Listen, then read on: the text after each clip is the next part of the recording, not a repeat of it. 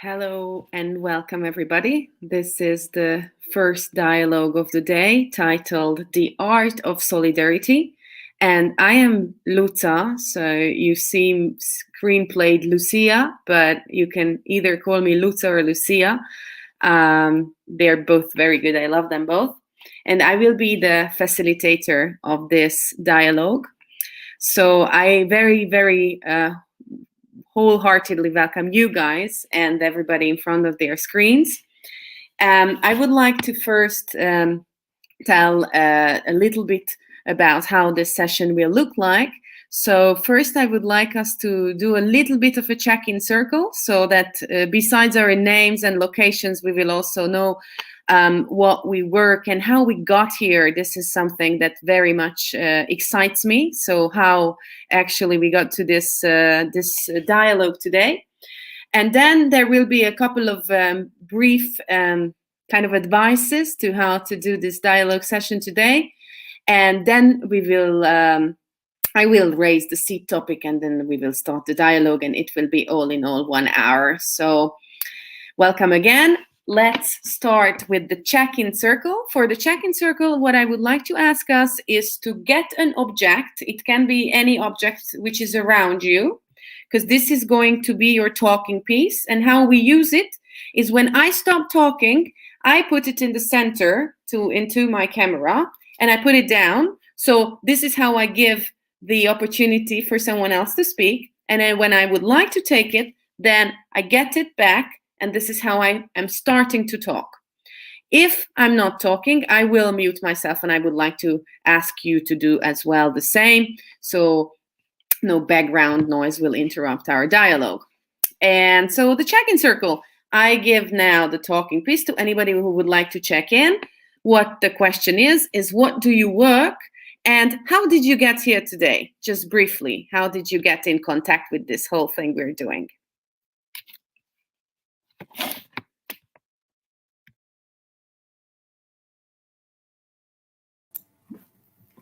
Hi again. I'm a developer. I got here by just scrolling Instagram about some interesting topics. But I think that this advertisement was specialized according to my interests. Did I understand you right that I need to show a piece as a thing? Yes. Yes. What? So this is a small brush for cleaning note from laptop. Very cool. Absolutely perfect. This is what you use to show that you would like to talk or that you are finished talking. So now you put it back. Excellent, Alexander. Thank you very much. And now somebody else will talk. Hi, I chose a bit of pasta because I'm from Italy. I am Alessia, and basically I'm a medical student. I'm 19 years old. However, I've got a lot of other passions. That's why I'm here. Once while browsing through the pages in Instagram, I just came across this Goethe-Institut page and I was very interested because I was like, hey, but I did some exams at the Goethe-Institut, let's see what it is. And so I was extremely interested about that because the topic seems very fascinating.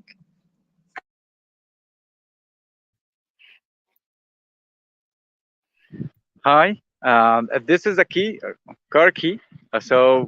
My name is Amr. I'm from Syria. I'm living in Turkey, working as a filmmaker. I got an invitation from Goethe-Institut from Turkey office in Istanbul, and I'm interested to know more about all people from other countries, what they thought about this Solidialogue. Thank you. Thank you very much, everybody. So this was interesting, right? So someone from the Goethe-Institut got the invitation. Others were scrolling Instagram. So there is also already a feedback for Solidialogue team that Instagram is working. And people find this exciting and they get here, which is really, really awesome.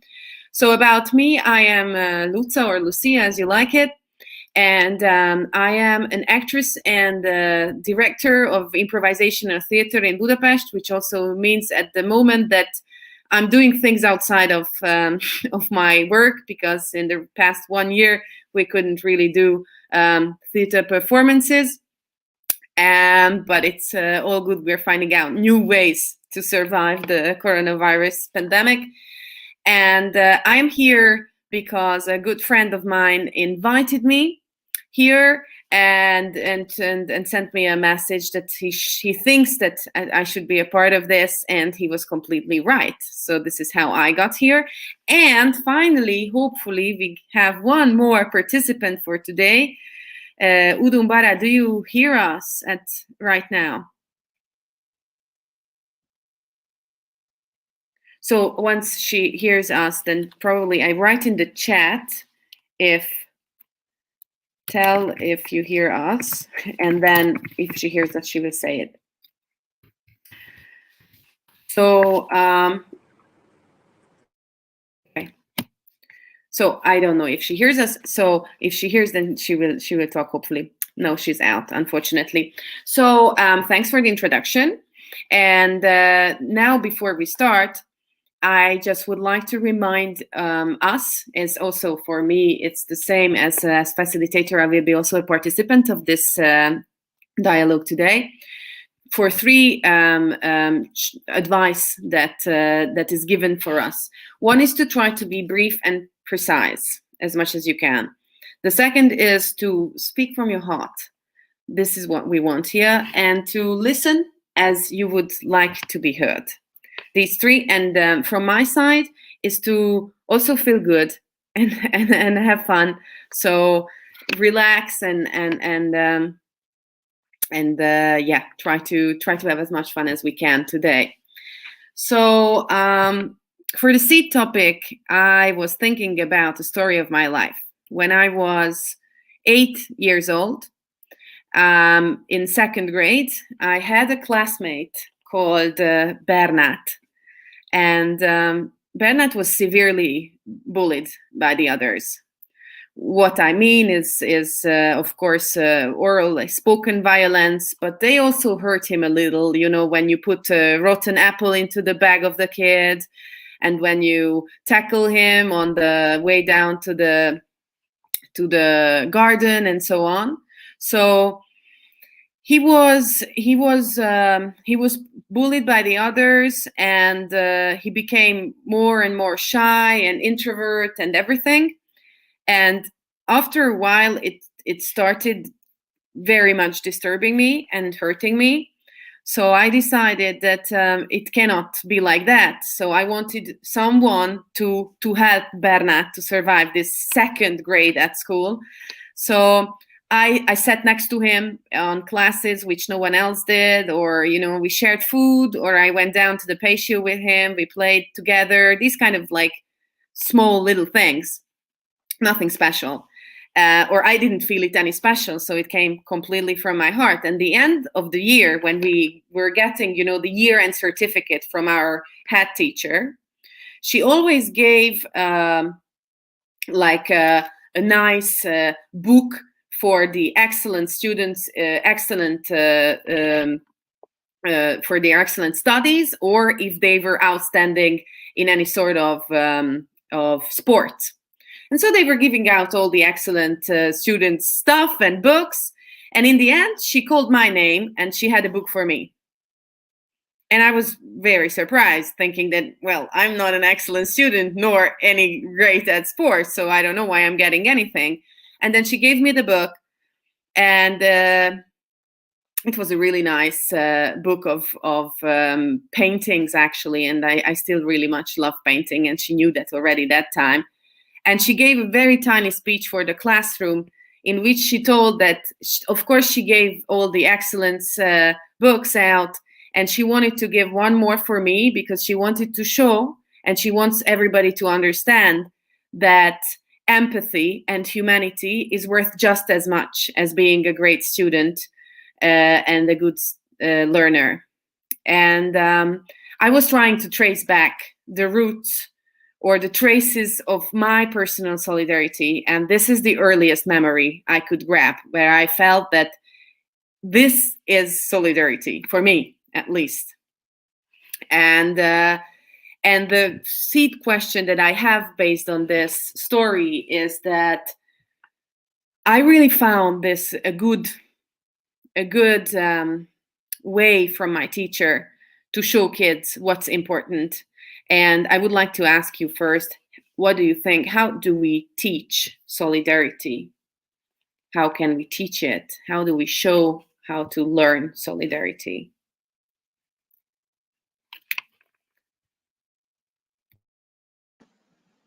Thank you, Lusa, for your talk, and I very appreciate that. So I think that today, nowadays, we just keep running in our society because everybody's so focused on what we have to do, what we have to gain, to obtain. Nobody just stops and just sees what's happening around us. So, for example, a guy that is being bullied or something like that, we just keep running, and we're just so much entangled in our frenetic lifestyle, in our hectic schedule. We just should slow down and just see what is there around us. See that around us there are other people, other minds, other feelings. We just do not notice that. And I think that this is the key passage in order to understand what is solidarity, because I'm not thinking necessarily to give economic support to an orphan. I'm thinking about, I don't know, the neighbors that we do not say hello to when we meet them. I am thinking about our desk mate or our workmate that we do not thank when they help us. I am thinking about the mother that we do not respect, but that we instead make her angry. So our mother, our father. I'm thinking about these very trivial and basic things that nowadays we just neglect because we are just so much busy with our running, who knows where. And so I think that the first step for solidarity is just, I don't know, a bit of saying, remembering to say, thank you, how are you today? What's the problem? I'm here to help you. So just a little bit of kindness, of respect, sweetness, and inclusion.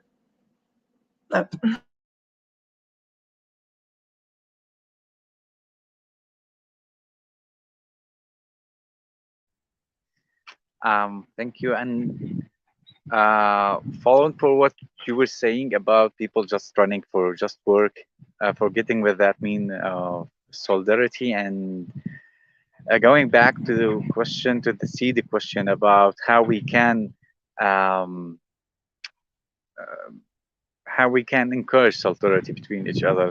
That how I understand it. Um, I'm not that perfect in this, but I think from the scratch we can start from having conversation, teach people what we know, learn from them what they are doing, hear to their stories, and listening carefully to what they are saying. Finally, sharing time is the perfect things to do, even inside the work, which we all doing to gain money and to complete our life. And that's it.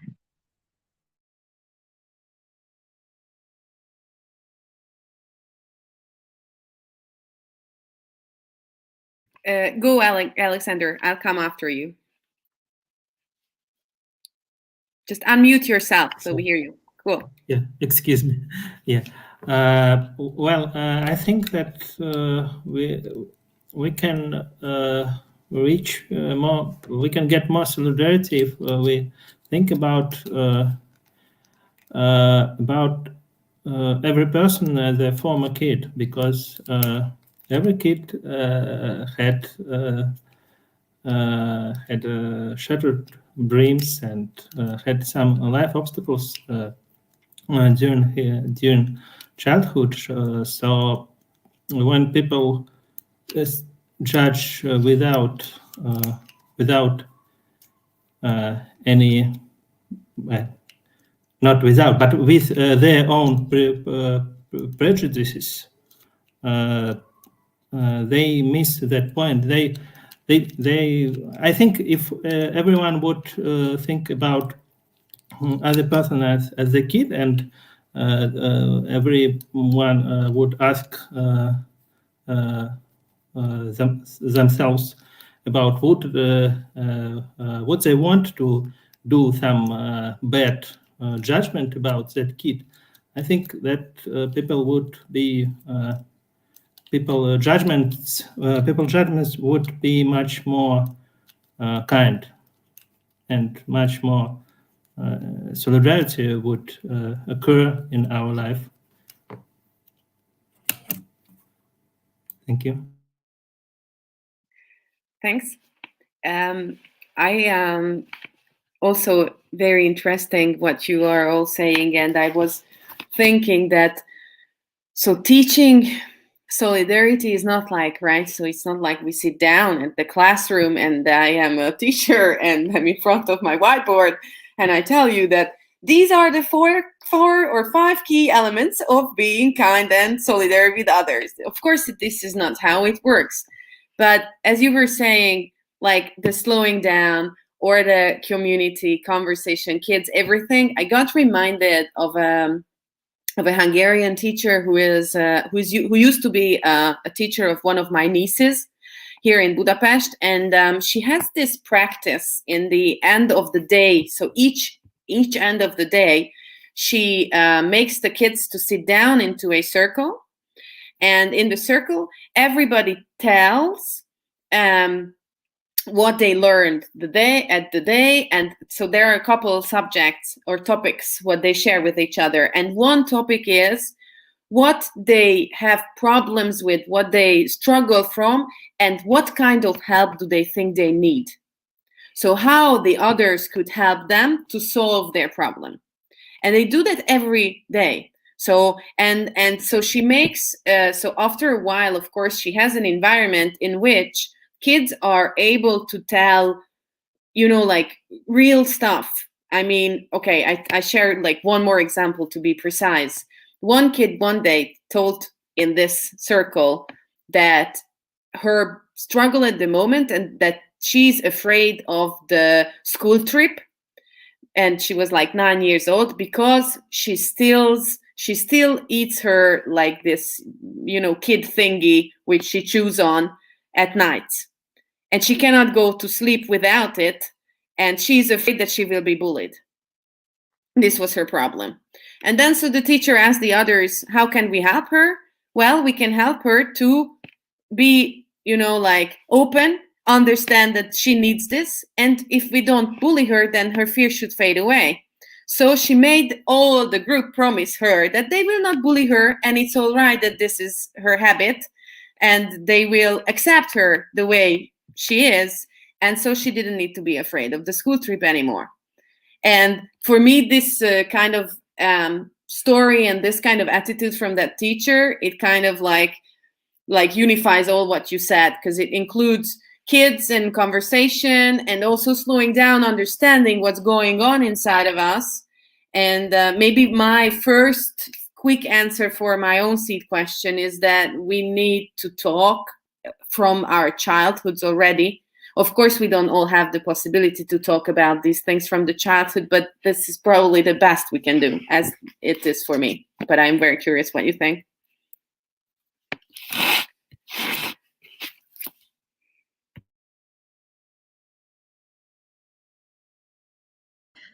So I share this opinion. I think that maybe the solution is just starting from the childhood. For example, I had my parents, they just grew me up by saying that we need to respect the others. If, for example, at school, I see one child that is alone, I should just go to them and just say, hey, what's up? Why don't you join us? Or if I say, or if I don't know, if I see one day a child without, I don't know, a little thing to eat during the break, I should share mine. So I think that these little concepts that are being taught while we are children are very essential for our lives then. And another tool, I think, because as you said, Luta, not everyone has got this luck to have maybe parents that teach us these values. Well, I think that another tool is art. We can maybe teach solidarity using art. I personally was part of a theater company a while ago. So as you, I tried to be also an actress. We worked for this company, and we just were dealing with solidarity. Our show was just about thinking about exclusion and try to avoid it.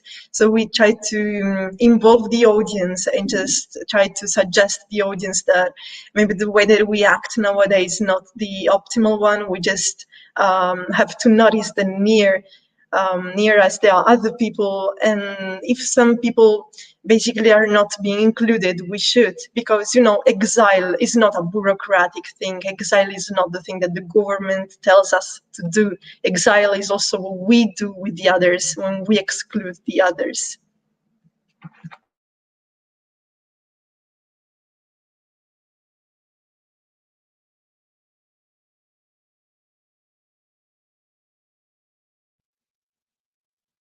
Thanks, Alessia. I think you made us think a little bit. Alexander will talk now. Excuse me, I had. It seems that I had some issues, connection issues right now.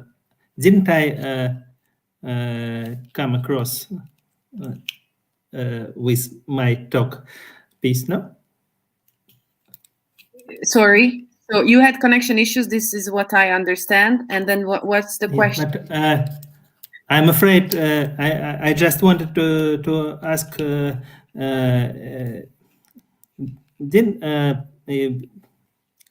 I'm afraid if I have interrupted anyone, just because I had a connection issue and could miss some another person taking a token piece. Certainly not. So Alessia was just she was just finishing a thought. So you came back absolutely all right. Don't worry, you didn't interrupt anyone. Thank you.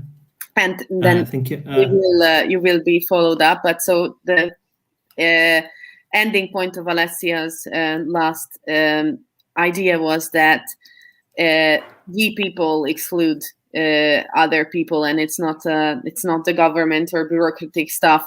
And so we need to pay attention on our personal levels, or this is how I understood what she was saying. And it can always be that we a little misunderstand each other. But tell Alessia if I'm wrong and I got it wrong what you were saying last.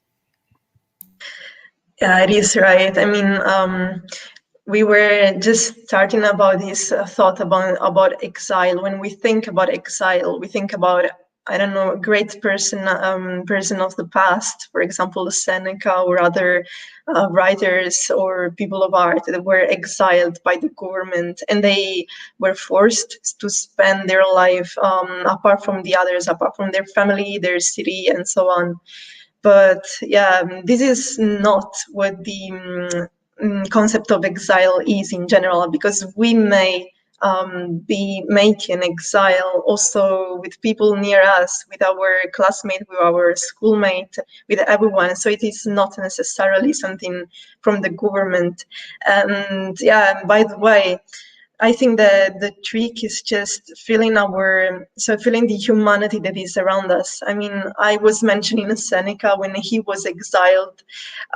He basically said to her mother, he sent her a letter, and he said, "Mother, don't be afraid about the fact that I'm far from our city. Don't cry for me, because the whole world is my house. I'm not far from my house. I am a human between other humans, and so I am never leaving my house." And this astonishing, I think.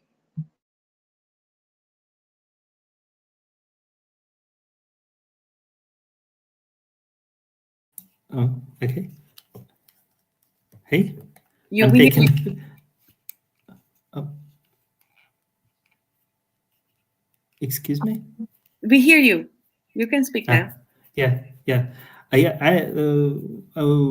I'd like to support this general point, yours and Alessia's, and because I think that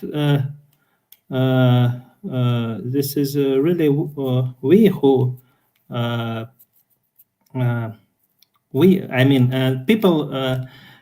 people allow exile for another because if governments see that someone can be exiled, then it government feels that it's okay to impose an exile punishment for that person. And in support of this point of view, I'd like to call another story from my childhood, from my school life.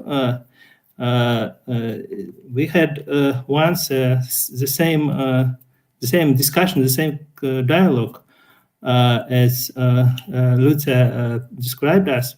It was a very cold day. It was 28 degrees below 0 Celsius, and we had a day off from the school. But we came to the school, but teachers said that we are free to go home, and two of us proposed to sit down in an empty classroom and talk about relations in the classroom. So anyone who felt an offense against him or her, and any mistake, any misconception about their person or another person could freely speak about it. And and I thought in the beginning of that conversation that well, it's okay for me, but I don't think that another 6 or 8 kids, it was in 8th grade. It was in the 8th grade. Would accept it as a serious thing, but finally it was a very good experience. And for example, for me, it was there was a very good result of this. I was slightly bullied by a person who was participating in that dialogue, but we just discussed our misconceptions, and finally we became friends. I told this story just as an example that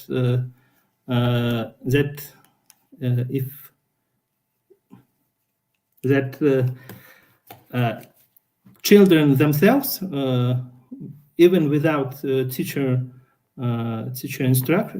instruction, came to this format. And so I think that people can do that too.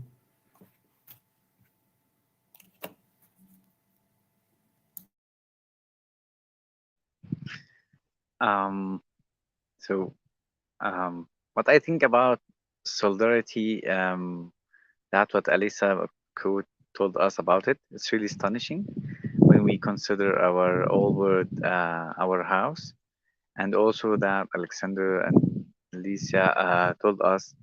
I would like to share a part of a story that I noticed after or during the war of Syria, when we or most of Syrian people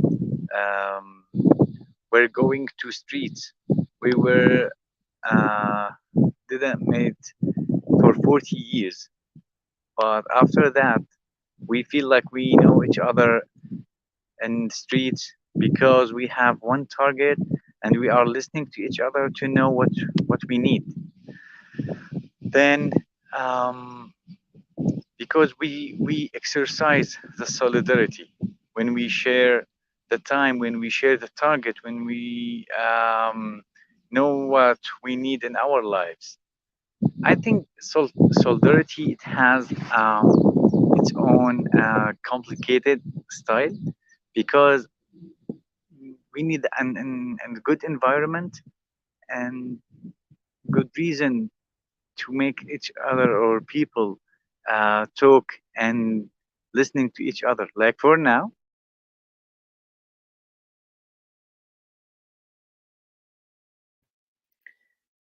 conversation, because this is one type of the solidarity, real one, to discuss and to know or to have this dialogue about this topic. Thank you. I just got reminded by already when Alexander was talking, and Damer made me think more about the same thing, is that this is probably the start, the dialogue. So like we raise attention to things about which we talk about. So like this is probably the reason, if we get back to the root and original question, why the teacher wanted to talk, to raise the awareness and to put attention toward this direction, which she felt it was important. And so, and mainly because solidarity means different things for everyone, and mainly because we, like, you know, like it's not even, it's not a contest, you know. So I cannot practice solidarity in a way like Amarnet needed to practice solidarity in a war zone. It's not possible, because I live in a peaceful country. Although I also, for example, chose a talking piece, which is a symbol of a new movement in Hungary, because in Hungary in the past half year, our government made completely dysfunctioning the oldest and best art theater and film university of the country, because they are going against the government populist and very rightist ideologies. Or actually, they're not even going against, they're just critical, and they don't like critical voices. And so this is my solidarity. So this is different situations, different types, and there are like probably as many people as many ways of solidarity. And so the dialogue is probably step one. This is what I think now, 35 minutes after starting the conversation. And the other that I got reminded of, based on what Alessia also said, and by art, that we're also trying with my improv theater. So we have sensitivity, nurturing type of shows. One about the LGBTQ society and how hard coming out can be for them, and how we can make that easier for them. And I was thinking sometimes that, you know, like I'm too impatient. So I want everybody to be completely open and kind and tolerant with everybody else from tomorrow. But I know this is not possible. And then you made me think that, okay, but art is slow. So I reach 50% every month in my theater. What kind of impact is that? It's too little. I want a bigger impact, you know. And then I started to understand that, like, you know, like now I started to understand that patience is also something probably extremely important with solidarity. So things won't change from one day to another. This is a long and probably more than one generation type of thing. And also, as I started thinking, it's getting better. So we are becoming better. It's just hard to see from a short perspective of a lifetime of a human being. Or at least this is how I feel now.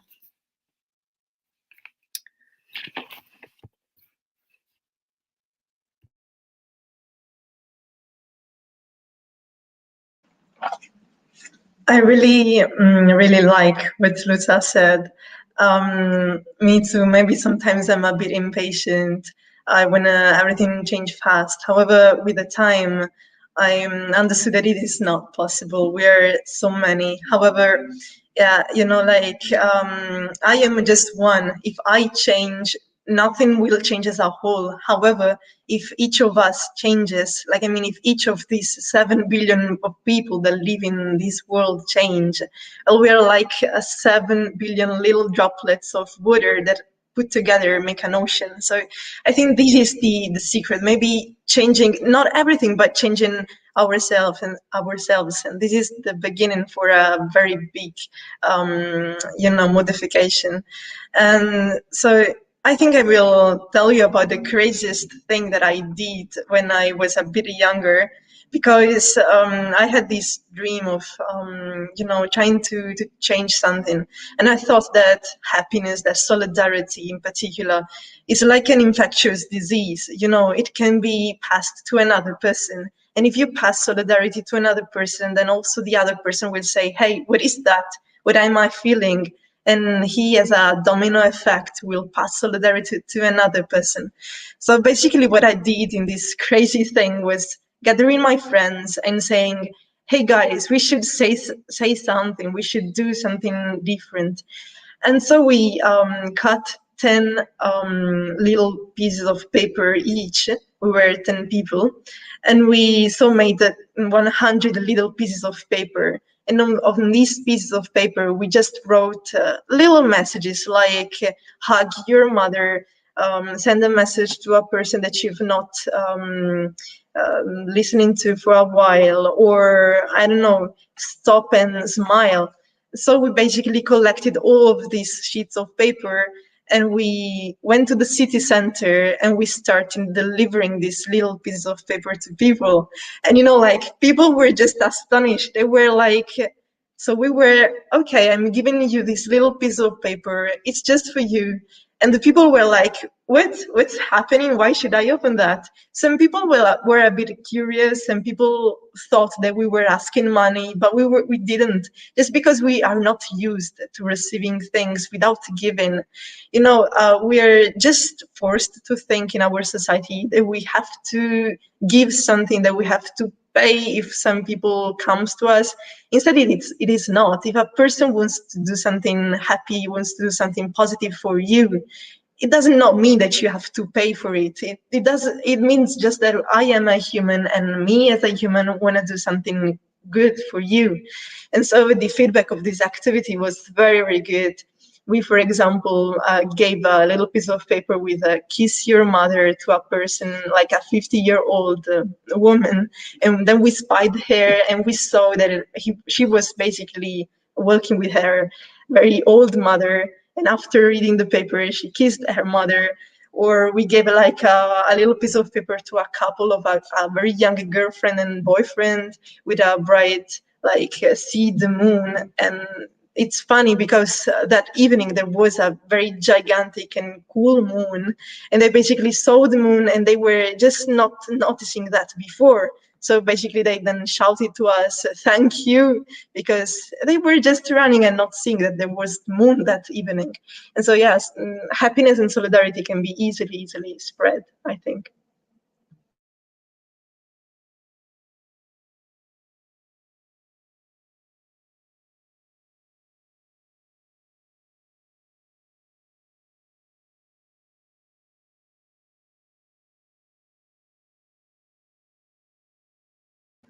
Let's have your microphone. Yeah, Mike. Thank you. Sorry. Yeah, I was just saying that it made me emotional and also forgetful, but I didn't know that at the time I started speaking. So, yeah, I love the idea that it's like a disease, and that if it spread as fast as the coronavirus, this world would be such a great place today, only within a year. Because this could be also like the inclusive thing that we all live in together. Although I kind of like feel this, so that because the lockdown and staying at home and fearing the virus, and I don't know, there are elements that are the same everywhere. So it doesn't matter whether you're in Turkey or Italy or Hungary or I don't know. And I in my circles, I can feel that, like I talk to people who I don't usually talk to, because we finally have something in common, which kind of like connects us or links us together stronger. But this could be something else than a virus as well. I know that, but this is what I got reminded of. And the other thing is that I also have a very similar story to yours. I wanted to share. It's just a short story. So with one of my boyfriends at your age or so, we had this little habit that we bought a bouquet of flowers, and on the way home, which was like a 15 minutes distance, each, like by flower by flower, we gave them away to people, and we gave them and just said, have a happy day.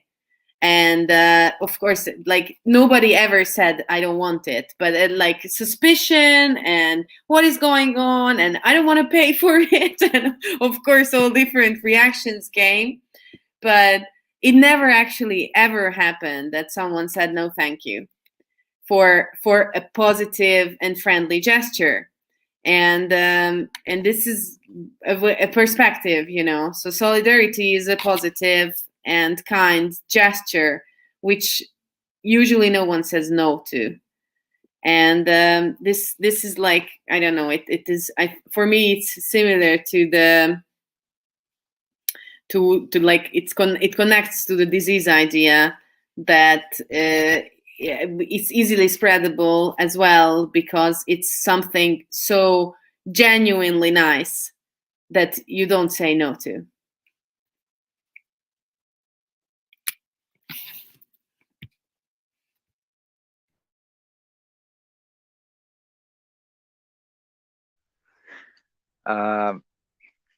I like, and from these stories, we usually do a pop-up workshop. Okay, so people would like to know how to do a short film, and they're participating in this kind of workshop, but they also always think this is for money. In the first day of the workshop, we do nothing about cinema. We just talk, and some of them, like, they just start to say, okay, we are feeling boring and all of this, we need to start just have a camera and shooting. However, we bring people together to understand more what the idea of that. In most of our workshop, people start to be a friend in the end of it because of that strategy to keep people talking every time. And that idea came from, as you mentioned, when we were like younger, through art and theater, and that type of training and the theater, how to have conversation with other people.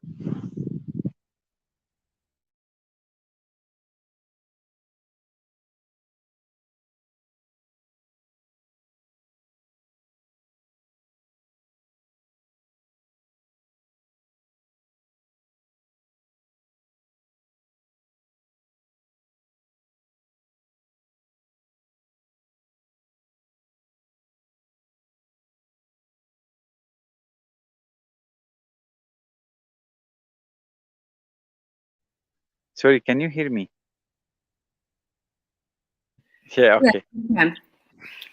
Yes, okay. So I was talking about that workshop and that habit we have to have conversation, and how people become friends after that workshop, because this type of talking about one idea, or youngest people maybe in, like, they're I can say more enthusiastic to the idea of solidarity than other age. I think. I raise a question, and I also I'm interested why you think that elder people are less open to the idea than the younger generations. And so for me, my first the answer that came to my mind, of course you have yours, is that probably like the longer you live on this planet, the more opportunities you gain to experience things which make you feel that humanity is not so good. So probably like the younger you are, basically the more chance you have that you never got disappointed by other people, which make you close a little more and think less about others. What's your opinion, and what's others' opinion? I'm interested in all of yours, of course. Yeah, sure. What I think is, when we were like young and we have more energy, we have nothing to lose, and we want to help everyone, and we are like more open to society and to listen. I'm not saying that the elder people, they are not good or anything else, but maybe there is no time free to give it to other people. Maybe we maybe they will or maybe me, I will start to afraid from the life that I cannot have achieve all my goals. So the time will be very short in the day. You cannot think unless in this type of things, unless you have community to talk about it. You became have your own target, your own goals. This is what I have.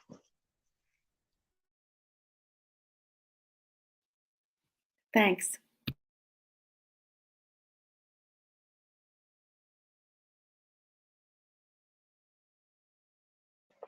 So I have a question. Alexander, what do you think about these?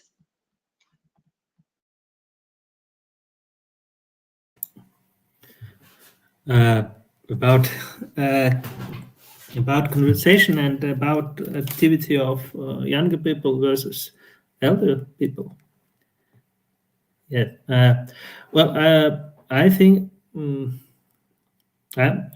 first of all, I will judge from the point of view of group of people who are not who. Excuse me. First of all, I'd like to say that since conversation is a ground point for any activity, because, for example, even me as a developer, I think, well, I don't think well, I think it, and I say it every time that it much more, even not to plan, but to discuss, to talk about the task, and then trying to solve unnecessary tasks created by some misconception, and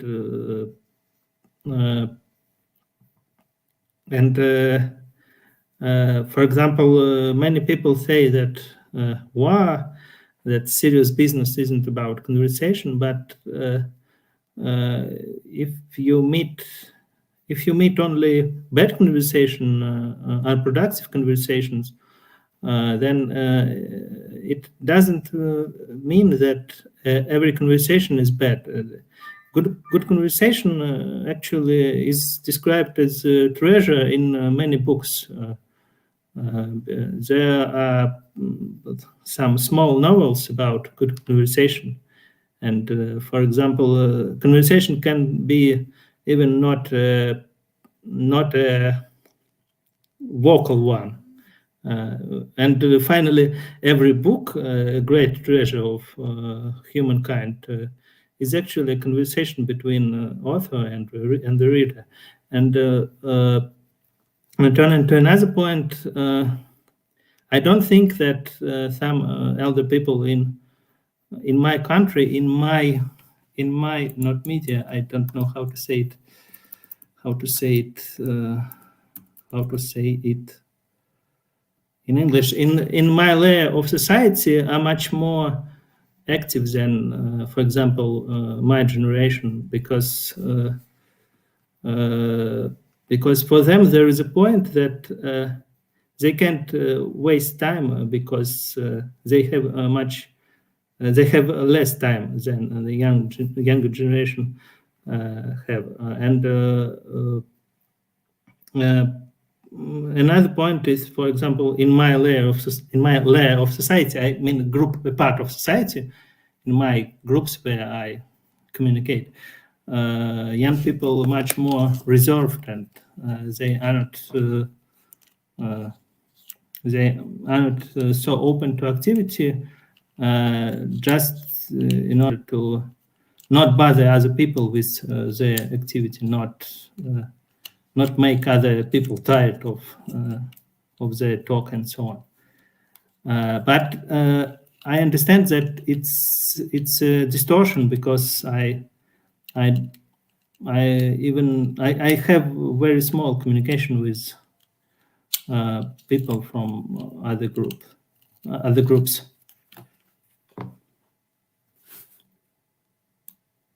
That's all.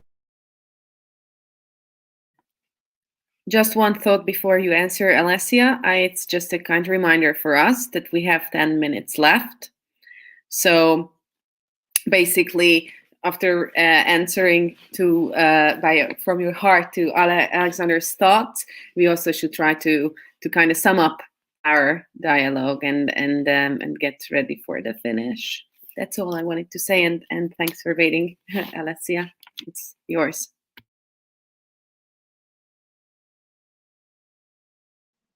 Thank you. So yeah, I think that conversation, and also conversation to people that you do not share your opinion with, is very, very important. I mean, we should just celebrate our differences, and just because yeah, unpopular opinion maybe is the thing that makes us grow. And yeah, about the thing that you were saying before, instead, I think that maybe sometimes elderly just say, oh no, this world is so rotten, it is so spoiled, I'm not gonna change anything because everybody's just so bad.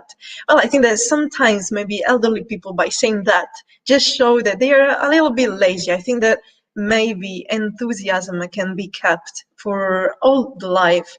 I mean, sometimes when I was thinking about solidarity, I was just wondering myself, is solidarity possible? I mean, can we all be solidal to each other?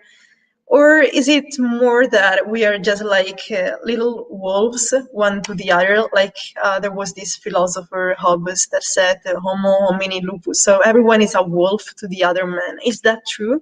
Is that true? Like, are we intrinsically bad to the other people? Or can we be angels to the other people?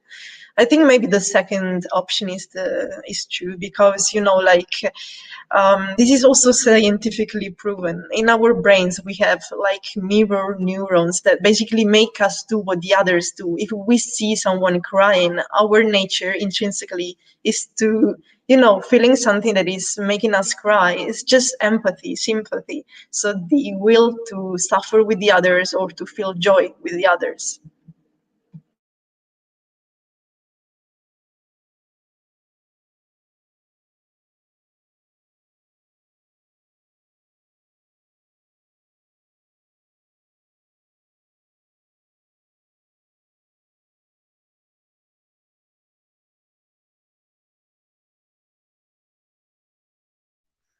Like, it's a great to know this ideas. And to be honest with you, my first question, it will be go to what people talk by talking about the wolf or the angel from people, right?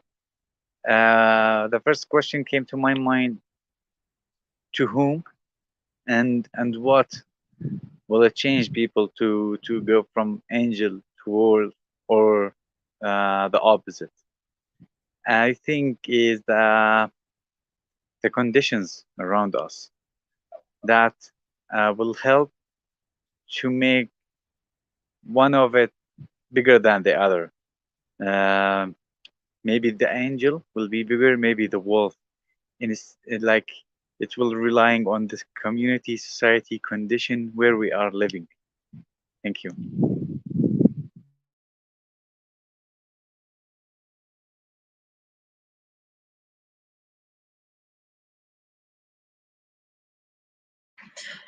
Yeah, exactly. I think that everything is relative. Maybe the conditions play a role. However, I think that we should struggle to understand that happiness and solidarity is such a simple thing.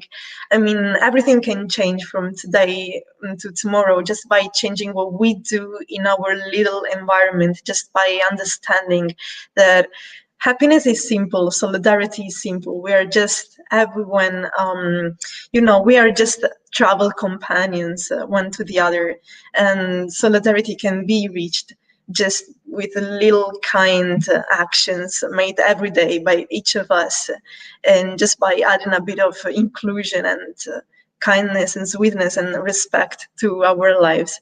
But yes, conditions play a role. However, also the mindset is a very great ingredient too.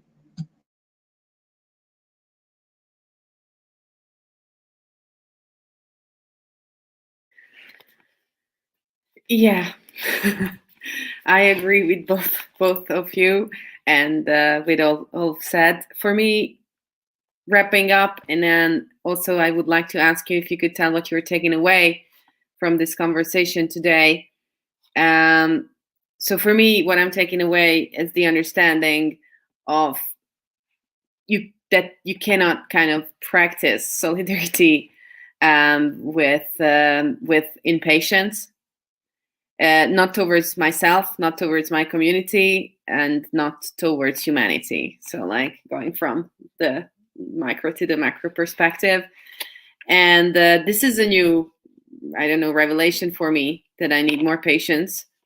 And also that this is not a practical type of idea how to be how to teach and how to learn solidarity. It's more of a very individual and practical way how we learn, and there probably won't be one or any good answers for this question at all. And thank you very much for showing this to me today. And now I ask you to wrap up what you take away. Thank you.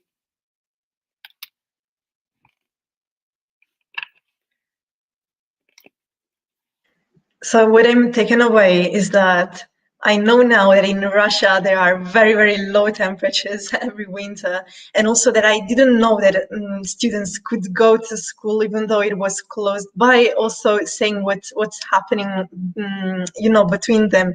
I thought that these kinds of activity were not made worldwide. I mean, just gather together and think about each other. It was a very, very nice activity what happened with Alexander.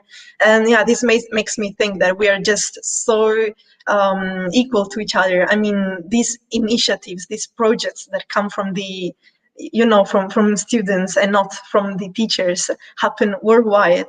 And also I'm taken away that, as Amore said, like, it is not important sometimes the fact that you are doing a workshop, but also the fact that you are meeting other people. So maybe sometimes the aim is not as important as what you do to reach it. And also a very, very happy thing that I'm taking away is that there are still people and couples and boyfriends and girlfriends that just want to spread positivity by delivering flowers. And this was a very special thing that I discovered today, because I think that you as a couple, Luta, it was just astonishing. I mean, I love that. And I hope that maybe one day this can happen to other people too.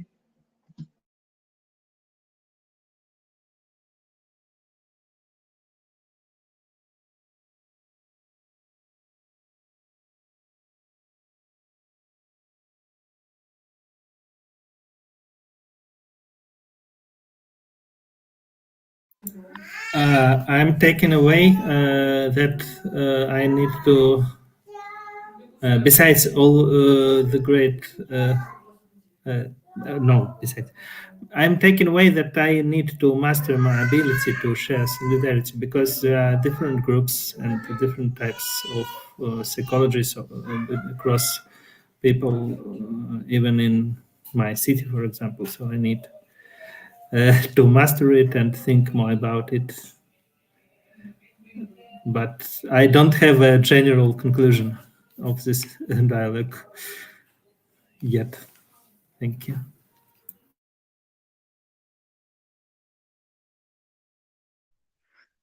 For me, I learned a lot today from all of you. Thank you very much for this opportunity to meet and to talk and to open our heart and listening carefully to each other. I'm totally agree for everything we have talked about, and about how we can talk about solidarity. And thanks for advising, or maybe how we can go for the aim during the workshop, Alisa. And thank you, Alexander and Lucia, for everything. That's it.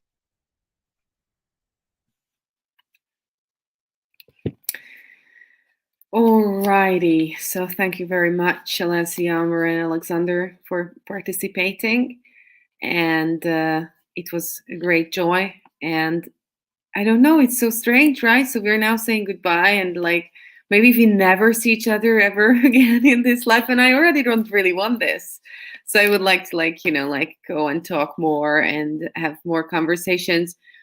This is probably a different dialogue about connection, but I hope that as fast as connection is in me now built up towards you, I hope solidarity can spread this fast, because then we would also be lucky people. Thank you so much for all your thoughts. It was really great.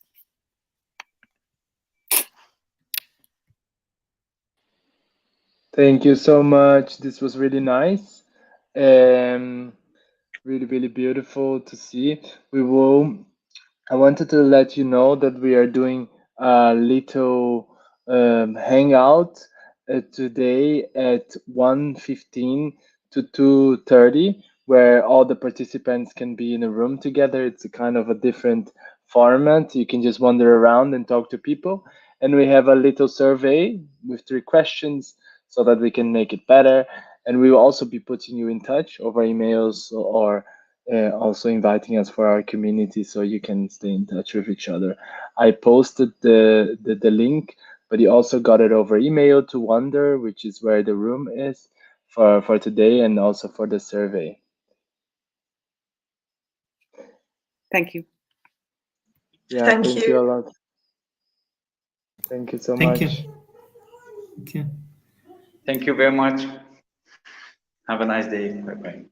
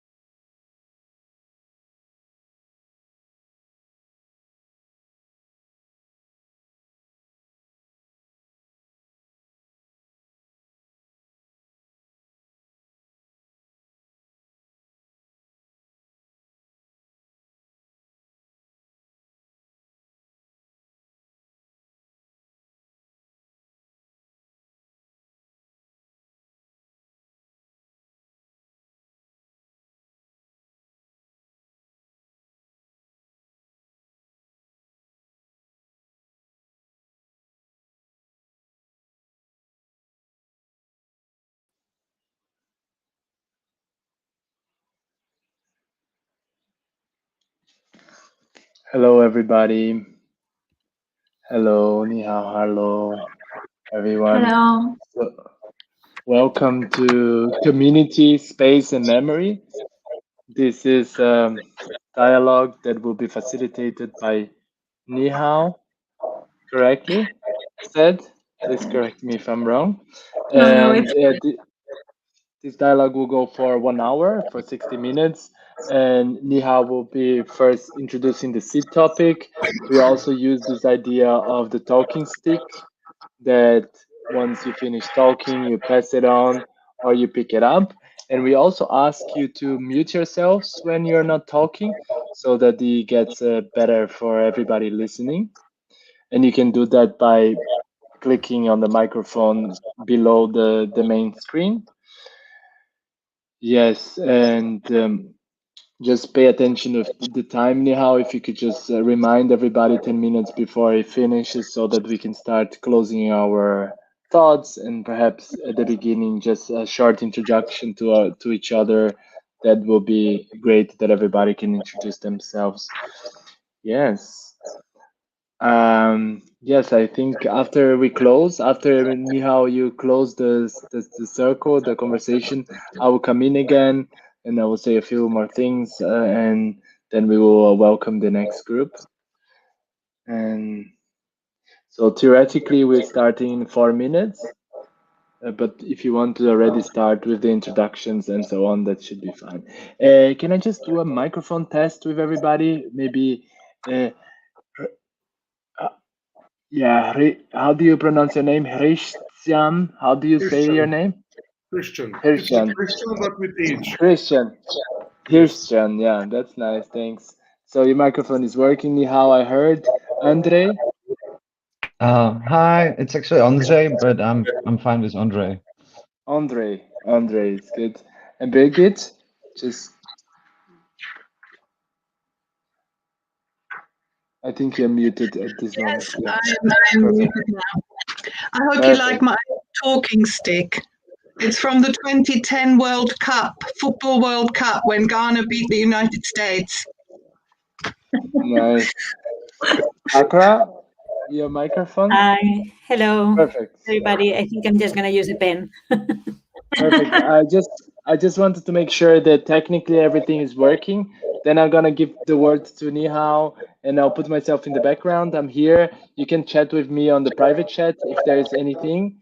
And I think there's some background noise in some of your spaces there.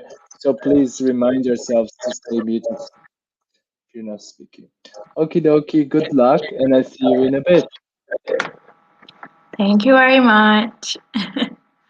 Hello again, everyone. It's very nice to see a diverse crowd here, and I think for the topic we're talking about today, it's great. I'm Nihal. I'm from Cyprus, from Nicosia to be particular. I don't know how much you know about Cyprus or Nicosia, but after intercommunal conflict, we are still a divided country. That, especially Nicosia is still divided with walls and barbed wire, and due to the COVID-19 regulations, we are not really able to cross between the sides anymore. I work in the buffer zone in Nicosia, kind of in the middle of the two walls at a community center called Home for Cooperation. And we hope to have a space to bring communities together. I also do my research in social anthropology. That's basically my background. And I'm also the creative director of the Buffer Fringe Performing Arts Festival, where we try to heal past trauma through performing arts. So I think it would be very nice if we get to know you guys a bit as well, and we can start.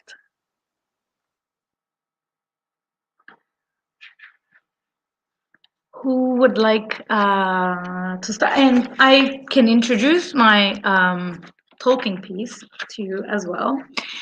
I thought that the way this dialogue is organized is very much like a collage. I mean, we don't know who we will match with. We don't know each other's backgrounds. So it's a little random, and yet it makes sense. So I have a collage here for you guys. And this will be my talking piece today.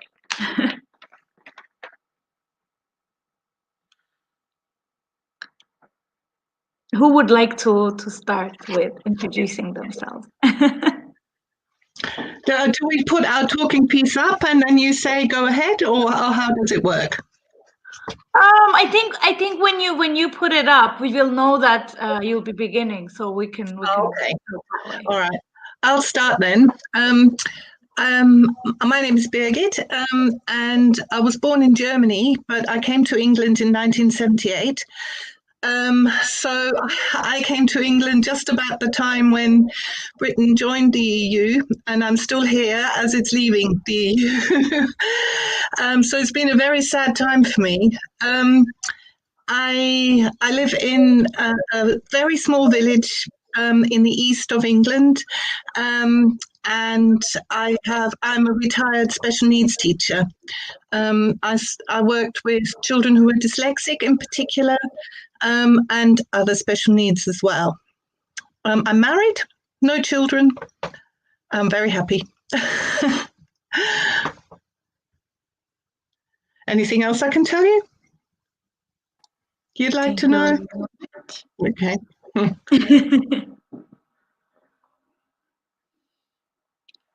Yes. Hi, my name is Christian Stein-Kolowski. I'm from North Macedonia. I live in the capital, Skopje. Like you said, Mihai as well, I'm from a developing country as well. We are technologically advanced, but we are still in the process of developing into the new world. We are far from the world.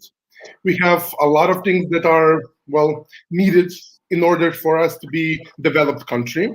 I'm 27 and I'm freelance marketer. I'm currently at the final stages of my master thesis. And well, my proudest moment is that I'm actually having my thesis for startup businesses and innovation because, well, actually I like to get to know young people, and because I am part of the young people, I want to actually show what the young people can do with a little bit help and a little bit of innovation. So basically, that's my... Great, thank you. You're welcome.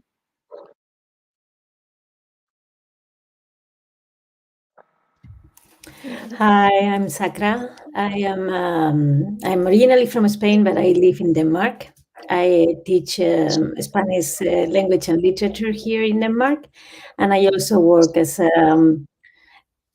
cultural manager of sorts with a couple of organizations. One is called Noxlit. It's an organization that works with multilingual writers living in Scandinavia and finding translators and promoting their work.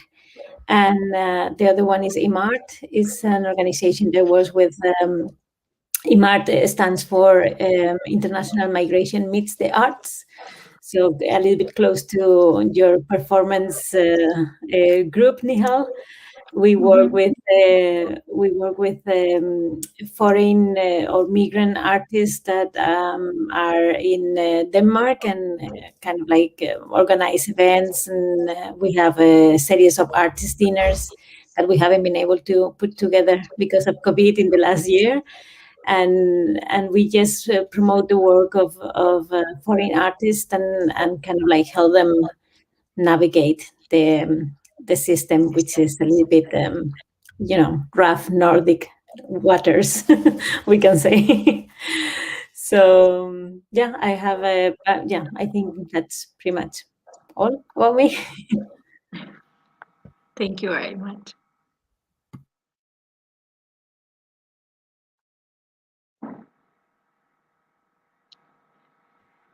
Hi everyone, it's such a pleasure to meeting you. I start with introducing my token. It's actually a stone I got from my friend, and it's a Czech guy named Emil Holub, who was an explorer and cartographer in Africa. So I thought this is an international audience, I will use some of this. My name is Andrzej. I was born in Ukraine, but I grew up in Czech Republic in Prague, where I'm currently based, and it's a city under hard lockdown, so it's not that much fun.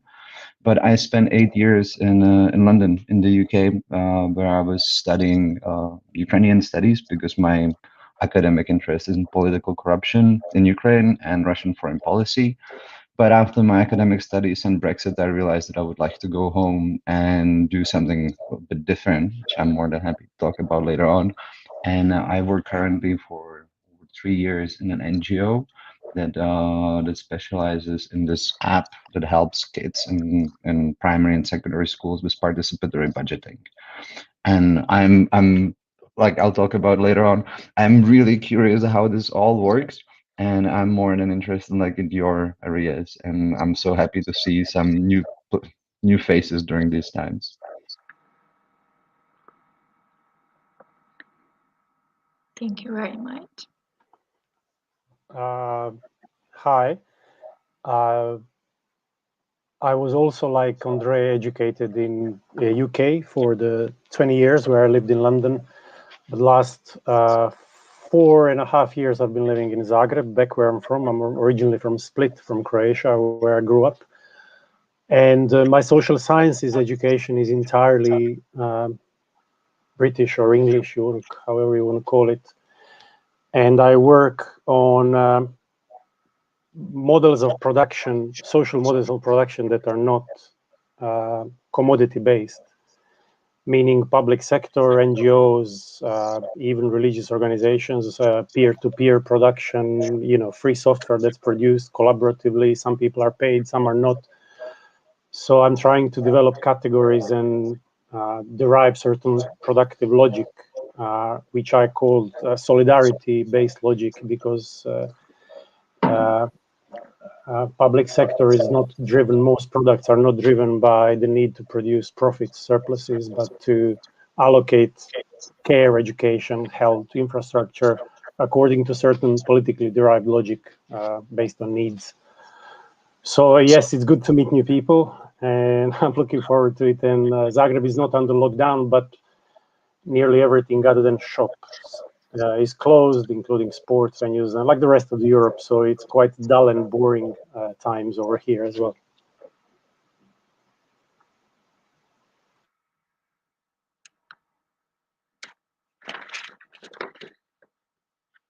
Thank you very much, everyone. I think it's time to move to our question.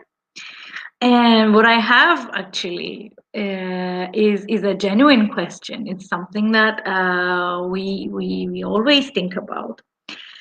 And basically, where I come from, Nicosia, is especially the central part of the city, was abandoned for a very long time. It still has war debris all around. It's got a lot of ruins and barbed wire. And this, of course,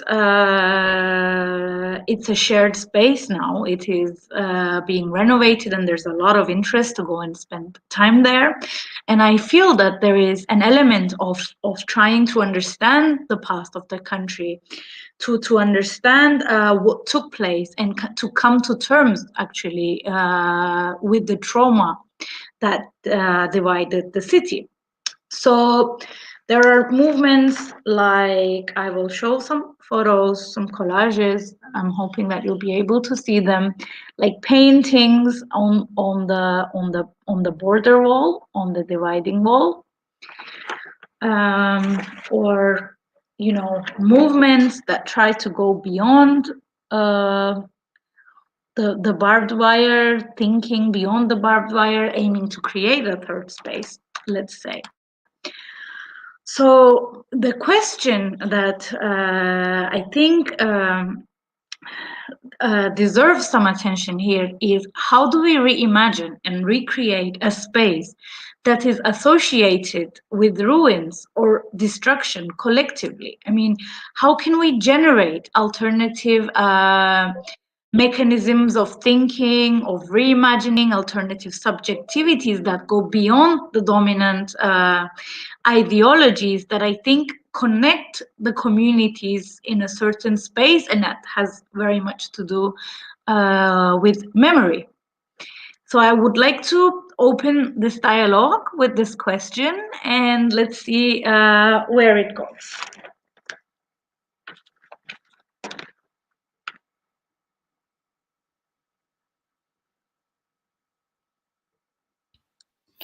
Hi. So if I understood right, your question is how to transfer that space that's been abandoned to create something new.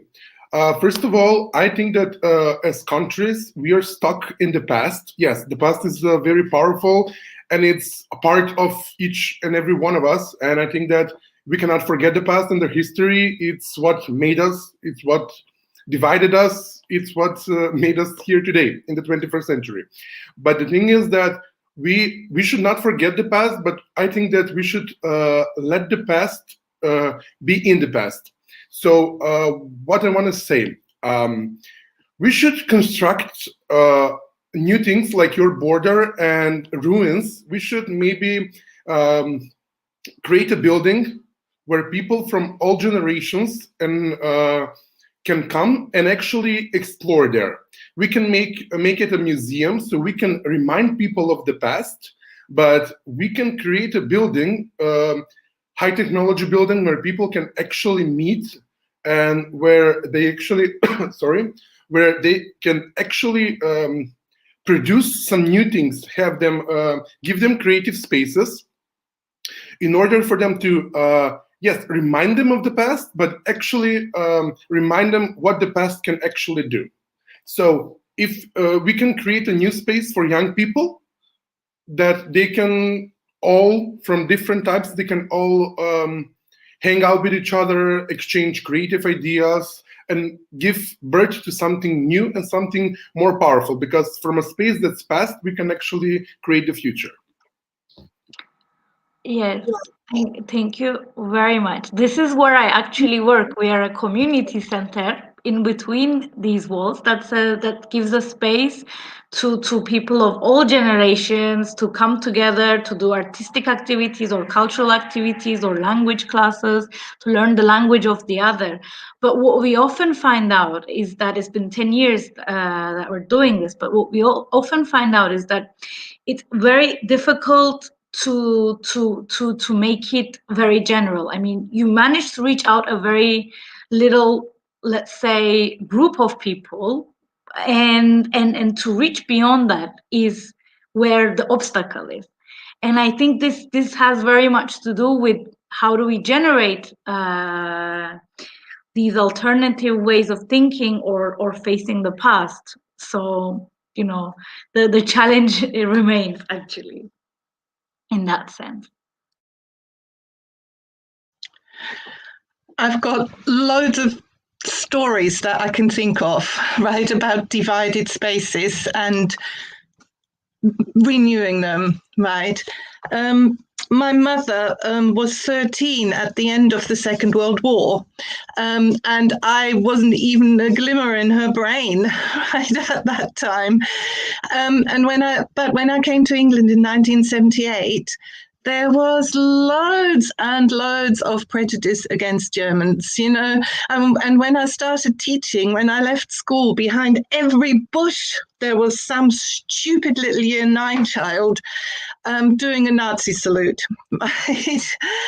And the television was dreadful. You know, it was just all really anti-German, and it was full of stereotypes. And at the same time in Germany, right, I would say Germany went through a massive communal belly gazing, right, which took place via theatre and other arts, you know, and conversations and what have you. And I think, and now I see a different confidence in the German public discourse, I would say, right? And I really don't think we would have got there if we hadn't talked about all those things again and again and again. And a lot of it, I think, was really very aggressive and full of conflict, right? But it had to be said. And so, whereas I agree with you, Christian, that we should leave the past in the past, I think the past absolutely has to be dealt with, right? And I think I had an advantage dealing with it because I came with a completely different self-confidence to the whole topic than my mum did, let's say, or my grandparents, right? Yeah, so that's one example. I've got some others, but I won't hog.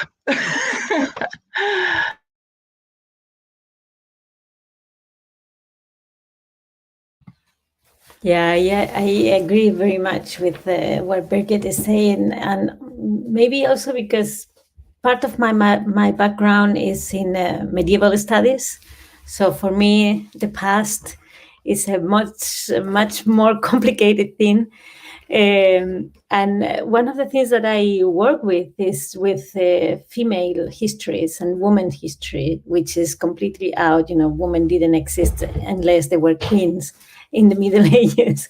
So what we are doing, what many of my colleagues are doing, is going back to the same text that we have always studied and reading it from another perspective, and kind of like rescuing the women voices from those texts which are there.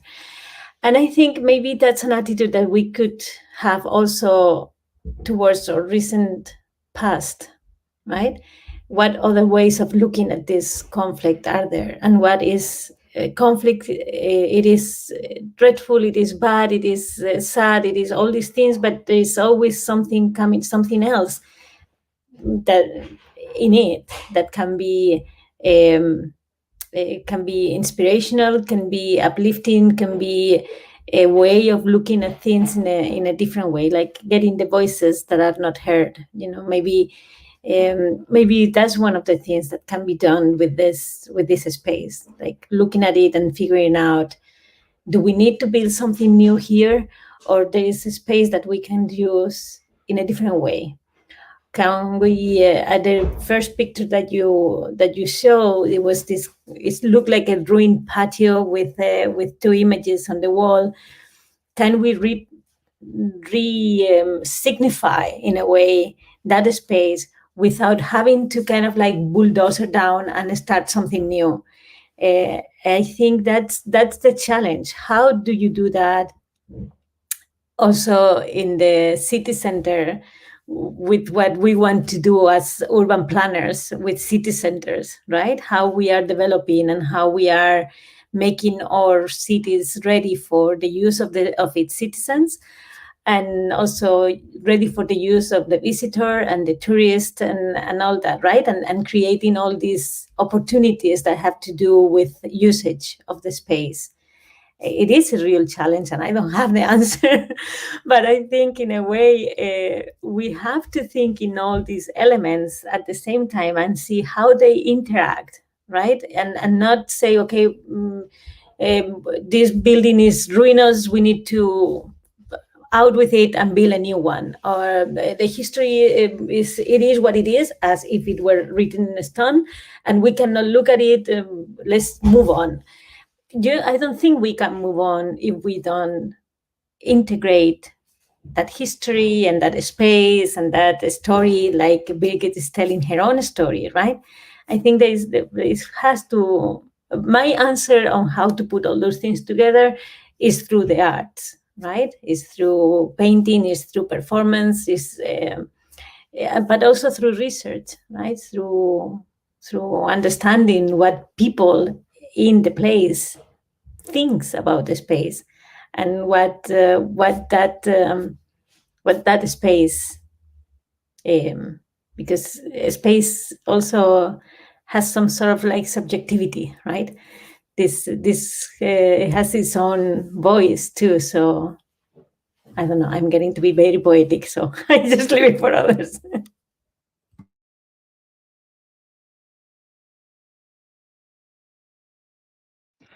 I love it that Nihao started with such a tricky question. I see it a lot of question of identity when it comes to this.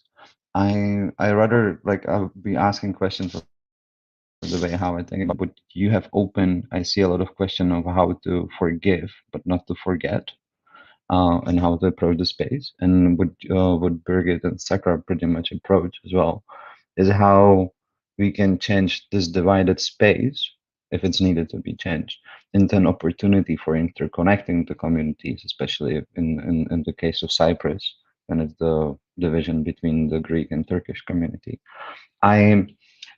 From what I'm doing, I wanted to just give an example, and I want to react to Christian with another question. Is it actually like when there are spaces like this, the way how we can interconnect the community, especially if you have funds, is that the tool of participatory budgeting, that you can approach different communities to come up with projects or maybe art projects that could be built in such a space. And then based on the voting and kind of democratic process and that kind of discussion, they can come up with such projects that would connect them together instead of dividing.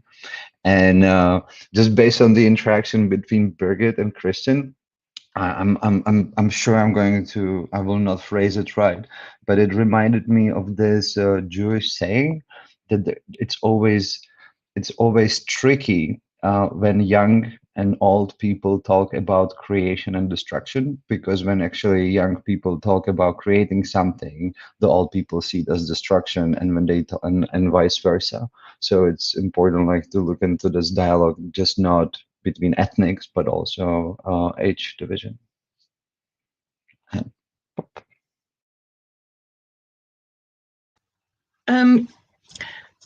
I think divisions are really not that important along whatever lines you draw them, if you manage to inject a really enthusiastic, motivated feeling into a community.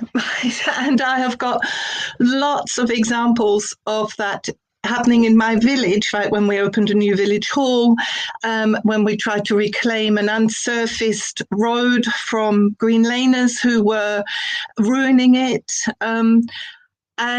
But they're always short-lived. Do you know, there are these little spikes, and then things go back to normal, and little spike and everybody comes together, and then we go back to normal. But during those interactions, a massive sense of community develops, right? Very slowly over a long period of time, I think, between old people and young people. I suppose I'm the old person, right, Andre?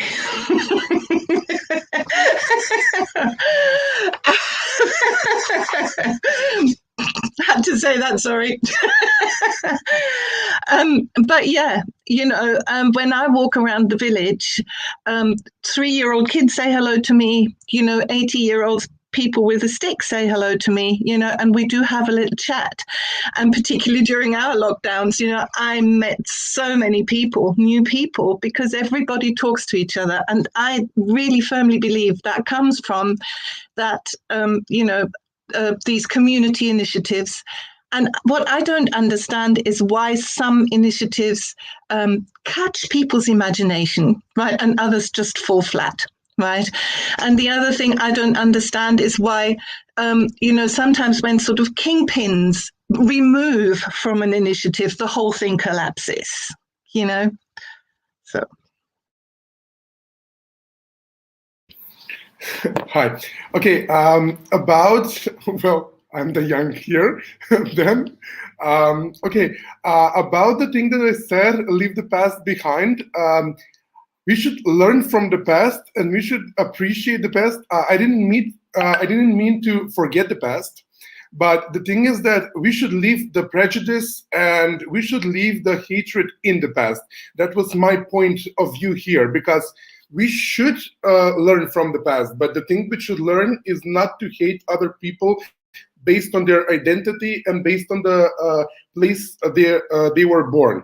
The thing is that in Cyprus you have actual walls built But other countries, I know that they have walls that are not built yet, but they're still there. That's what I meant with the past in the past, because we as a people, as a generation, we come from, not all of us, but a lot of people come from places where they actually start with a prejudice against someone, start with a prejudice against German people or against Czech people. That's what I meant with leave the past in the past.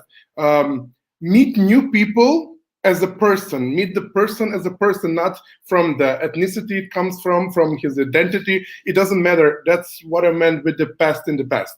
That's what here is. But as a spaces, because as people, we want to build walls against other nationalities, against other age differences. We actually, and I think that as young people, we actually don't want to listen to anyone. So we think that we know all, and we don't want to listen. But I think that it's very important to listen.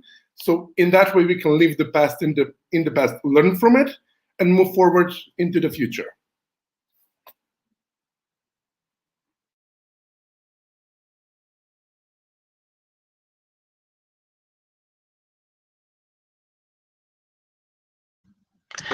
I'm really interested to hear from you what community projects you've been involved in, and what you thought was a good thing to do, and what, in retrospect, you'd rather not have got involved with, maybe, or what you liked about it, and what worked well and what didn't work well.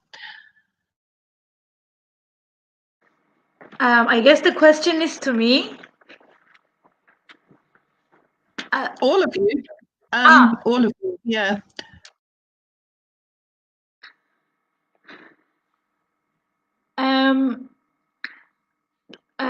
If I am to start, I really like that you touched upon the sense of community, because I think this is the gist, and the continuation of the activity is needed for it to grow, basically. So as Home for Cooperation, we do a lot of projects, a lot of programs. That includes language classes, which have actually helped a lot, because as people come together to learn each other's languages, I feel that rather than the class itself, the time before and after the class is more effective, as people find the time to sit and talk and, to share from each other. The other thing is the city tours. So let's say we organize tours beyond the walls of the city, and the aim is to give voice to stories that are unheard. To go beyond the dominant narratives, the history that divides, but elements that connect, let's say. And one of the ways of doing that is to touch upon public spaces and all these things. The other thing is the Performing Arts Festival. So I feel that that's actually been one of the most successful ways, because it has a great continuity and a great reach beyond Cyprus, actually. And let's say it's also important the mechanisms that you employ. Like, let's say, rather than focusing on a one-off element, one-off festival, one-off show, we focus on the process. So we ask the artists to share their process of thinking and creativity.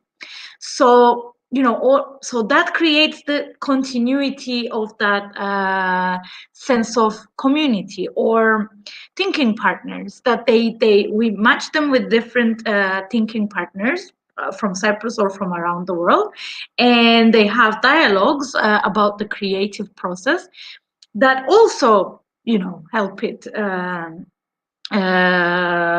to grow. And I can count several examples, like concerts and all these types of things. But I think that tours and the Performing Arts Festival, with its alternative methodologies, have been the most helpful in what I'm seeing.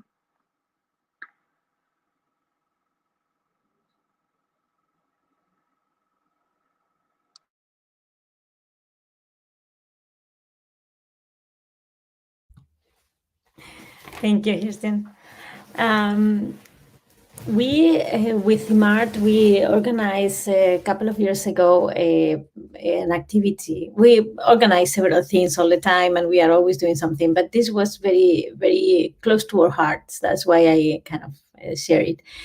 It's called Raining Poetry, and it's an activity that has been done in different cities around the world, and we kind of like got inspired by the experience in that they had in Boston with it, and copied the idea and did it. It's basically stenciling poems on the pavement with water repellent spray, and then when it rains, you see the poetry come out. And it has this playful thing about it, and this and in the process of doing it, you have to do the stencils, you have to select the poems, you have to, and it was this constant conversation with the community also where to put them in the neighborhood, right? And most of us live in Norrebo, which is one of the most diverse and also conflictive neighborhoods in Copenhagen, and we just use the spaces that traditionally are considered a little bit a source of conflict, or where things have been problematic, and so we chose all those areas. And then you have to stencil it, and when it rains, you go and see it. And we had all kinds of we have live performances and poetry readings that were connected with the poems that were on the floor, and children's activities and all that. And it lasted one summer. Unfortunately, it was the driest summer in Copenhagen in the last 25 years. So at some point we had to go with water to throw water on the poems to be able to see them, because it was not raining enough. A big irony of the Nordic countries.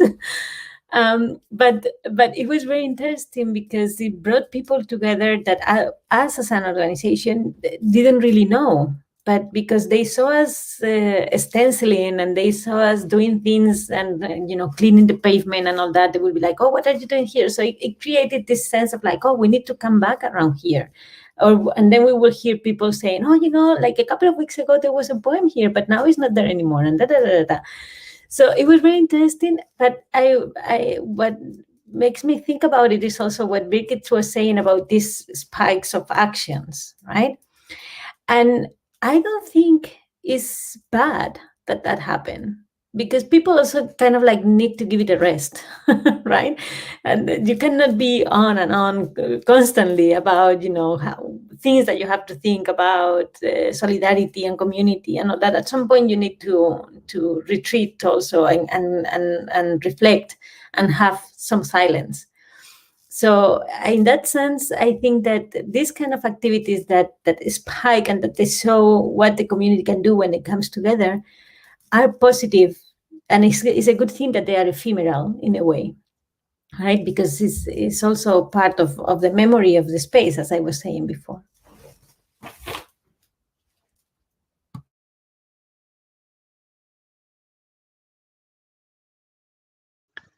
I think your last point was a brilliant point, Sakura. I find that really comforting, to think that is how it goes. Take some of the urgency to constantly be doing something and putting something on and organizing something and motivating people. It sort of, takes the urgency away from it. And urgency isn't always a good thing, I don't think. I'm not sure about that. That's a new thought for me.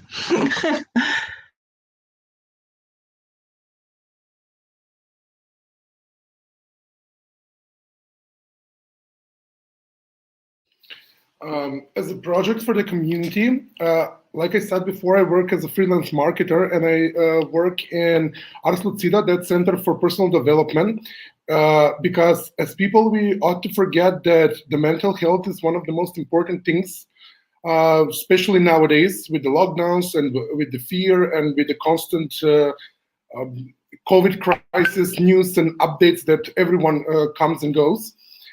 we started a project, an online platform that we wanted to actually help people within their mental health. So we started doing videos and we started to do things a little more different. So each week we found one theme that was important. We were collecting that from the social media, and we actually talked about that. And afterwards, we did online classes and coaching so that we can actually help the people with what they actually fear, what they are afraid of. So I think that the mental health for the people is very, very important. But the thing here is that I did not see a lot of young people, because young people want to share their fears and share their emotions on social media. But when it comes to actually dealing with it and actually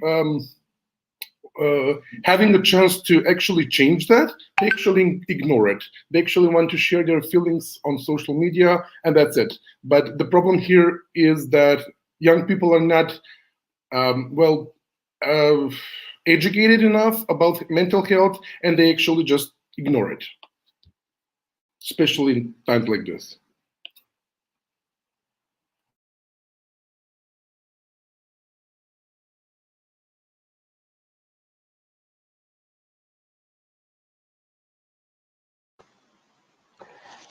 I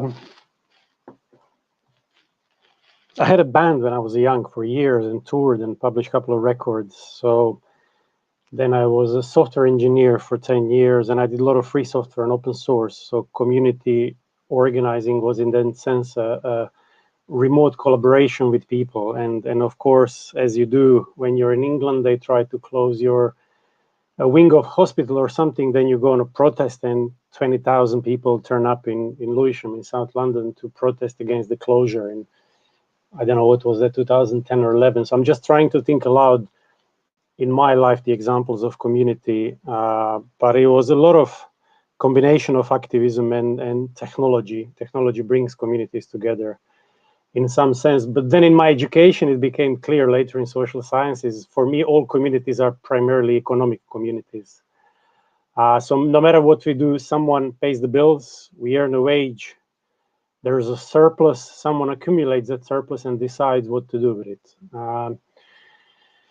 So for me, when I hear Christian in Macedonia, we share a history of former Yugoslavia, and that's a half a century of history, and then much longer. The history of Balkans is a very interlinked history, and I can sympathize with leaving history behind in certain senses, and I can hear the examples of Brigitte from Germany and Second World War examples, and being immigrant for 20 years in London, of course, when I moved there in 96, there was a vast amount of against anti-East European prejudice, simply because East Europe opened up and people moved a bit more, and so yeah, I've had those experiences. But primarily, what I think the problem we have in Europe today, for me as a political economist, is I'm a sociologist by training, but it's the idea that we can be interlinked with markets alone, and that market transactions, what do we produce and sell to each other, will even out the level of wealth produced. And I can say for Czech Republic, because I know the macroeconomic stats and the even sociological studies of it, Czech Republic has been integrated quite well into dominantly German economy, and to some extent Austrian production. But Croatia hasn't been, and it had lagged for the last 20 years terribly behind the rest of the Europe in terms of progress in quality of living, and it's been going down for 2 decades now.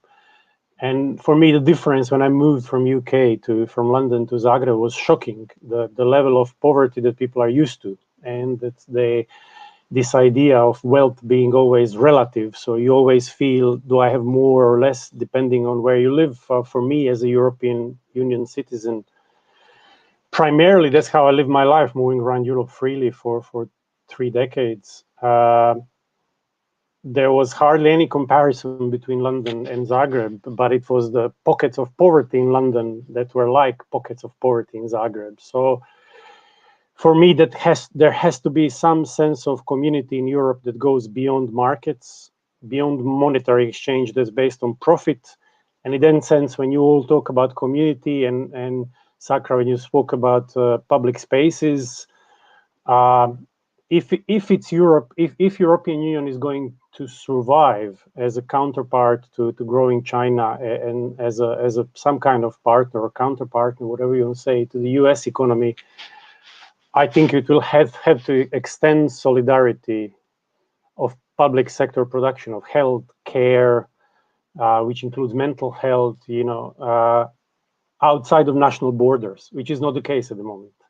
At the moment, you get your public services in the place where you live, which is relative to the performance of your country. So if your economy is doing poorly, as Croatia is and as Macedonian economy is, then your public services will be quite poor. And I think for me, to build the communities, you need to fund the communities, and that can be a political decision.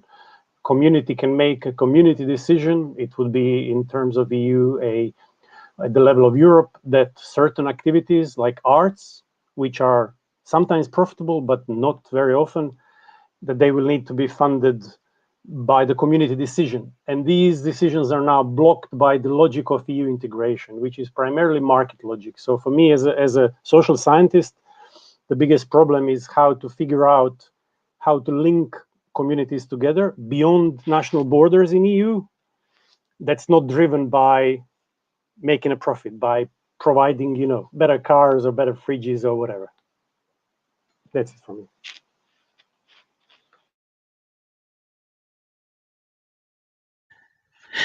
What struck me about what you just said, Tony, Yes. is that there are different kinds of communities, aren't there? And I think what happens in the countrywide EU sort of communities is different from what happens in the communities we live in. Yes? No? No, because interactions for me are primarily driven by level of wealth, by class, and that's the thing I've learned in England more than anywhere else. So to give you an example, London is in that sense famous that you have a street of extremely rich people living next to a street of very poor people. Boroughs of London are not aligned by wealth, unlike some other cities like Paris, for example. And it was, how should I say it? It was painfully clear that these people did not mix. Even though they lived street next to each other, they traveled different places by different means. Rich people traveled by black cabs.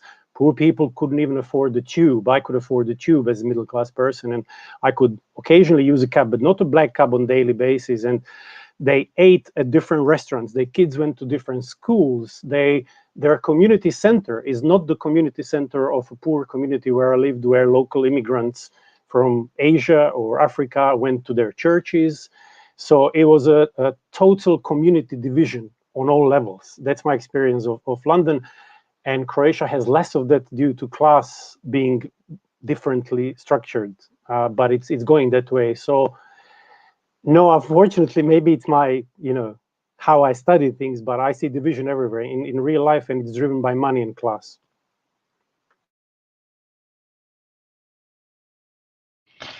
I'm getting so many questions now, but like one thing I just wanted to mention, like Tony, I would really like to stay in touch with you after this discussion. We have some, I think, and I'll mention it because I want to throw in one question, but I just wanted to build on what you just said and on something Christian said.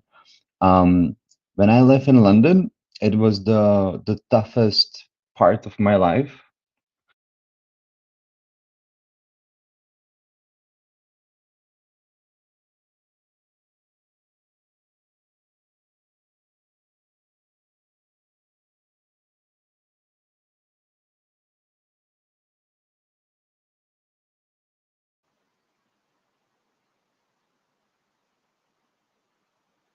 Yes, I can see everybody else, but Andre froze to me. I don't know. Can you see Andre?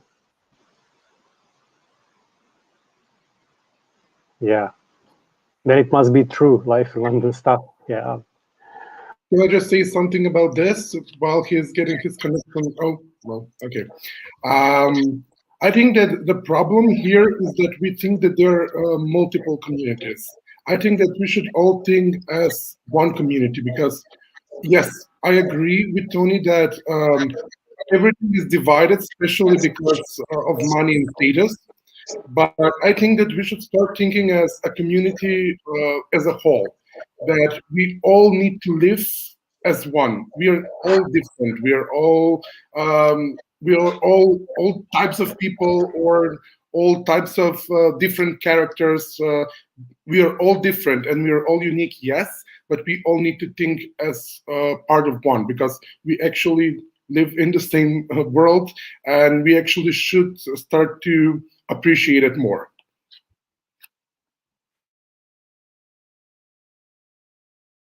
I'm so sorry I got disconnected. Can I maybe try it again? My point before was that back in the UK, the problem was that in comparison with Prague, as coming from a low middle class family, studying in London, it was just tough because as a student, it's just difficult. So coming back to Prague, my living standards have increased exponentially. At the same time, when you were mentioning the issue about how kids do not know about mental health, I was studying at UCL, which is one of the top universities. The issue of mental health was a taboo. There was just one psychotherapist for like several thousand students, and if you had depression or anything, you had to wait for a couple months. Once again, coming back to Czech Republic, even though it's not an issue or that's discussed issue, you can get help anywhere. But I wanted just to mention these paradoxes based on the discussion. I have actually a question to Tony, but if it's too limited, we can leave it for later. One of the things I studied, or where's my focus, is actually looking at how offshore finances is used for embezzling public funds. But one thing I was always curious, and it's actually one of my ambition when I'll be much wiser than I'm right now, is how to use the offshore finances to optimize taxes for NGOs, how we can actually pay less taxes so we can or deduce a larger proportion of the taxes that we pay for funding of NGOs that are connecting communities. And I think because it's usually cannot be done that effectively on the national level, it could be actually solved through offshore finances.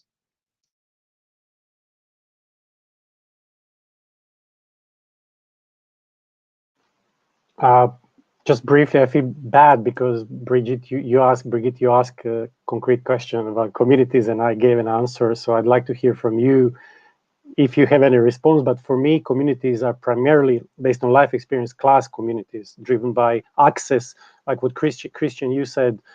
My experience is your level of wealth buys you access to a certain community because you simply wish to have better food. It's not a moral issue I'm making here. It's just maybe if I was extremely rich, maybe I would as well simply go to better restaurants, fly to better places, live in a better neighborhood. So for me, that's a concrete division that to break those walls, for me, these are walls. They may not be that visible.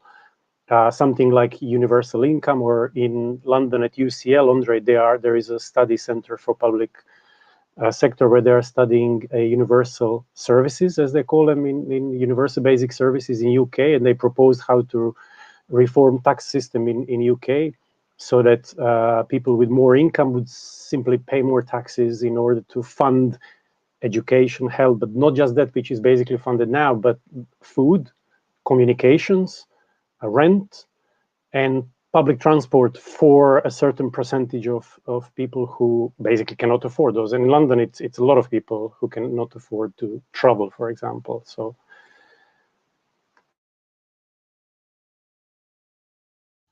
Okay. You asked me a direct question and it's popped out of my head, but the answer is still in it. Sorry. I support a family of Syrian Kurds who arrived in the UK as refugees, official refugees, right? And one of the things that struck me about it, about their situation, is that obviously they're really poor, but how much free stuff there is available. And the biggest division for them that I see is not that they are poor, but that the support system is inaccessible, right? Because so much of it is based on volunteer activity, donations, charity, right? There are literally thousands of organizations that will provide food and education. And I mean, it's really difficult to find your way through it. And I think they miss out because I'm a volunteer befriender. I don't know the system, I'm trying to work it out. But I mean, in Britain, obviously, class system is hugely important. Right? So, right on Meghan. I like Meghan. The Duchess of whatever she is in California. And to Christian, I wanted to say, my experience of Brexit in this country was so sad. Half the country wants to go with Europe. Half the country wants to take back control and close the borders and chuck out all immigrants, and there is no coming together over that.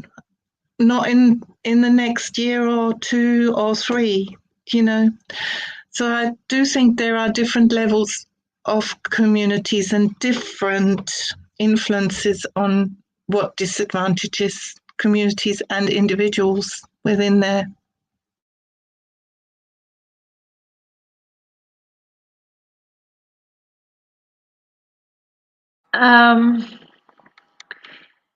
I mean, of course, the class system and the financial background do play a role, but I think more importantly, in places like London or Paris, I studied at UCL as well, and actually after that year in London, I decided that I cannot live here anymore because the difference is so stark, and the same thing with Paris as well. I mean, I was so stuck with the fact that all the sort of the lower classes are structured outside of the city, and the interaction between different communities is so low. I mean, that was something very striking for me, because in Cyprus, especially in North Cyprus, I think that the main driving elements or dividing elements are not necessarily class divisions.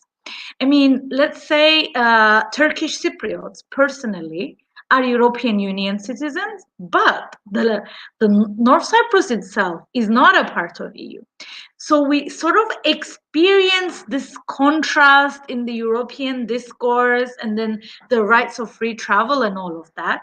But the state itself is not by any means following any sort of European Union regulations. And when you look at the differences, your closeness to the state and to the ethno-nationalist idea is more strong of a power than your economic background into determining, let's say, where you're situated. So I think there are elements there to add on to the economic influences, let's say.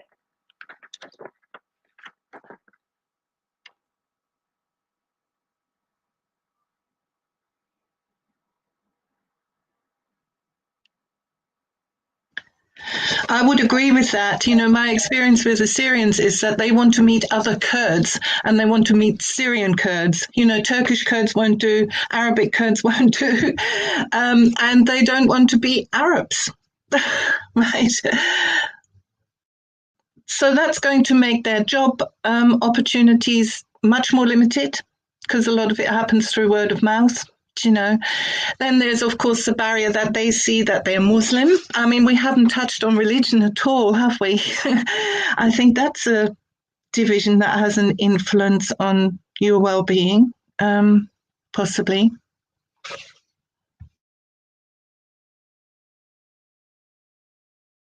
I mean, let's say in North Cyprus, we have a lot of Kurds arriving from Turkey as well.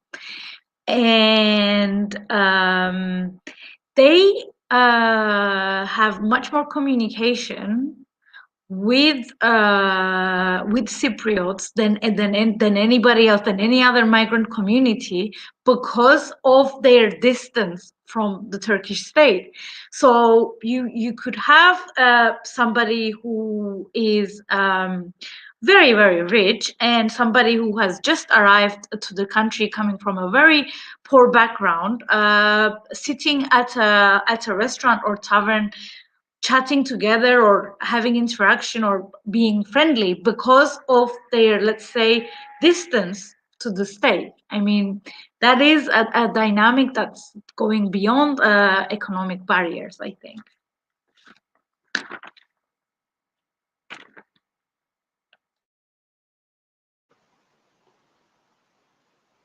I mean, of course, barriers. And I was in Split in Croatia, when Yugoslavia was breaking up through a war that lasted for several years. So I'm quite aware it was, so to say, on my skin. It rubbed on my skin quite badly. And I had a lot of family in Sarajevo, which was under siege, the only siege since the Second World War in Europe. So I'm aware of all of that. But I would say that's a precondition. Once you establish that there is a territory where people can freely move and trade, all I'm saying is trade is not enough. Making profits, making 3 out of 2 is not enough. You can't fund community, you can't fund arts. Mental health is poorly addressed. All sorts of problems. And I was also struck, Andre, with differences in.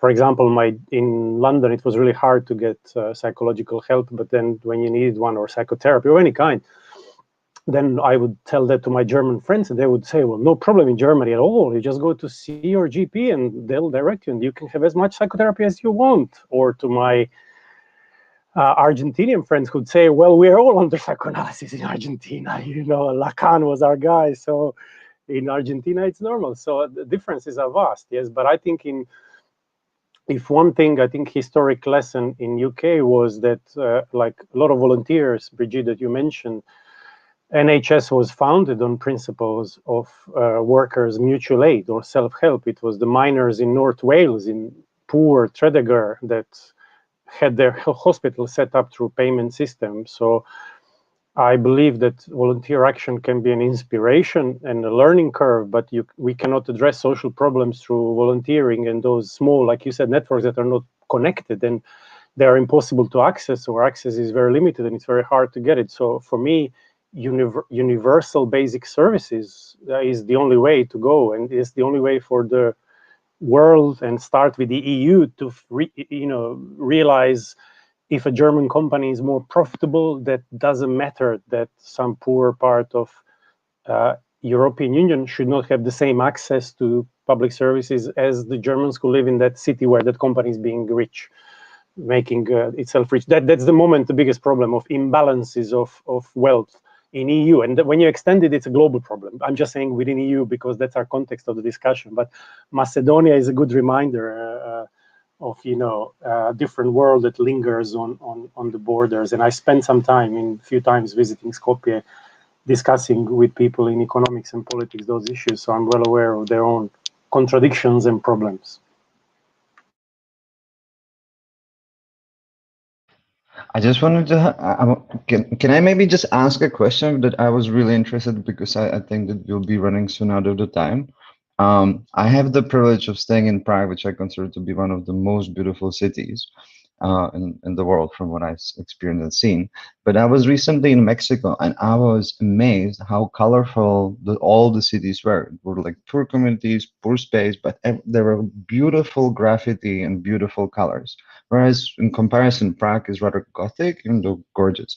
I wanted to ask you how actually your cities, either Zagreb, Nicosia, Norfolk, like all of you, how colorful are your cities?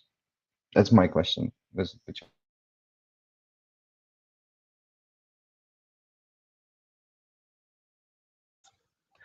My village is very English, right? So it's green, except in winter where it's very brown. The dominant house color is brown,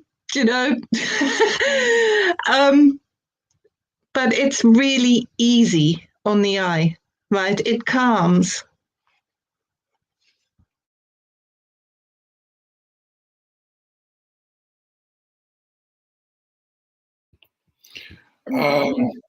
Skopje is, it's not green. It's definitely not green.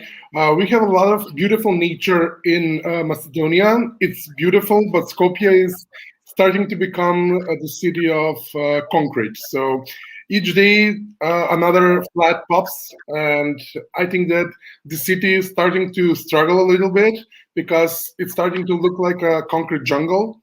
And I think that we should start planting more because they actually destroyed every single park. There are few parks left, but few parks left in a million cities. In a million people city is really small.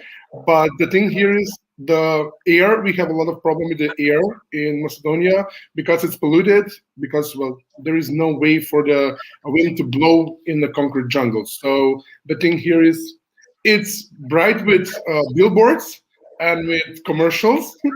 That's bright and colorful. But another thing that here I started to notice that people are gray.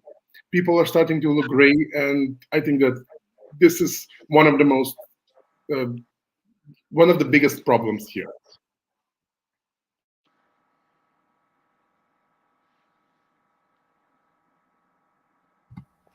Well,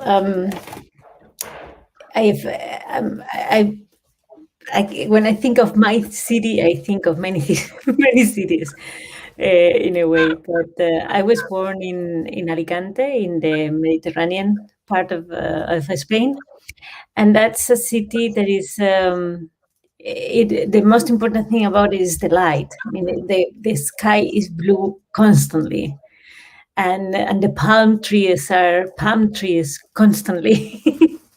Right, and it gets to the point where there's too much light and too much blue and too much sense of being in a holiday resort.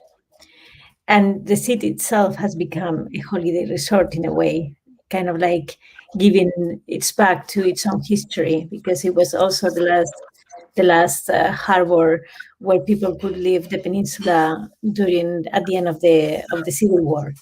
So it has a very grim history that has been very good at covering up with all that blue and all that green.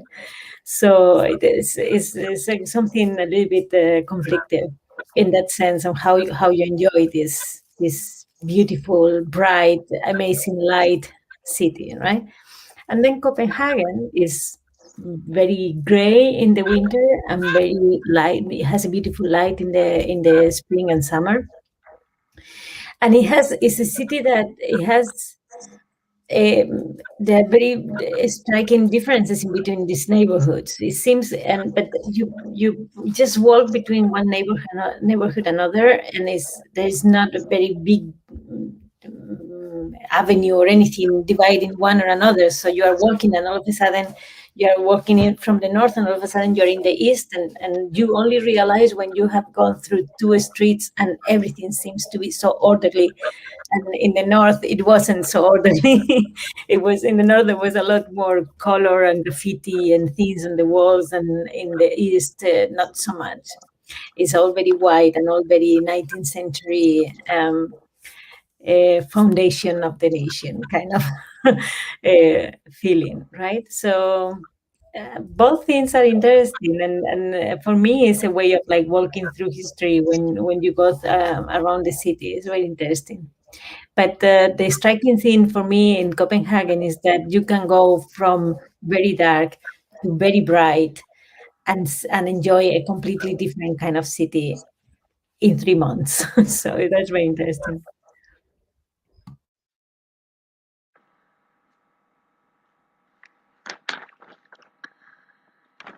In Nicosia, you have, different parts. You've got the old city that was sort of in ruins, and that is now under, let's say, going through a transformation and renovation of some buildings, and a lot of paintings and art on the walls. I see that as a reclaiming of the city, or again giving voice to the city in a way.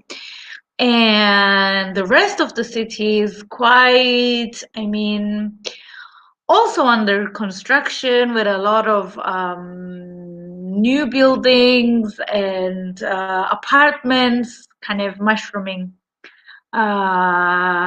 very, very quickly. So I guess that we will have to close now. I guess we're over our time. Are there any final comments? Yes. I just wanted to say that what will stay in my memory from this virtual community that we have created in the space, that despite what you said, Christian has the most colorful shirt, Bridget has the most colorful background, Sakura has the brightest background, and Tony, me, and Nihai have these blue, red, green colors. Thank you for that. That's all I wanted to say. Thank you very much. For me as well, it was nice meeting you, and it was very nice to hear from all of your experiences. Thank you. Same here. Bye. Hey everybody, thank you very so much, everyone. Thank you so much. I wanted to tell you we're gonna have like a pause time in the Wonder Space. I just shared the link here. Is this the first link I shared? And this is like an app where you can just move around, and you have like all the other participants from the other dialogues there, and they're just there now for the next hour. So if you want to go and continue talking or just chatting with other people, it's a nice space to meet the participants from the other dialogues. And there is also a small survey there with 3 questions if you have the time. We will appreciate having your insights.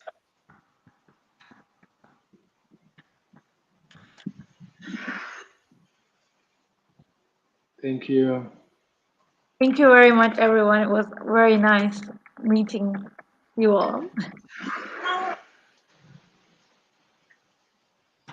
Thanks. The sun came out in Zagreb, which means we go out. It's a weekend, so we'll wander around town. Have a good day, everyone.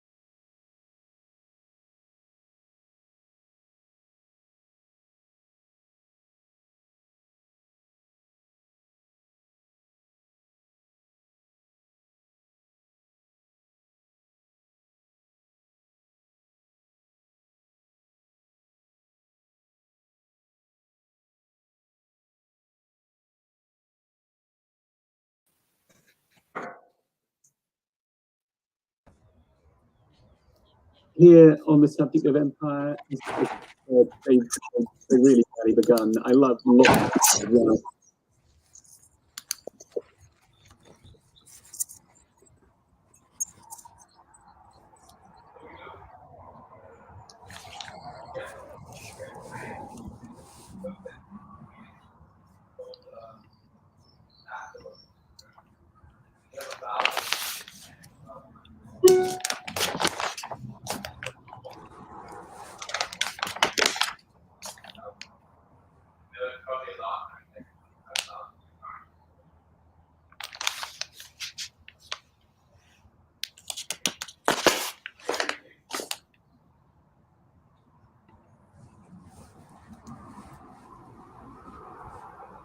All right. Hello. Pedro's still there. All right. I didn't know if you could hear me. Can you hear me? Yes. I can hear yes. Before I thought you couldn't hear me, so I went back and out and back. Cool. Welcome, everybody. I'm Pedro. I'm speaking here from Sao Paulo, and I'm co-organizer of Solidialogues, and I'll be technically supporting you today. And in today's conversation is going to be facilitated by Daniel, and it's around policy implementation, correct?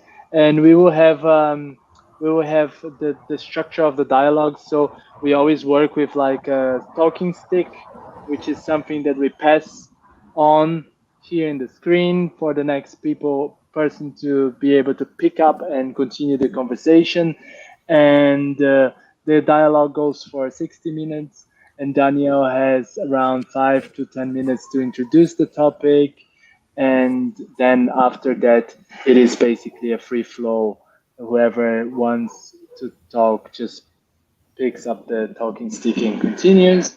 And at the end of that, after Daniel has closed the circle, I will come back, and then I will say a few things and then welcome the next round of people that are coming. And also, if you would like to do a short round of introductions at the beginning, Daniel, you can ask everybody to do, because it's always nice for the people watching us, because we are streaming online, and also for yourselves to know and get a bit of a context to each other, because it is a surprise meeting here, right? You didn't know who you're going to meet until now. Yeah. Having said that all, I will, if there is no specific question to me, I will put myself in the background. And if you want to talk to me, if there are any questions, please type on the private chat here, and I will be able to see and I'll be able to answer to you. Okie dokie. With no further ado, I will just go to the background, and Daniel, will give you the word. Yes, thanks, Pedro, for the introduction. Already a lot of things said that I thought I might say as well. So I'm taking this talking piece. I'm using this case for my headphones. So I hope you have one available as well to pick it up once I put it down. Yeah, the topic today is policy implementation, and I'm glad that you are all around and we meet here. It's also packed into this larger context. The question that was raised there is, how can inclusive solidarity serve as an antidote to populism? Perhaps we can make a link to that. Let's see how our dialogue goes. And as Pedro said, it's probably a good idea to introduce ourselves first. I was going to suggest that anyway. Last time I did such a dialogue, it did not take place, so it was also fine, but I think it's nice to do it from the beginning.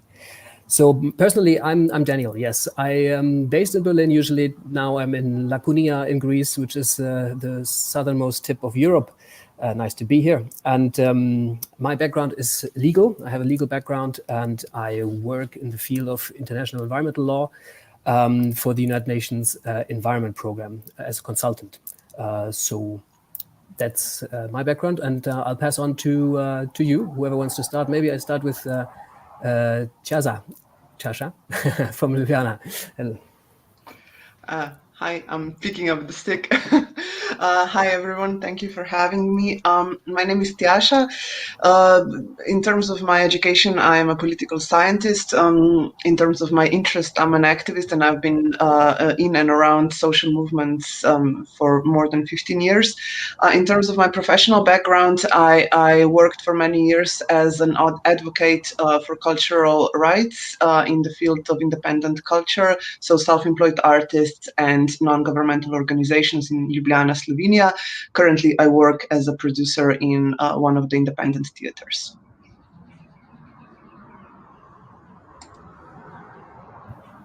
All right, yeah, there's no round, so I continue with Rachel.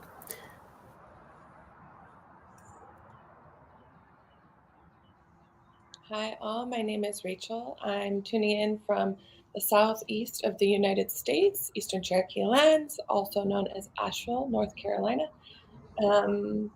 My educational background is critical interdisciplinary studies, so all the things with a focus on transformative justice. And I am a local organizer for racial justice here, and my political background is small and humble and focused mostly on city council and city implementation of policy. I'm very humbled to be in a room with you all, and professionally I work at a sustainable fiber mill, and I'm looking forward to this conversation.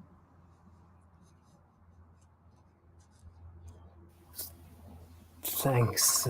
Stephen, maybe over to you. I am a journalist doing advocacy type of journalism in the architecture urbanism field in particular. And I founded a nonprofit organization with a group of friends and colleagues focused on initially work in Flint, Michigan, which is my hometown. I'm normally in New York City and based there, and the nonprofit's expanded into broader questions of policymaking and sort of examining the sources of systemic failure and seeking new strategies for thinking about global and local governance. But my background is social political science.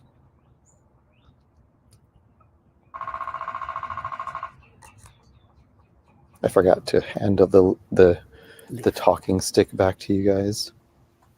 Right, I'll pick it up again. Tessa, please over to you to London. Hi, here's my talking stick. My name is Tessa. I'm in London. I'm a correspondent for German and Austrian news magazines. And I also am a curator at the Bruno Kreisky Forum for International Dialogue in Vienna, where I curate a lecture program that is called Philoxenia, which is sort of something that we would call in German Gastfreundschaft. You invite guests to your home. And it's basically a program where we invite people to think about answers to the challenges of the 21st century, which are different from xenophobia and fear, but more based on progressive ideas, how to get exactly these populists out of power again, who have taken over here in Britain, had been in power in the US, and are threatening to take power in some of the European states. So this is quite a political introduction I make here.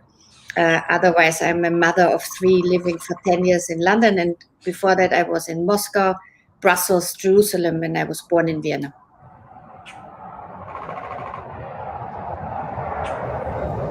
Nice. Thanks very much for the introduction. And Agnes, please. Thank you. Gladly pick up the speaking stick. I am Agnes Alate. I'm based in Riga, Latvia, in Eastern Europe, and I am a migration and integration policy analyst at a think tank based here in Riga, Latvia. My background is in political science. I've studied quite a bit abroad. I got my master's from an inter-university program from 3 European universities, and I'm currently finishing up my dissertation in a university in Istanbul, Turkey, but all while based here in Riga, Latvia now. And as I said, working with migration and integration issues, my task is to promote evidence-based policy making. So that means both research and quite a lot of advocacy work for, in the recent years, mainly beneficiaries of international protection, but also all foreigners who arrive here in Latvia and in the region.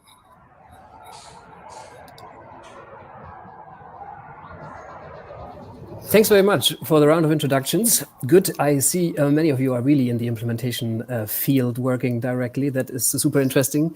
My background is more of or my work background also is more of a macro perspective. So I'm working with an international treaty for the protection of the environment of the Caspian Sea. So that is super high up, and I'm always interested to hear what's going on in the real implementation field and what the struggles are there. So I'm happy to have that dialogue today. Yes, so I wanted to, for the beginning of our discussion, set the scene a little bit, and of course a macro scene. So my interest was always the implementation of these larger treaties, especially in the environment field. And after having read and studied and worked with such treaty for a long time, I see that it's not really going anywhere. We have such beautiful treaties, and they read marvelously. We have nice agendas, Agenda 21, we have the SDGs, the Social Sustainable Development Goals, and so on. It reads wonderfully. They are still in progress of being implemented, but before we had the Millennium Development Goals, and we haven't really taken off, let's say, as a whole in going towards sustainability or inclusiveness and reducing poverty to a big degree. So why do these beautiful treaties show little or actually no effect sometimes? So I wanted to take the example of sustainability, which actually is a necessity for human life, but there hasn't been any fundamental change in our social patterns, in our societies, or in our behavioral patterns as humans on a larger scale yet. So the question is, are the policies that are in place, are they flawed? Are the laws that we put into place, are they flawed? Or what is it that keeps us from progressing there?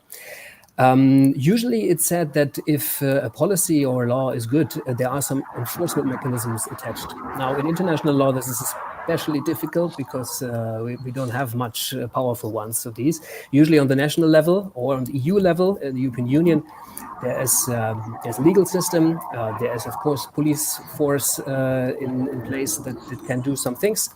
But it's usually based on this reward and punishment principle. So we have a policy and say, if you do this, then you get maybe a benefit, some subsidies here and there, some incentives, usually on an economic basis, or the punishment, of course, with fines or other threats. So is this working? Is this a good way to go? We usually speak then of success when we have such an but such an implementation mechanism in place. But it seems then, if that is true, if those mechanisms help, that we as humans need an outside stimuli to actually work, to actually do anything. Do we need that? And does it work? It seems a lot of struggle, it's a lot of work, it's a lot of effort. And we as people working in the policy field, then we tap ourselves on the shoulder and say, oh, well, we did so much good work.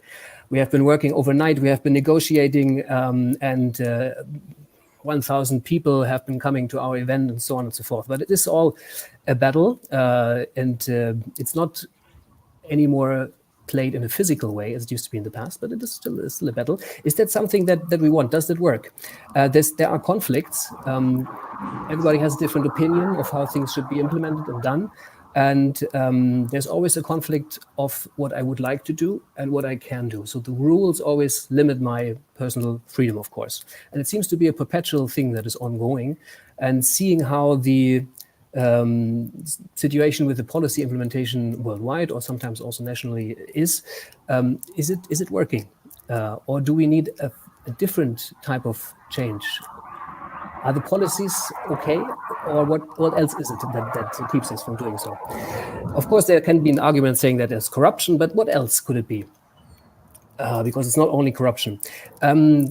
That is a big field. This was now sustainability, but the other field that I wanted to at least mention, I mean, it's not, I think it's not good to go into too much details, but it is, we have at the moment a pandemic worldwide, and there are health policies in place. And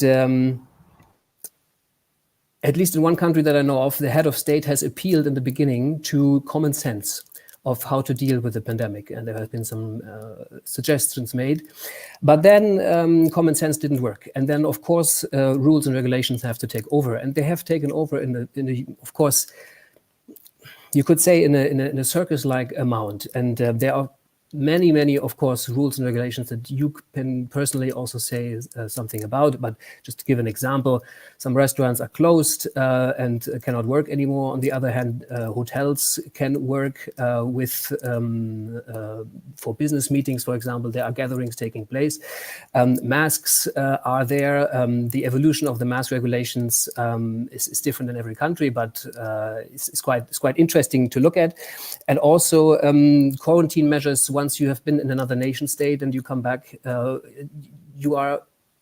you should stay home and take care of your health there without sunlight, no walking. So the thing is, they are sometimes contradictory is the point. And it seems to be a big circus of regulations and rules that is hard to follow. And also the enforcement mechanisms that are in place, let's say the legal system is by now actually very much overwhelmed. Court decisions have to be postponed for months. And again, it's this award and punishment system that is being applied. There's a fine for things when you do them where you shouldn't, and on the other hand, there's perhaps an incentive to do something, and then you are rewarded by the policies. For example, you get a vaccine, and then you can travel again. Those things that are in discussion now. Now the question is: this is working? Not working, rather not working, and these rules have become to set such a circus that the question maybe poses itself: are rules and regulations obsolete? Do they help? Or have we become, now that we see these so close up and their effect that is perhaps questionable, are we in the position to think at least about moving on and doing something else? So this is a bit of a drastic question that I wanted to pose here to everyone and giving a global scale view on things. And so, of course, I'm now very happy to to dialogue all of you, because that is also what I wanted to tell you also now, is that the principles of our dialogue here are the interventions we make brief and precise. I was not brief and precise now because I did the intro, but brief and precise as much as we can so that we come to the point. We speak from the heart. There's no pressure posed on any one of us. Perhaps we can observe the pressure we put on ourselves, but otherwise no pressure from anyone. And we would listen to everyone the same way as we would like to be heard ourselves. Yeah, and with these rules that we set for ourselves, guidelines, we continue our talk, and everybody who would like to pick up the first word is very welcome.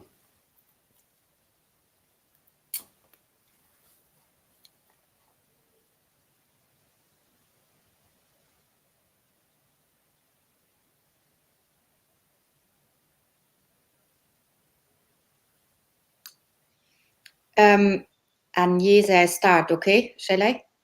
Is that okay with you? I was, you said a lot now in this introduction, but are rules and regulations obsolete? I think the pandemic, for example, has shown that a lot of solidarity is possible without rules and regulation.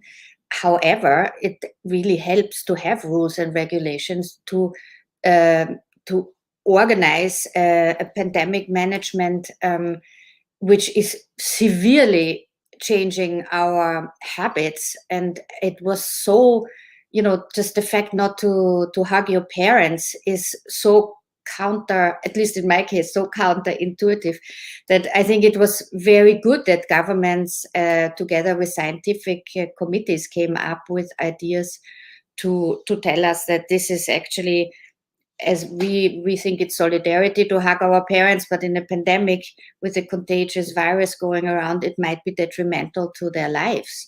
These are things where without rules and regulations, I think we can't do. Yeah, that's one thing for the pandemic. The other thing, I understand completely your comments on and the frustrations of making treaties and then nothing happens. But if you look at the history of the European Union, for example, that's a rules-based organization where for the first time in the European history, usually, let's say, conflicts are being not fought out on the battlefield, but on the rules-based conference rooms of the European Commission or the European Council or also the European Parliament. So I am actually, it's always very nice to say, like, let's just forget about rules and all this, but I'm quite a fan of structures that are, of course, based on democracy, but that give us also the orientation and a way of dealing with each other on a really globally very complicated field of survival techniques that we, I think, can enhance through rules and regulations if they don't flatten, of course, our intellectual oxygen and our ability to sort of be free individuals.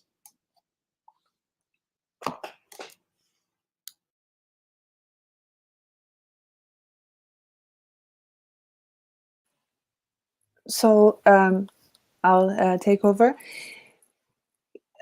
I think rules and regulations aren't obsolete, but I am pretty sure that on a societal level, it has changed very much about how we think about their implementation. Who was the rule maker? Who was the one who came up with this? And who does it affect? And in the case of Latvia, what we saw in the pandemic was that there are certain groups in the society, gig workers, people who don't fall into like regular social partner representation, are the ones who are left out of designing new rules and regulations for this particular situation, and then afterwards are affected by the crisis, and then also left out of support measures. That so I think it's about thinking of how we can change the decision-making structure to make it more inclusive to begin with, that then allows us to implement these rules and regulations easier.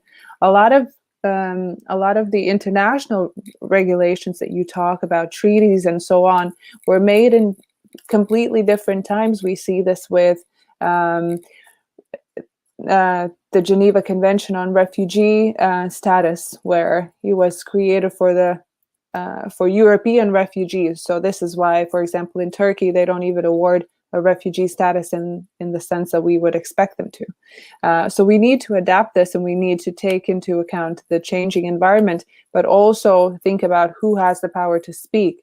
And this is where activists and societal grassroots movements are the ones who step up and change the narrative of rulemaking and decision making.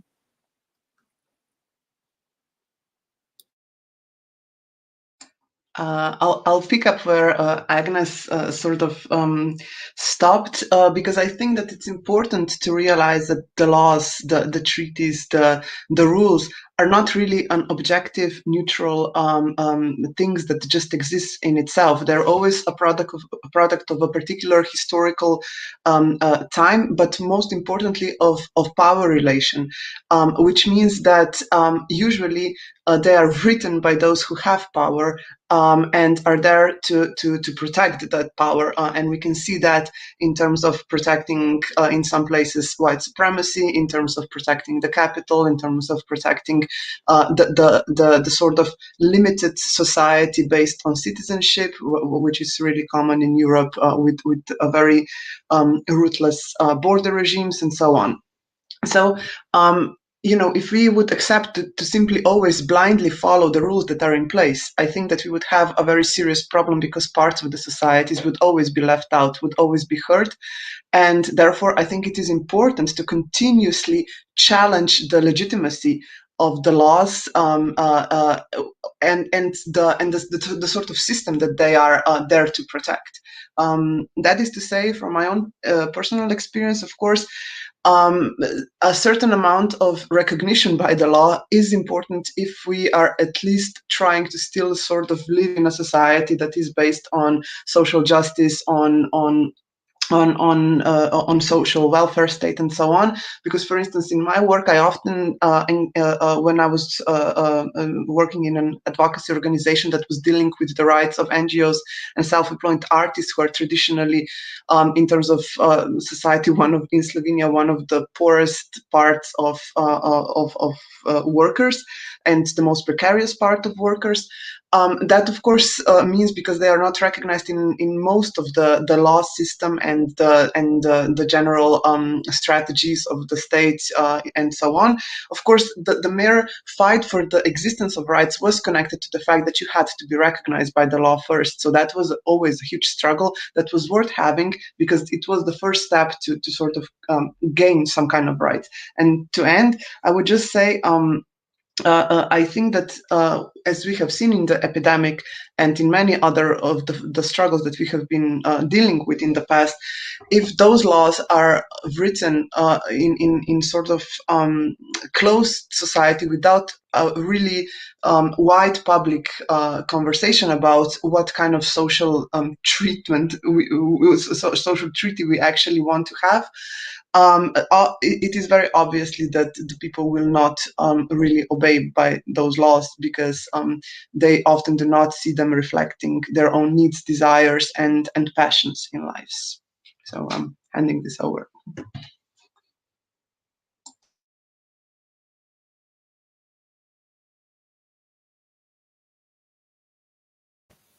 Just asking who wants to pick up next. Yes, Stephen, please. Yes.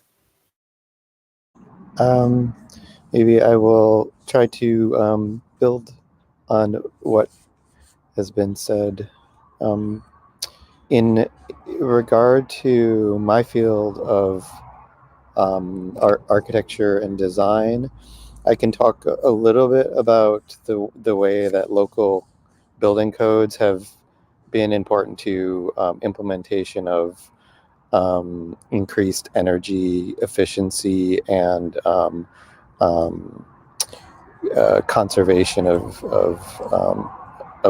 energy issues. I was surprised, as I'm reporting on buildings, usually on a building by building basis, that more and more I'm seeing that the local codes are fairly stringent in terms of new building construction, and that's a question of sort of local. It's in the U.S. An extremely local phenomenon of each town, state, government needing to specify within their local building code an energy efficiency requirement. In terms of the building envelope and the various appliances and things that are using energy within the building. To me, that's been a good sign in recent years, that you can see that the aspirations of the Green New Deal framing of things are already well along in terms of the codes and in terms of the implementation building by building. And you can see that the new legislation that's coming out in the United States is increasingly reflecting that aspiration. So I would just say in terms of what Tiasha was talking about, I might slightly reframe what I would normally refer to as a public or consensus-based view of how those codes get written and implemented, to emphasize increasingly in my thinking as much as I really would like and want to have a global view of policymaking that is, I think, will increasingly be seen as crucial to managing a global climate crisis. I'm looking at a lot of studies that are showing that to implement these types of frameworks, it will be also increasingly necessary to have local engagement with the rulemaking process to ensure that they are reflective of the particularities of local climates and local needs, and that the more that those rules are designed by local users, the better, more effective, and more actively followed they will be. I have a tendency to fool with my talking stick, but passing it back to you guys.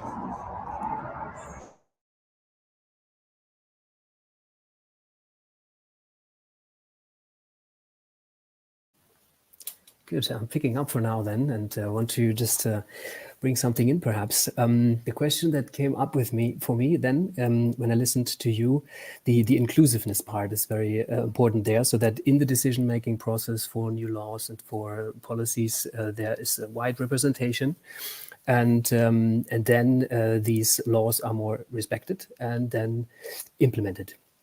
My question would be, if then everybody has his opinion and viewpoint and gets it reflected in a political process and then brings it across, there will still be a winner in a situation of, yes, we are making the law in such way or the policy in such way or in such way, and one who doesn't get his views reflected. So my question is also provocative again. If the other social inclusive now advocacy power, those that have more tolerance in their name and want to have all types of equalities reflected, will they do things differently once they are in power? Or will there then be another group who says, oh, I'm this and I'm not reflected here? And how will those that now favor inclusiveness and respect and everything, how will they react to that? Tjascha, you also mentioned then, yes, others get hurt. Others get hurt. What happens to people when they get hurt? And who is responsible for people getting hurt? There's just the questions that also came to my mind when listening to this, because otherwise, because we're here now in an innovative platform maybe, otherwise there is a perpetual situation where new groups come into power and again a fight and they're obsolete. And then the next group comes and another fight and obsolete. Another group comes obsolete. Does it stop at some point? And do we have fun in the process meanwhile, living, being happy and getting somewhere with our policies? What are we making them for if we're only reflecting our position? Just to bring that in. Whoever wants to pick up or respond on what other people said before, please go ahead.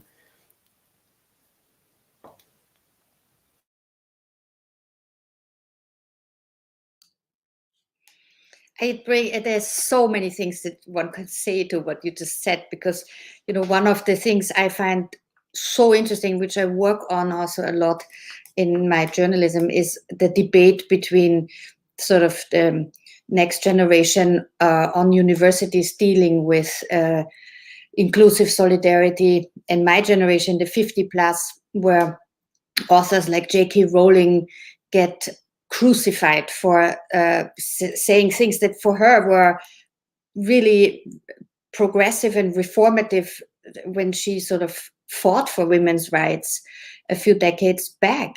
And I find it super interesting to listen to both sides, because I mean, from my age and my upbringing, I thought, yeah, it's good to have special women's rights. But I listen to the 20-year-old students now, no platforming older feminists, for example. So it's within our own interest group that this happens. It's not a question of blocking Nazis versus Antifa or something. It's really our own sort of small circle of people who thought similarly in terms of having inclusive solidarity, and suddenly one turns against the other, as you as you were sort of insinuating in your question.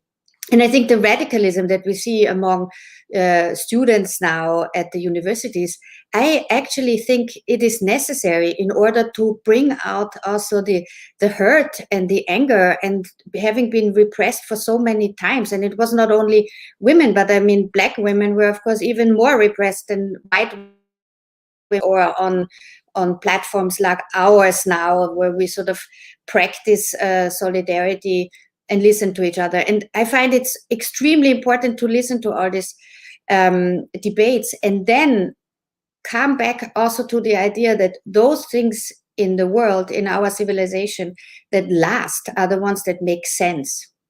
So a lot of the stuff that is being discussed will maybe not last. The rules we make will maybe not last. When we find out how a pandemic actually can be prevented, we will keep the things that worked in urban planning, or what Stephen is doing.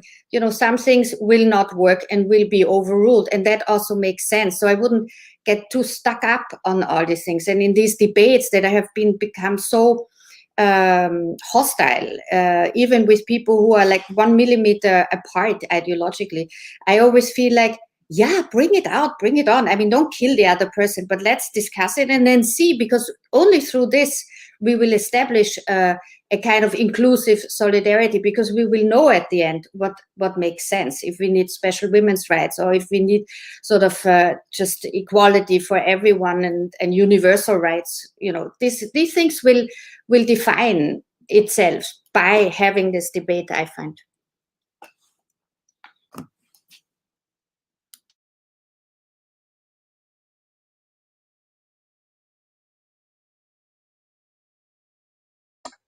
I'm not sure, Rachel, if you wanted to speak, because you haven't yet, and I wasn't sure if you were, because I would gladly give you time and space if you prefer. Start. I'm not sure if you. Thank you. No, I'd love to hear from you, and then share what's coming up. I'd love to hear from you. All right. So I think, Daniel, what you've opened up at this point is really something that has always been a central part of what I'm dealing with my work. Because on one hand, I work within the field of social movements, because I actually, based on very historical analysis of, you know, all the times where populism and right-wing policies were fought on the elections and got in some more progressive left-wing political parties, and yet failed to make any kind of systemic change. You know, obviously my sort of understanding of politics is the politics from below. That is, that outside of the system, we try to build power within social movements in order to make significant changes, to make significant changes to the public discourse about the needs and desires of the people, and also to make a kind of experiments on how to live differently. That is to say, of course, you know, now being in the first year of a very far-right government here in Slovenia, again, that has openly declared war on social movements, and that is creating new and new enemies, that being migrants or cultural workers or literally whoever speaks up critically against them. Of course, it is again this question on whether, you know, it is practical to sort of like lower the standards and again believe that, you know, we can change the system, or at least give each other breathing space through the election, or whether or not we have to continue with this really hard and long-term strategy of changing the system from outside and not from within. I don't know. I think that a lot of people in this kind of situation, of course, turn to radical not radical politics, but turn to sort of electoral centrist sort of policies. And it's easy to forget when you are faced with such brutal politics, you know, from far-right elected governments. It's very easy to forget that a lot of the problems that they are sort of enhancing is actually resulting from the what I call extreme centrist policies, you know, either that being, you know, the migration policies or the cutting of social networks and so on. So what I'm basically saying is that we, as much as we crave for the sort of break from this rise of populism in terms of electoral policies, I think that we can see that in every country that had very strong autonomous social movements, the sort of turn towards very authoritarian system and society was much slower than in countries that were only depending on NGOs or electoral policies as an alternative. So that sort of lesson, I think it's a very important one, because there will always be elections and there will always be political parties. But I think that the space of social movements trying to create alternatives from outside of the system are very precious and in big danger of being either repressed or recuperated by some other major political players. So therefore, I think it is important that even in the hardest times, we give emphasis to this kind of alternatives, or at least attempts of creating these alternatives.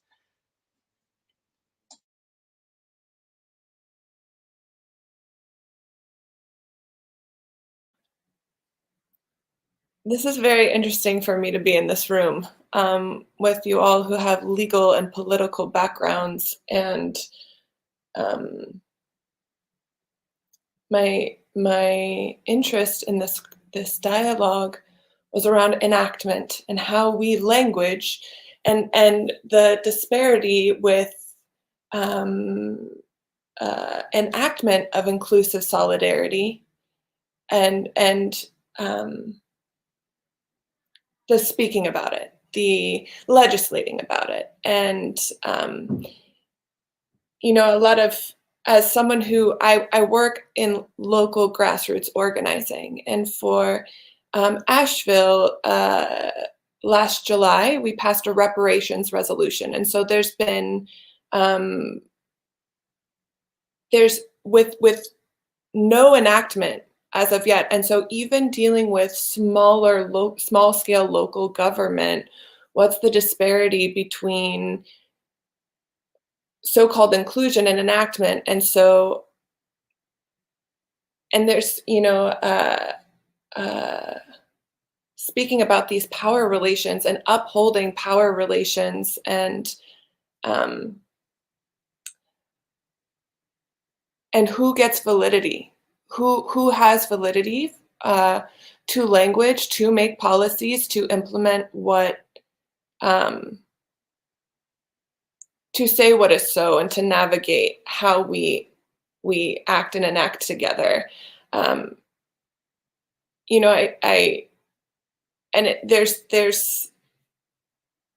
understand that it goes within, there's a very particular way that we're living in language, and we live in how we structure what we're up to together, that's even revealing itself here. And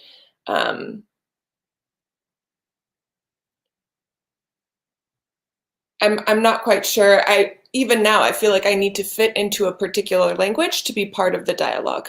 That I need to be I have to come from a certain particular political context, education, languaging, to engage in these conversations. And so it feels this deep concern to even see it at a local level, that there's a rhetoric that I feel gets lost. It loses this ability for inclusive solidarity. And what does that actually mean? And how is it enacted? Yeah. I'm calling these times when I studied with the Zapatistas in Mexico, and they formulated autonomous zones from government, and there's this question of does it have to fit into this type of conversation to get validity, to coordinate action from local to global scales? And what ways are we situating ourselves to even open dialogue beyond here? There's this interesting thing at play that I feel really curious about, and sometimes really frustrated by, and concerned and hopeful as a discipline. But I really appreciate a lot of the points that have been brought up, and that there are considerations in this regard.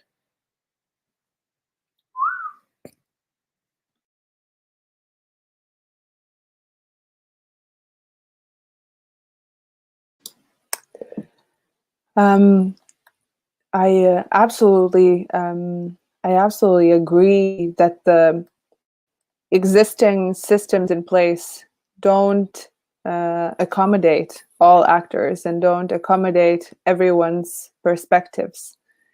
Because a lot of the decision-making process and also enactment and implementation has been so institutionalized, where someone who is just, I don't know, has noticed something in their lives that they would like to be addressed, and they try to see themselves in the existing structures and institutions, and they can't.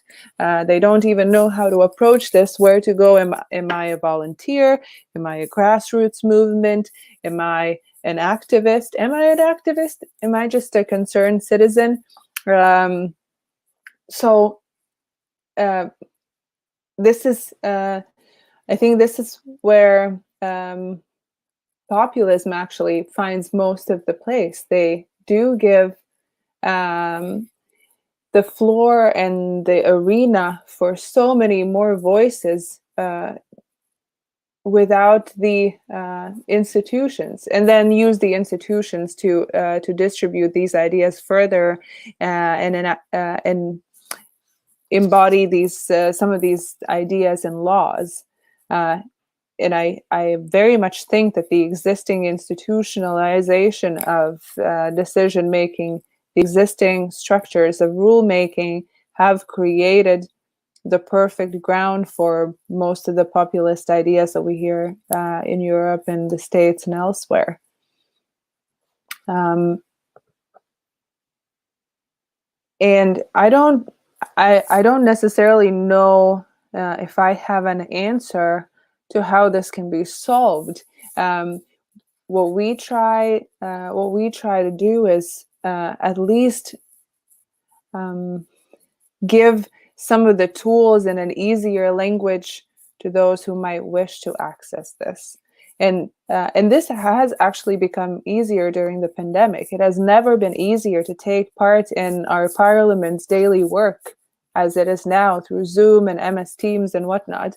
The decision-making process has never been so open. I'm not saying that means it's transparent, but it has become a lot more open. This is also a benefit of a small country for sure. But then if you look at local, county levels, city levels, community levels, I think the current situation has given actually possibilities for more voices to be heard.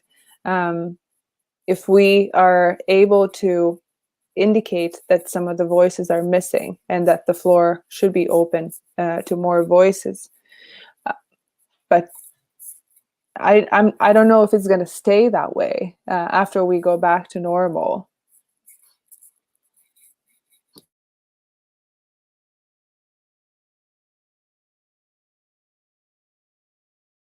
I'd like to pick up from here because we are also 15 minutes before we need to close the session.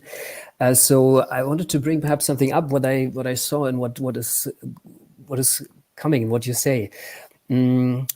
Inclusion again. There is in the environment sphere, for example, a convention that is called the Aarhus Convention, and it's very much about including everyone in environmental decision making. This thing is around for a long time, and we are talking about implementation here. Is it implemented? A lot of countries have ratified it. How is it implemented in their nations? So we see now some again changes that are structural in a systemic level, as you just explained, Agnes, in Latvia, for example. But interesting for me personally is the question you also said, Agnes, that answers are needed. Can I give the answer? Who can give the answer? Can somebody give the answer? Do we need an answer from someone? Or can we come up with the answer together? And we have here this dialogue platform, and dialogue as a new form of conversation, of looking at an issue that we are facing as humanity, and we are worldwide presented here, and how we can solve it, how we can go about it, and what is actually the root cause of all this. We see the outer appearances and the changes in power. What is the person who is in power what is his interest, her interest of doing things the way they are? These groups that are outside of power now, that feel not reflected properly because they cannot exercise certain rights or have undermined in their daily living, or cannot do the things that they would like to do, feel repressed. Of course, they want to come and forward and say something else. What is their root interest? What are they driven by? Is it insecurity, fear that they're not represented, not liked by someone? The one in person in power, what does this person want? Why is it so restrictive in the behavior? Then, does anyone as a person in power have a need, feeling that, oh yeah, I came here to suppress other people? That was my life goal when I was growing up as a child. Probably not. So what is behind these incentives? And if I think my personal viewpoint, after I've been working also in the political field for some time, is if we don't address these root issues, these root problems that are probably based in human individual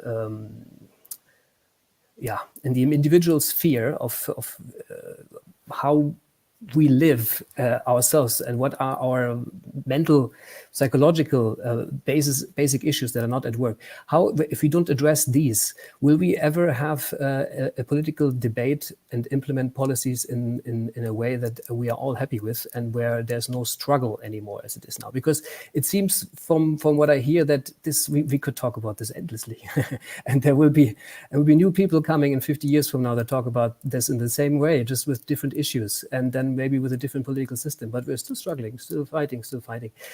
Do we come to a point where this is a fun process, and where we see that we are moving forward in a inclusive manner and not a divisive manner? Because although we talk about inclusiveness, I still sense there's still a lot of division going on between political groups and ideologies. Still we're talking about ideologies here. So I wanted to also put this in the room, whether you think is there any need to address the root causes of all this, or are we continue to scratching on the surface of he is doing this right and she's doing it also right, but I don't know how to bring it together, but she has more power? Do we get somewhere where when we look at it a bit from a different perspective? Individual, psychological.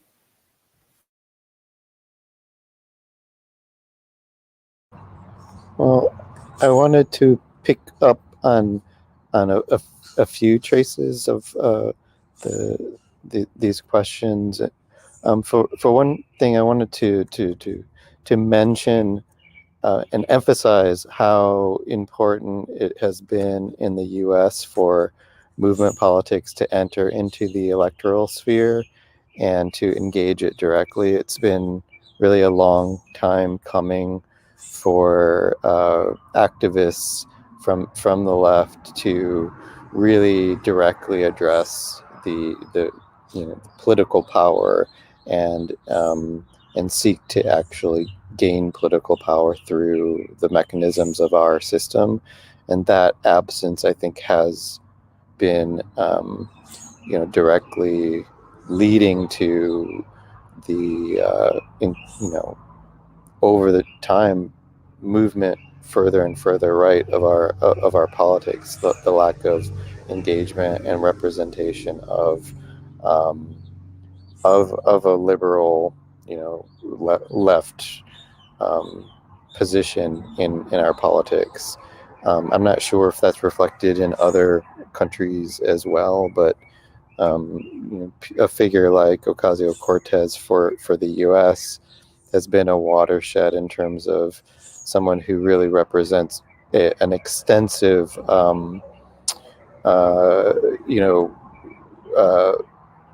position that has been underrepresented in the left, and placing it at the center of the politics. Whether or not she has the power, her influence has been really extensive, and so I think I'm not sure. I think it's addressing some of the questions that you raised. I hope. Let me leave the rest to the others to talk about.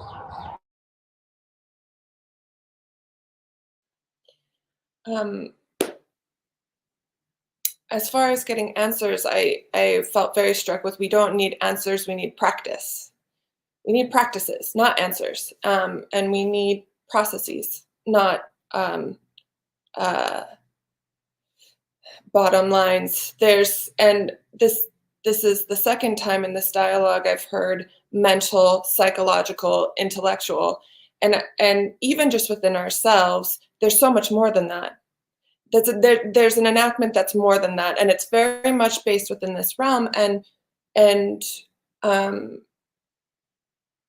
you know, you were talking about people's interests, and I just really want to question that the sense of inclusion is beyond the systemic structures that we live within. It's like, oh, will we all be happy? And like, when will it be okay? And in that is the supposition that it's all people are included in this system. And we all meet in this way, and we speak in this language, and we're all, and like, oh, people have the floor. It's like, what floor? What ground? Environmental health is like, it's beyond a mental need. Like, this is beyond a mental sphere. And while we're grappling with this mentally, there's even within ourselves and within this dialogue, inclusion and what that could be like to include other aspects of our being, other beings' aspects. There's this, I just really want to question the context with which we're able to envision and enact, thus creating policies. Like, what could that be like? There's a very rigid sense. And so I hope that we can further question the ways in which we engage in these practices.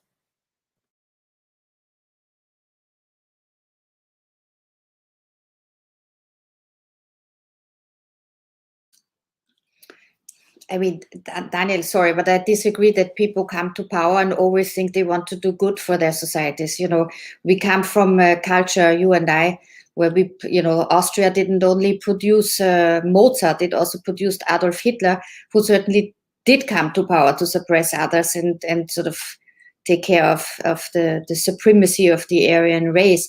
But nevertheless, what I wanted to add a sentence to, in terms of this whole debate about institutions and rules, is only sort of the starting point for a society to discuss its values, so to speak. And we have to fight for that. I mean, there's no other way. Democracy itself, it's not enough to have elections. We need to have institutions that are democratic. We need to have free courts, free media, and free minds, people who discuss and be able to further also our progress in this institution. Nothing is fixed. Nothing is as good as it can be. It's tough, but it's also great. I mean, look at the social media debate, where we have seen now, and since it developed, it was seen as a chance. It was a chance. It still is a chance, but it's also brutal, and it kills opinions and people, sometimes really physically also, but certainly in a kind of intellectual space or a way to express yourself. You can get so hurt that you have to retreat, and it hits, of course, often more vulnerable people in the society. And so there are things that you can do against it. You know, we can support each other on social media. We can call for calm. We can ask the big social media companies, through our governments and through activist groups, also to change the rules, so to make it a less hostile place. All these things, I mean, there's so much civil activism involved, and so much political activism that we can channel through the institutions, that I would think we have to just, it's a big challenge, but it's a challenge. Tools, in theory, make social inclusion and solidarity for everyone possible. We just have to use it, and we cannot go home and say, like, sorry, we go and watch football now.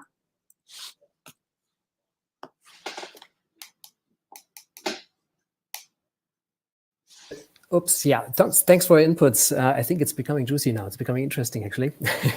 And now it's just 12 minutes left. But I agree with that. What you said just now, Tessa, in the end, and Rachel, you mentioned it. Freedom is the essence of everything. And for the last couple of years, at least in some of the Western parts, we had some outside freedom that enabled us to do the work that we are currently doing, which we otherwise in past times wouldn't have been able to. So that is the basis. Now the question is, can we go beyond that? Of course, we have to still probably fight against somebody to keep the position that we are having in now. We shouldn't retract. But let's say this is established, freedom. Where do we go from there? Because it's still not working. We still are overcrowded planet, and we're still fighting each other. We're still having wars and so on. When do we look at this? And when then can we say, do our policies work? And is it the policies that do not work, or is it us that is not working? That was my cliffhanger here also. Yes.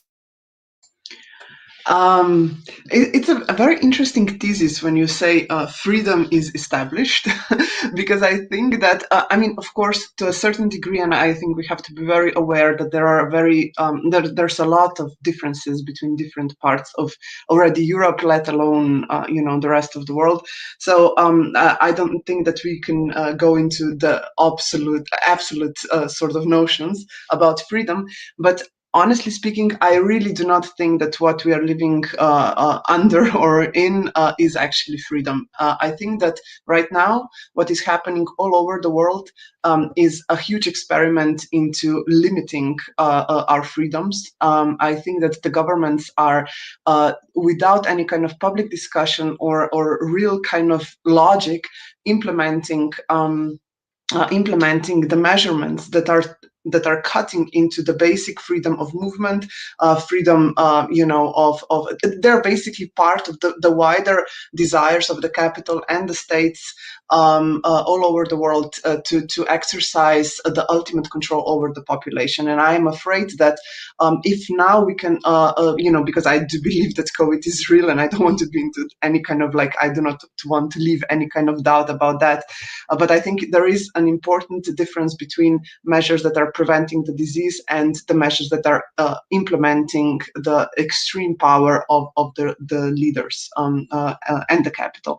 So I think that's what we are challenged with on a global scale, is to making sure that once the danger of the virus is gone, that there won't be the virus of the unlimited power that will be still over our heads. Because I do think that a lot of these measurements, especially in terms of policing, can easily stay, and I think it will be a huge challenge to fight against them in the future, in order to make sure that the freedoms that we are used to or that we desire are actually, that we are actually able to live them. That is to say, I think it's also important to understand that as long as there is capitalism, I think it's hard to talk about the freedom in general. And for a lot of people, we have to take into account the matter of privilege of being where the levels of freedom when it comes to race, gender, and other forms of oppression are actually on a very different scale already in the very close communities that we live in. So I'm just saying we have a long way to go.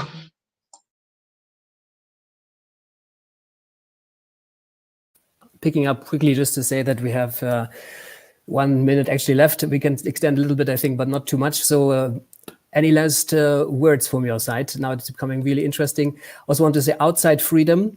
Yes, outside freedom. What about inside freedom? Are we inside free, even if we had the outside established, which is not the case at the moment, I agree completely. But if we had the outside freedom inside, do we know what to do with it? Do we know what to do with freedom? It's another question, hopefully for next time. So I give it back, and please, any final words, very welcome. I just, the thought that has been on my mind now since the last remark of Rachel's is that I think all being is political. We can't really escape it. And this is why I don't think there is really an internal or external freedom really that much, because it's all in interaction with other beings, with other political shapes and forms, with all types of citizenship, be it as practice, as status, as activity. And the challenge for people working in my field, as someone who is trying to promote a certain type of policy making process, is to keep this in mind, both for myself and for the decision makers, that we create systems that affect the being of others, of groups, of individuals, of ecosystems, you name it. We keep affecting the way that being can be enacted.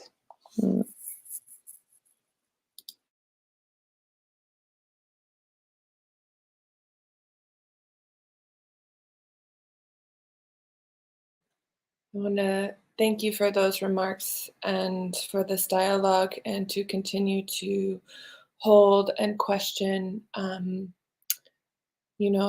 who has political validity. And I appreciate that distinction, that all of our being at this, it's political. It's political representation, enactment, and engagement, relationship. And so where is political validity? And also, how are we constituting and enacting inclusive solidarity? What does that mean, and what does that look like enacted? Both macro politically, and Daniel, you've brought a lot of questions about your orientation as macro, and there's these mulching questions and provocations, but also, what does it look like enacted with us and in these dialogues? And as we recognize we're in systemic structures and are informed by them and beyond them. Thanks for the dialogue.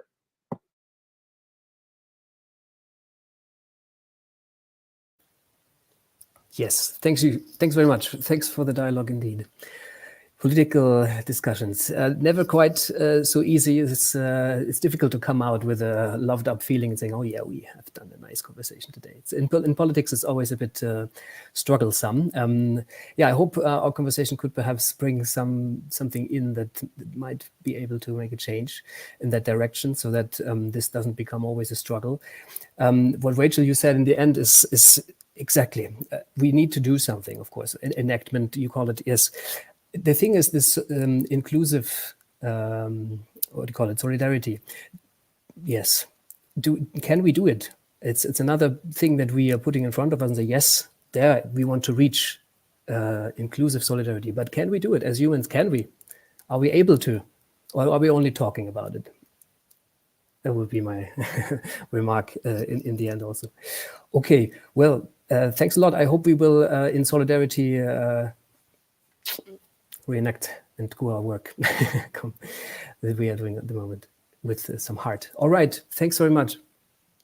Thank you very much. That was wonderful. I'm dropping a link here for you for a survey. We have 3 questions on the survey because we want to continue doing that, and we're also going to connect you all after this.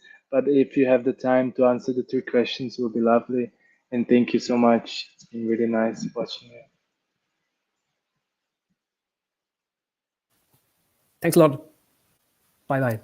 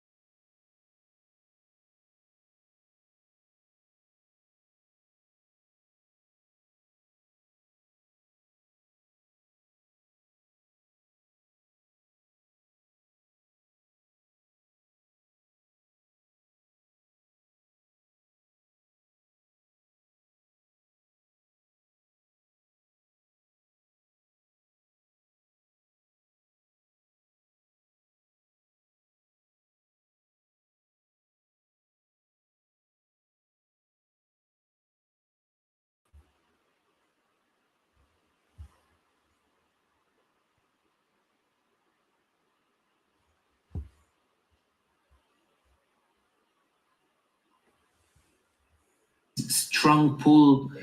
Can you hear me? For society, and over the years, I've just realized that there is almost. All right. So, hey James, hey everybody. I would like to just test the microphones first. James, would you be able to move your position from a way where the window is not behind you, because then we cannot then see you so well. That would be lovely. Thanks. Now it's much better. I can definitely hear James. Diana, can I hear your voice shortly, please? Yes, sure. Okay, that works. Barbara? Hello, can you hear me? Wonderful. Yeah, that works. Rosina? Wonderful. Hello. Yes, that works perfectly. Umar? Hello, everyone. Wonderful. Amelie? Can you unmute yourself and speak something? Just want to tell. Yes, your microphone is a bit low. Can I hear it? Yes, you're muted, but your I'm voice. trying my best here. Just Let's see. Maybe you can go to settings. Let's see if no, there's nothing. You can increase the noise of your microphone, but I think we can hear you. It's just a bit lower the microphone. I will try to speak up clearly. Yeah, we can hear that. That sounds great. So super. Welcome everybody. I'm really happy to welcome you here to the session on social understanding and inclusion. And the facilitator will be Diana. And I'd like to say a few words before I put myself in the background, because I am just one of the organizers and as well just here to support you. This dialogue will have 60 minutes, and Diana will introduce the topic with the C topic in the first 5 to 10 minutes. And after that, I will come back after she closes the dialogue. So she will start with the dialogue, and you can also introduce yourselves in the beginning of the dialogues. And at the end, I will come. And during the dialogue sessions, it will be great if you can mute yourselves when you're not speaking, just to avoid sound interruptions. And also like to remind you of this idea of the talking stick when we speak. So even if there is like a moment of silence, if you put the talking stick in the middle and nobody wants to speak for a moment, then it's okay to have silence. It's okay that the conversation takes a bit. That's totally part of the dialogue. So there's the dialogue can take any direction, and sometimes it takes some time for somebody to answer. So silence is welcome. Yes, I think from my side, I think that's the information I wanted to share. And if there are no further questions, I would put myself into the background and let you start. Thank you. So hello, I'm Diana from Bulgaria, and I'm here today because a friend of mine sent information about Solidialogues. It's the first time for me to join, and I'm excited to meet you and to have a conversation or a dialogue with you. My talking stick will be this juggling ball, and I will put it in a second in the middle so that you can take take the word using your talking piece. It could be anything. I hope you have something around you. So I will put the talking piece in the middle in order to give you the chance to introduce yourself by saying your name and saying what brought you here today.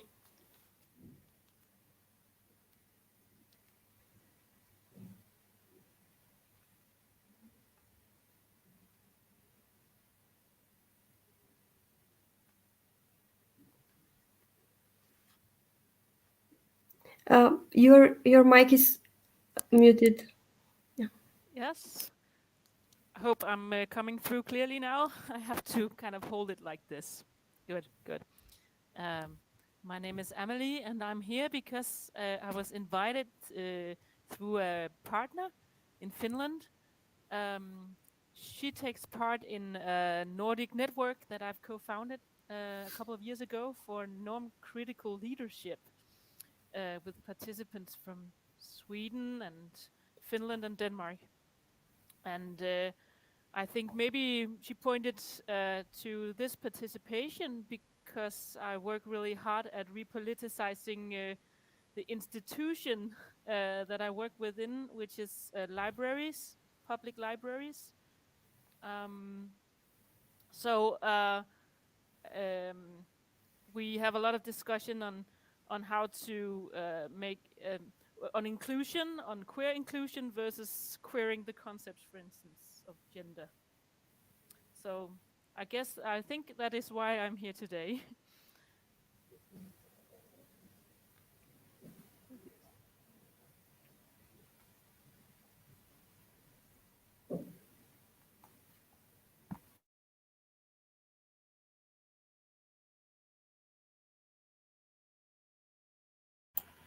So hello, my name is Barbara. I'm from Brazil, but I live since many years in Germany. And I'm here because, well, a friend of mine, Breno, he invited me to take part of this sharing. And I am a mother of 3 children. One of them has a disability. And since she's there in our life, she's 3 years old. I have a completely different understanding and reality because of disability. And so I'm here to talk about my perspective as a mother and as an activist for inclusion. I write a lot of articles in Germany and start moving some things in the place where we live, in the school and in the community. So yeah, that's my contribution. Thank you for the possibility of being here.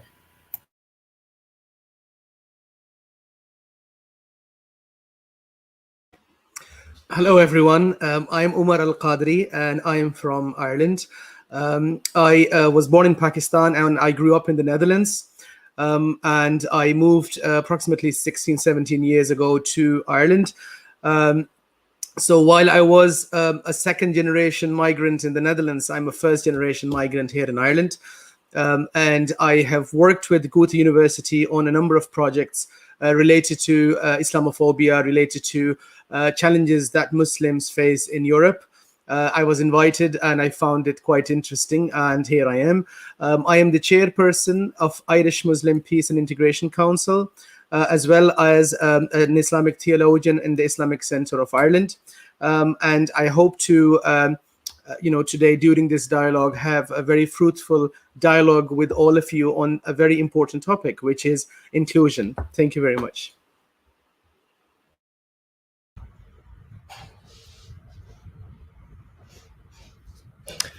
Hey, everybody. My name's James. I live in California, although I'm in North Carolina at the moment, United States. And why I'm here today, I'm not yet sure. I'm here to listen and be present and see what I can contribute. I often feel called to show up in spaces of dialogue and connection and emergence, and my work has been in service to connective and cultural initiatives in my career. And yeah, I feel privileged to be here with you all and to be a part of this conversation.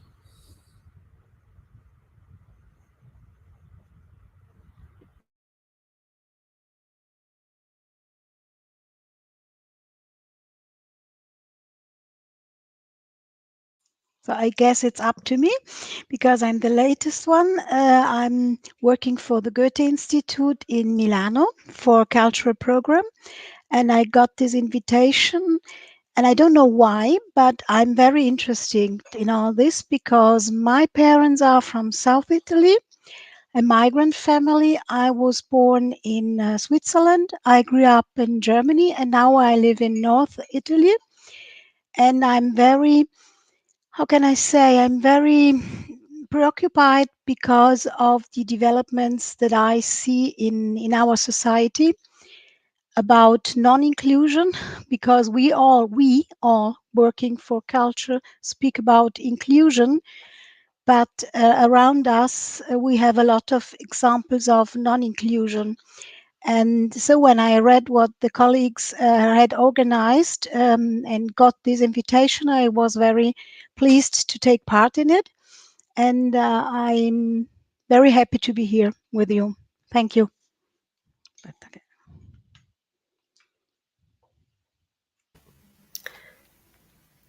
Thank you. I will maybe just mention also one or two things about myself. I'm practitioner working in the field of non-formal education and arts and culture, and that means a lot of things behind these words. And I work with different groups of people. So yes, the topic today is social understanding and inclusion. And before sharing with you the seed question I had in mind, I will just share some other things in order to connect this question to some of my thoughts from yesterday also. Because yesterday I listened to some of the dialogues actually, and it was very nice to listen about different thoughts connected to many interesting topics that resonated with me, like inclusiveness, tolerance, and empathy. Thoughts about autonomy and hostile environment, challenging civil society organizations. And there were also thoughts about how we often create stories about somebody based on very little information, or even about groups of people. And also how fear is actually the thing opposite of love, and maybe also fear is one of the things that is opposite of understanding. And so thinking of all of that and having in mind what's the topic of today, I actually wanted to use a metaphor in order to kind of process what I heard and just to focus. So there was a poem that came across. I saw it by chance, and I decided to use it. So I will try to share my screen. Let's see that.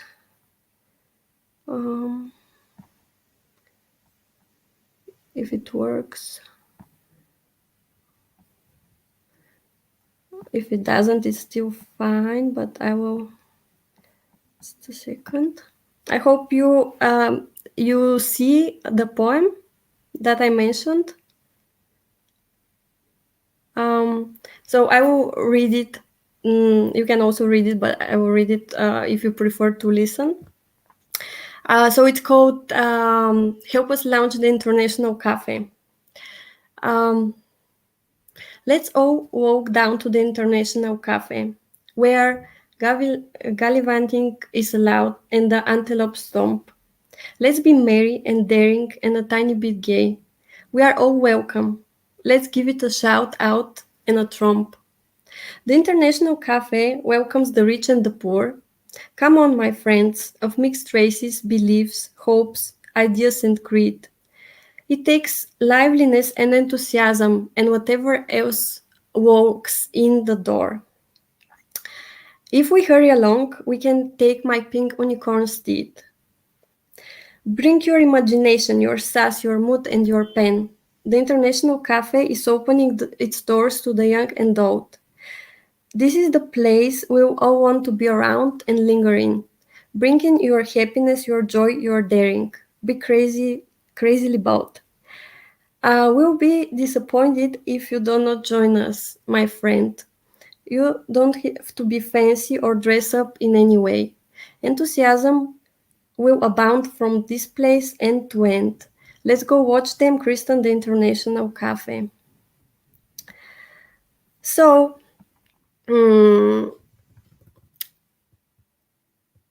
my seed question would be, my seed question is,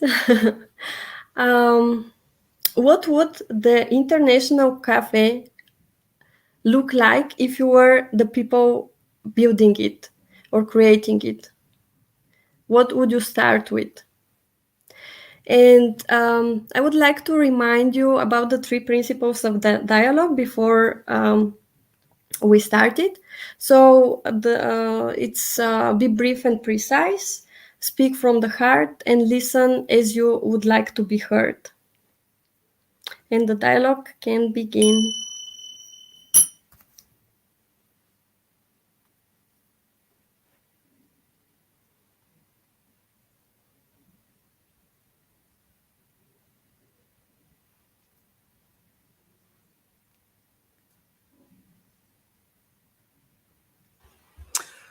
I suppose this international cafe is obviously going to be catering the diverse humanity, so it needs to be inclusive.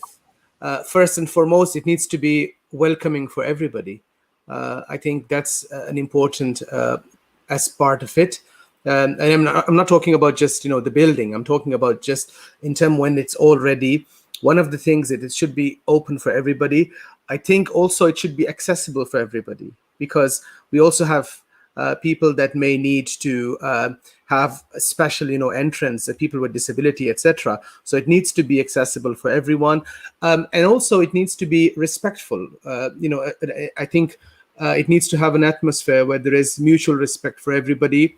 And then when you think more of it, I think there are many other things that you can think of when you keep in mind the diversity of people that will come. You want to make sure everybody, you can't really ensure everybody gets what they want, but there are certain commonalities among all the diverse groups, and maybe you could focus on those commonalities and provide services and provides, for example, drinks, etc., that are very common among them. And then you have groups that have like a Muslim. As a Muslim, if I go to a cafe, and I just look at myself, one of the things I sometimes miss is I see a lot of sandwiches, but I don't see the halal option.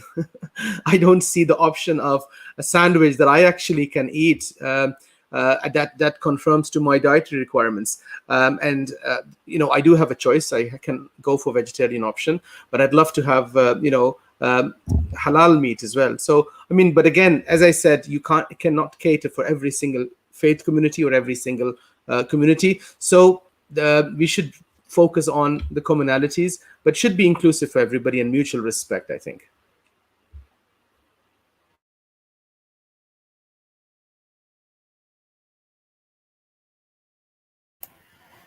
Thank you, Umar.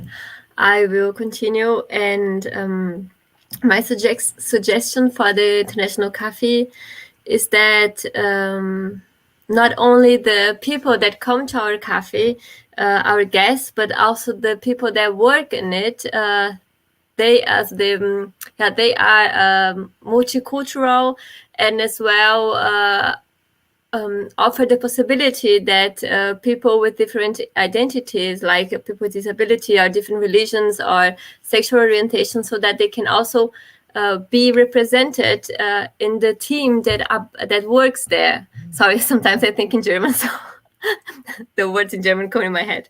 So that would be my contribution, that we don't think as a group that offers a service for people that have a disability or etc., but also to include them in our group, in our team, to offer them the possibility also to create this cafe, and not in this hierarchy that we think we know about them, and this difference, we and them, but we work together and we create the space together. Because you, Diana, you said before that fear is the opposite of understanding. So I think if we don't want to have, if we don't want to cultivate a culture of fear, we need to create spaces where we get together in many spaces, not only as a guest from the cafe, but also creating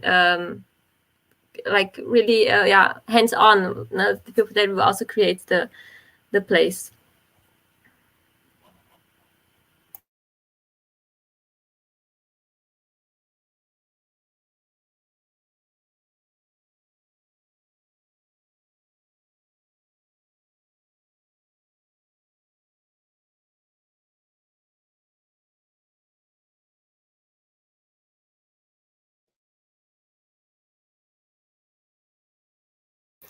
You are still muted. I'm so sorry. It's like it's my first time online. I'm so sorry. Thank you very much, Barbara. I think I'm just kind of following in the tail of the flow here. I don't know if my direction is really useful in any way, but what it made me think of was the difference when we describe it as a place, a physical place, the cafe. um, it kind of becomes a picture in my head, a place that contains all, and then I kind of thought of that as, I think, problematic, because I think of institutionalization instantly.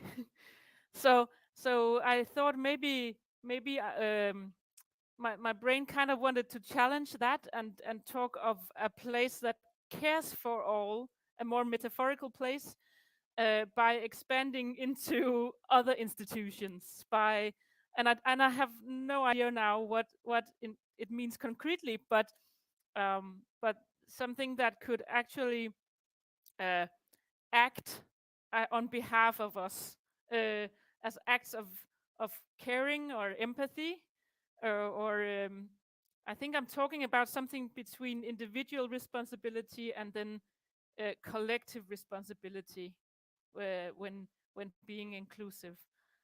This was a messy brainstorm. I'm gonna give my parrot a break here.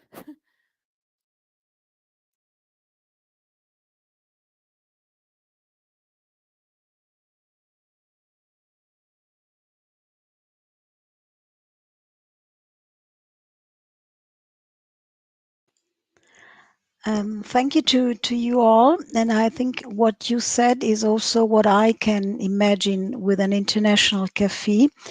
And I had the opportunity to meet a group of people who in Germany, in Hamburg, on Veddel, which is a small island in the harbor of Hamburg, in the harbor area, created a cafe which is called Nova Cafe. And they make a lot of meeting points, and they try to offer each week something different, in order that you can find there something for everybody. And because they have a lot, I don't remember how many nationalities are present on this island, and they tried to make all these people meet, because what we normally do when we are outside is the Italians, I get first from us, the Italians are with the Italians, the German with the German, the Pakistani with the Pakistani, and so on. And here we have a lot of in this area. I live in the north of Italy, and due to a lot of an industrialized area, we have many workers from Morocco, for example. And about 20 years ago, they were alone here. Now they are here with their families. Their children are at school with our children. And what we very often try to do in schools is that we bring, for like tea time, every family brings what they cook at home normally, or sweets. And I imagine something like this, because for me it is important in this in international cafe also to know each other, to know what the habits are of the other people. And for me, many times when I try to meet other people and to understand their traditions, I very often said to myself at the end, oh, it's not that different as it was for me in my family. And I think this is a way to understand people better, to understand their culture, trying to, because people, somebody was speaking about fear, and people have fear what is different because they do not know what is different. And many times it's not that different at all. I have also in Italy, we have problems between North and South. Even in Italy, we have problems between North and South, and family traditions are very different from the North to the South. And so it was very, very interesting also being grown up abroad. The traditions of my parents were very, very strong linked to what the traditions were when they were young. And so when I came here, I said, oh, North Italy is not the Italy I knew. And it's the same language. It's mostly the same dishes. It's the same religion. But people do not understand each other. So it's very difficult to understand people coming from abroad. And in this area, they are very, very, and I don't know if they hate everything which comes from abroad, but they fear everything that comes from abroad. And also here you have now experiences like this one I told I met in Germany, where people try to know each other through the tradition of tea time, coffee time, eating together. What do you eat for your religious how do you say events, feiern, and celebrations? And I think this coffee should give everybody the possibility to present himself or herself in order that the other people can know you in a sphere, in the as you know, I'm Italian. I have always to sorry gesticulate, but in order to meet the very interior sphere of a person, which is also the family. It should not be a coffee like Starbucks. Yes, it's international because you have 20 different sorts of coffees, but it should be the how do you the center of it should be more openness on part of the people who go there, and to explain also their ways of life. But I have spoken too much. Sorry. I give it back.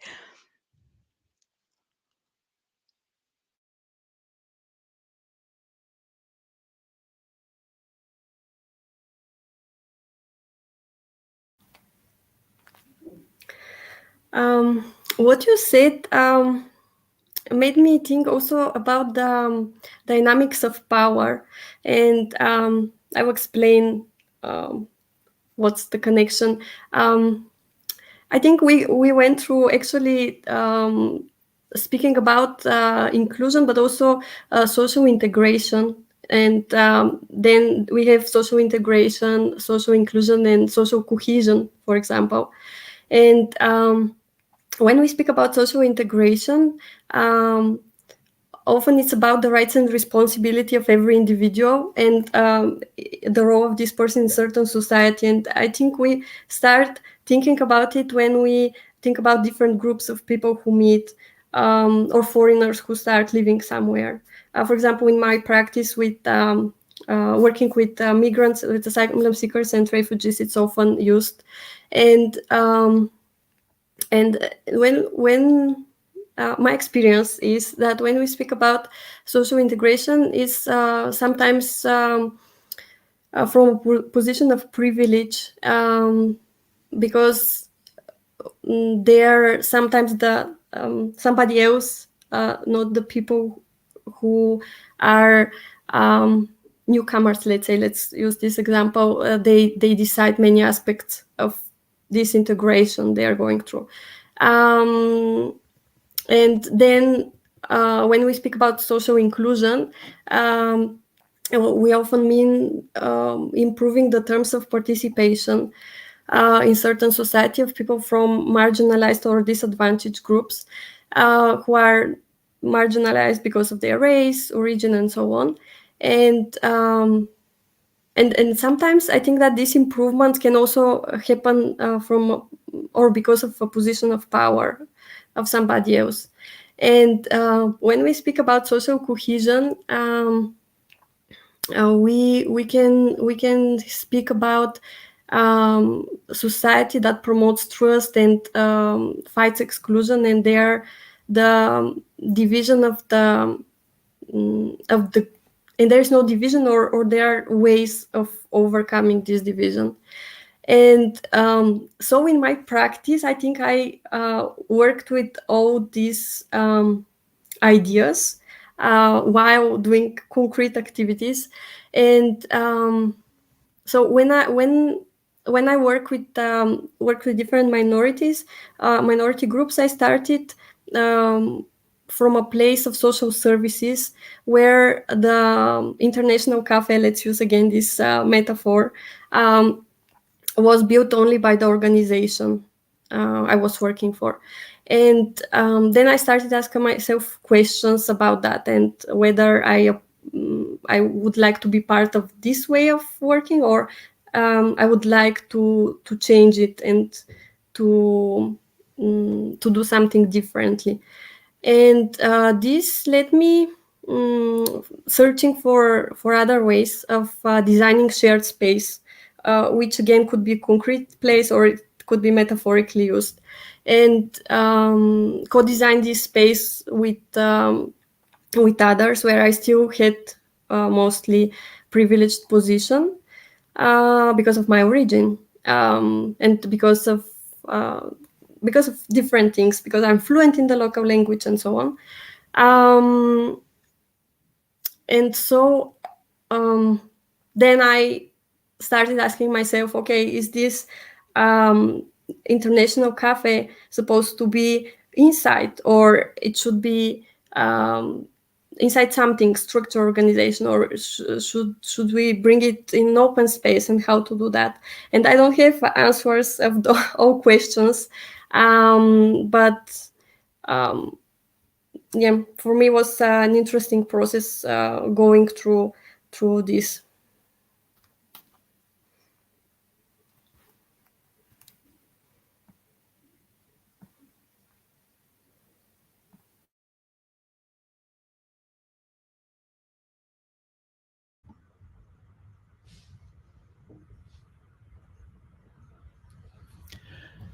I want to speak to a couple of things that are present for me in listening to you all. Rosina, that use case or the example that you spoke to of the cafe on the island in Hamburg reminded me that there's no true international place, and there's no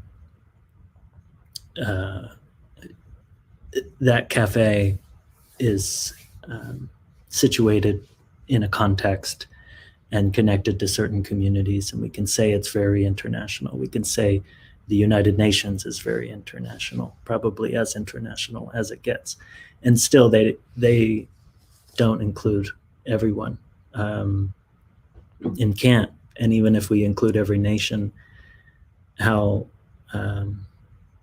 could we include every culture and subgroup and everyone else? It's an ideal that feels like it's worth reaching towards, and perhaps important to recognize the futility of the goal. And so I wanted to voice that, and also, yeah, actually, I'll just leave it at that for now. Put this back in the middle.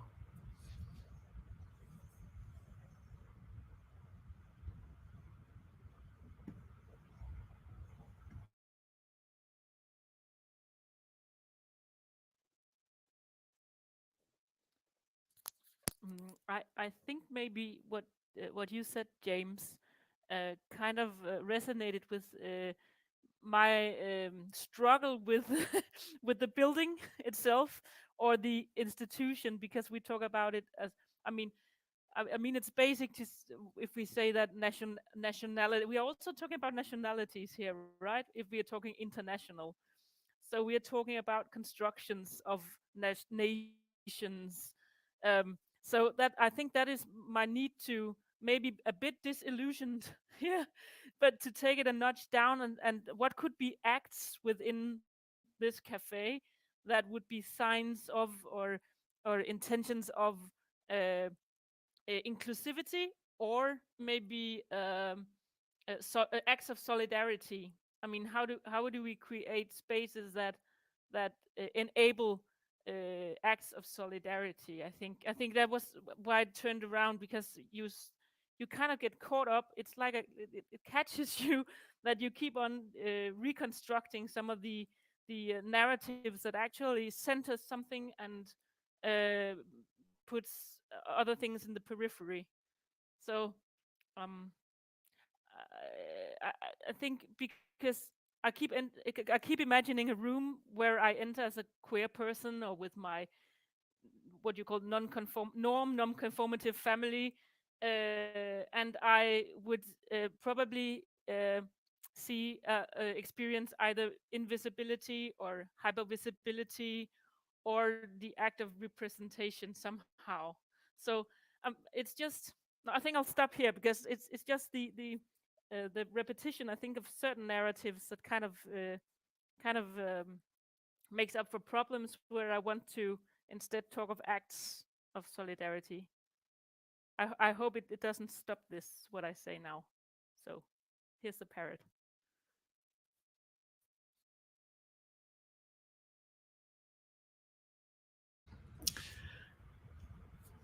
I really love that, and I wonder if we're open to exploring what those kind of acts might be. I think of, perhaps rituals or routines, or practices that unite groups and cultures. There's a lot to be said for celebrating and making space for diversity and different cultures, but also I wonder about the space where cultures meet. What do seemingly different cultures share, and could an act be created to connect individuals in those different groups?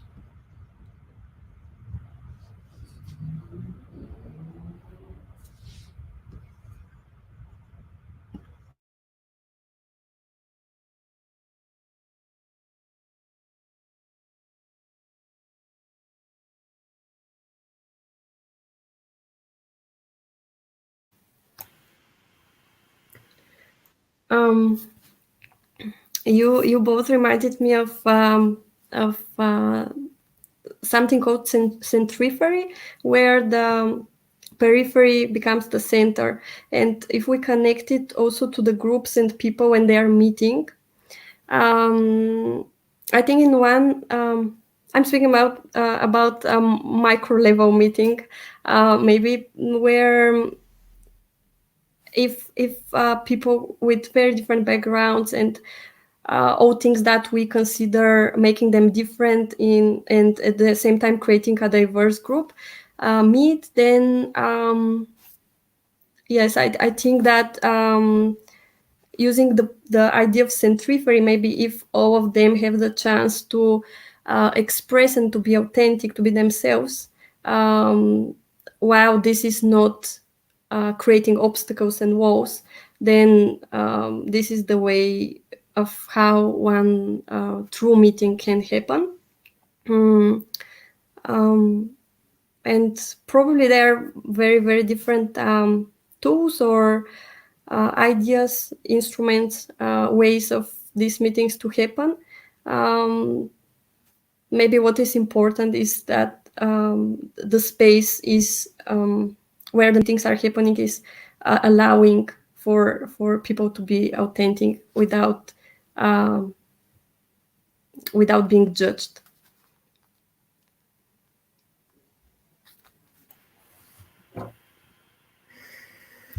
Yeah, I have many thoughts, and I would continue with the point that if we create this international coffee as a metaphor, it's important that we know. I think you, Diana, you said you talk about the privilege, like to recognize the privilege that we have if we create something. It's not something that everybody has the feeling that, okay, I just start a project, and only with this feeling of okay, I have the privilege of taking action and looking for the collective responsibility that I have is starting something, and not only doing the project thinking about my identity and the things that I need or what I think it's important. Only in this way we can change something in the collective, and offering a place where we can share our differences as well. I think that's the point where we can find a way where we meet each other, where the differences are not don't need to be hidden, but we don't need to. I think you also said that, Diana. We don't need to shame about ourselves or have a fear that we cannot have a place here in this place. But yeah, I think important is the what's the word? The exercise of hearing and seeing each other, and not thinking, okay, I know about everything. I had yesterday interesting. I don't know if interesting is the word, but an interesting situation with two other friends.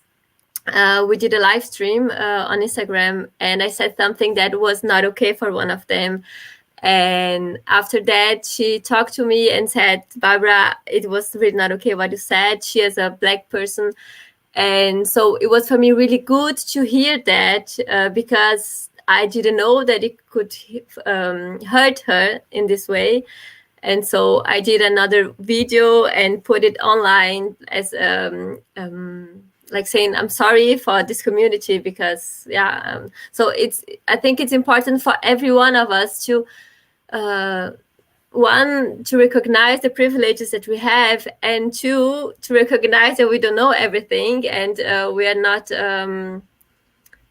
we still have also, if we have many privileges, we also don't know everything. We're very, very far away of knowing everything about everyone, and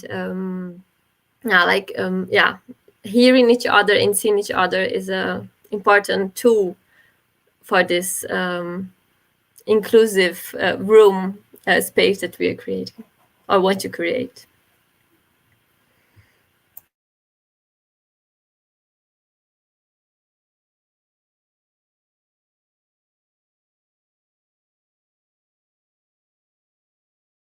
One more thing, because in this interaction where different people get together, it will probably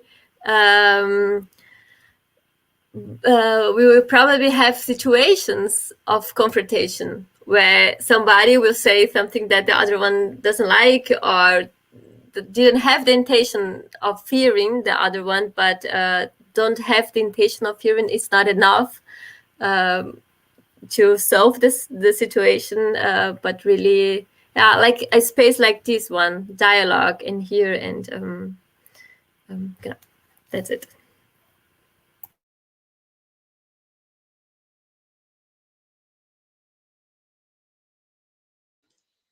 We have often spoken about privilege, and I think we have also to be aware of the fact that we are privileged. We are part of the privileged world, and we are privileged to have time on a Saturday afternoon to sit here. I'm sitting in my kitchen, and I'm speaking with you all around the world. But I am in Europe. And you know what happens at the border of Europe nowadays. And there are many, many, many other people who would like to know us and to let themselves know, but we do not let them in. So I think, okay, we are privileged, but the privilege carries also the burden to try to give these privileges to others or to open up for others. And I think this is the big problem. And I think I'm too old to change something in the world.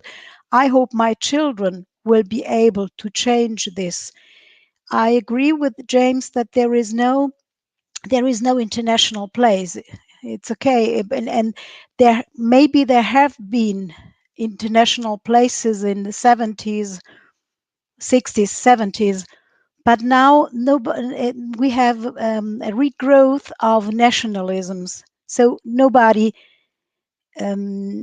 is interested. Everybody fears the others, and everybody is interested in nation, in what is mine, my little small garden. And I think the privilege and the burden we have working for culture and being in the system of education is to let people know that no one has done something to be American, Italian, Brazilian, or being a Pakistani or Croatian or something else, and that everybody has the same right to live. And we are speaking now about the opportunity to meet each other through eating together, because I think it's the best way. I don't know if it's because I'm Italian, but the best way to learn the habits of other people is to eat together and then to know their traditions at home. But we have do not have to forget that there are many people who even who cannot even do this, because they are not sure that they are going to eat tomorrow or today, and they have to eat what they find. So they risk to lose their traditions. And another thing about the word integration, we have many examples in Europe where I think integration did not work. Or better, integration can work when we respect each other's traditions. Integration does not mean that I have to forget my origins and accept the origins of others, because I cannot forget my origins. I have them inside me, because everything is in this microcosmos, which is the family.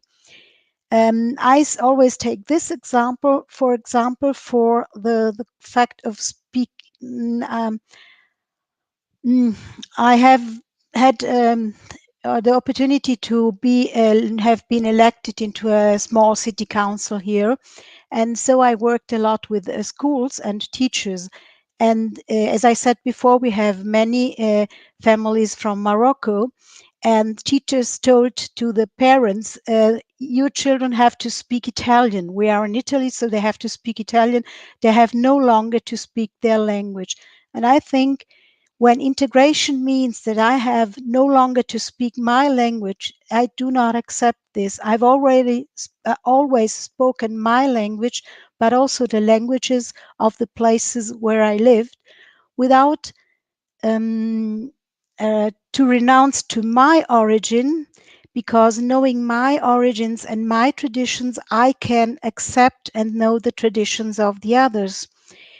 And I think we always speak about with big words, integration, and what does integration mean? And are we sure that people want to be integrated when integration means to renounce to their origins?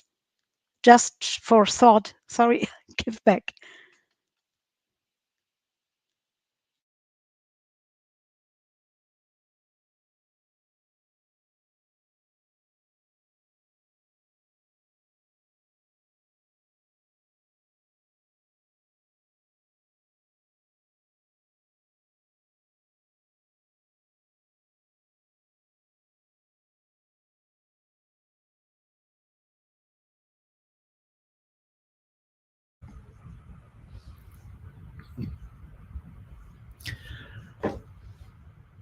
that makes me think if we did truly have, let's say, a space where we had, let's say, 100 people that somehow accurately represent the entire world in terms of race, nationality, wealth, access to resource.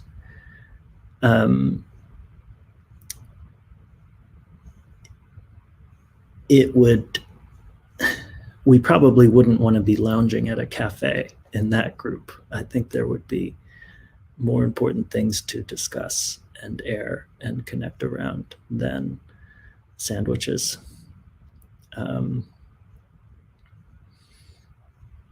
And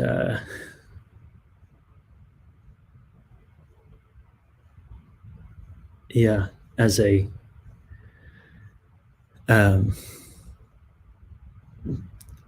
white male American,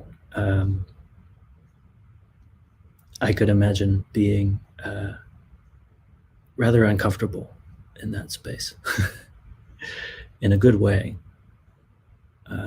I would volunteer for it, but there might be a lot of reckoning to do.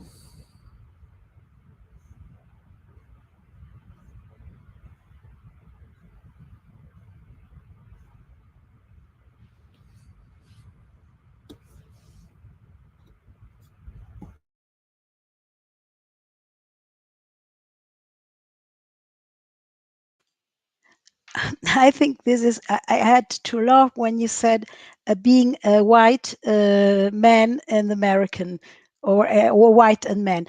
Nowadays, we are always speaking in Germany. There's also a big discussion about being man, white, and rich. Man, white, and rich. I don't think it's a problem of being man, white, and rich, and it's not a fault to be this, because the fact that also white rich men are interested in these topics is the clear example for the fact that we cannot to defend some categories give the fault of everything to other categories.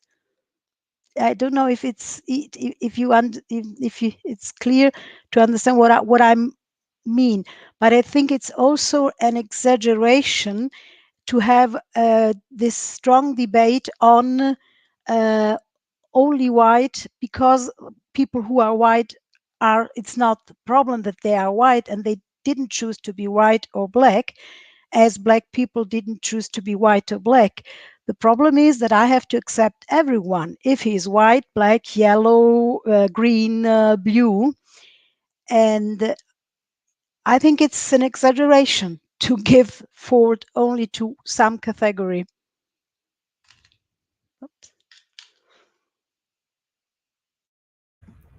I just want to speak to that briefly. I think it is a good sign that people in power are wanting to do good and, let's say, distribute power. But it is a problem that we're wanting to do it on our terms and sit back and think, what's going to be the best way to solve that, in a way of, using many of the same methods that created a ton of inequality and oppression and destruction. And I think that's a problem. I don't think it can happen that way. Amelie?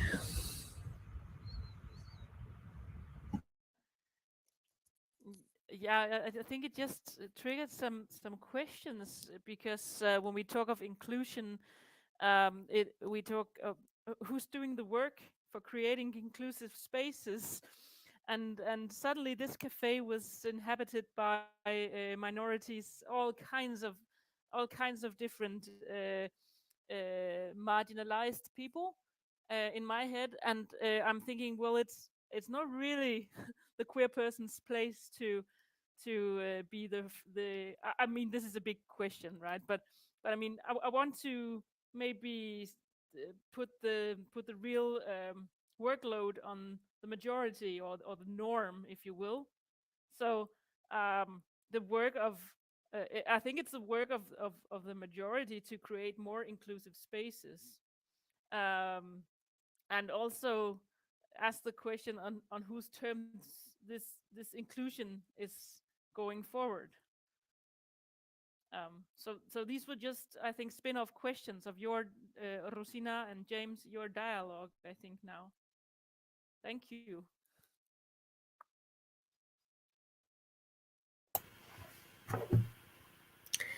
I continue with this point that you talk about, Amélie. I would say it's a way that the white community, the male community, the privileged community have to do a social reparation, I would say, for these minority groups, like being conscious of now, like you, all of you, I think you said, I didn't choose to be born in this skin, but I am here today because of my ancestors, and I get with that many privileges. So I would say that we have a responsibility, and yeah, so it's something that like you say, Amélie, it's an important role that we need to take in the society. In this point of inclusion, and yeah.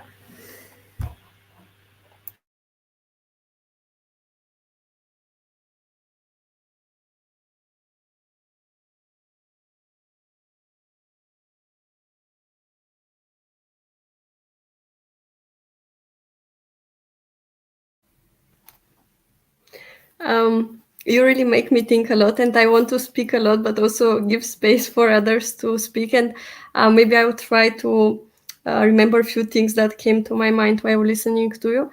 I believe that following the principle "nothing for us without us" is also a good way to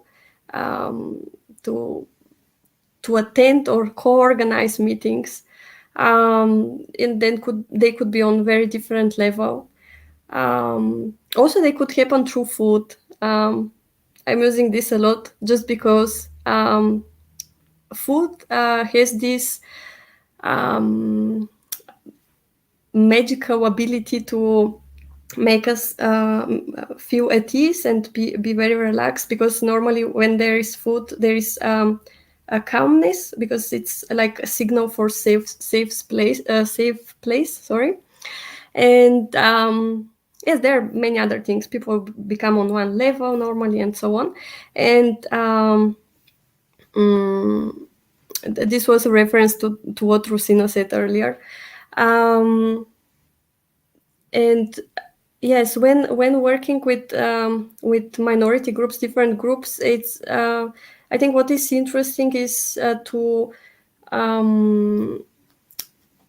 really try to connect to each other, and there is no one perfect recipe. It could be through different ways, but I agree with you that these meetings are necessary and important. And I just want to give you also a sign now that we have some more minutes to wrap it up, and I invite you now to share some final thoughts.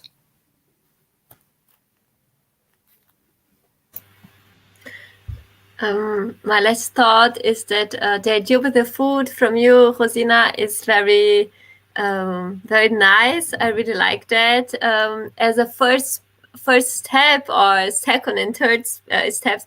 But I would also invite us to think about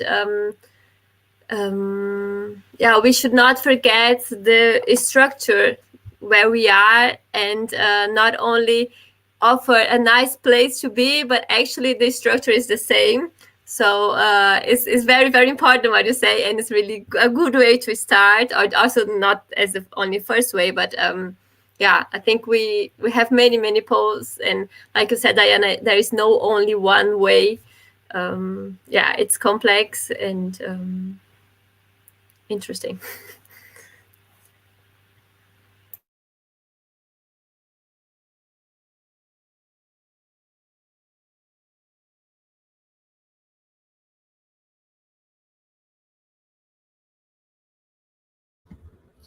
I'm really grateful for this inquiry. It feels really generative, and these are important things to talk about.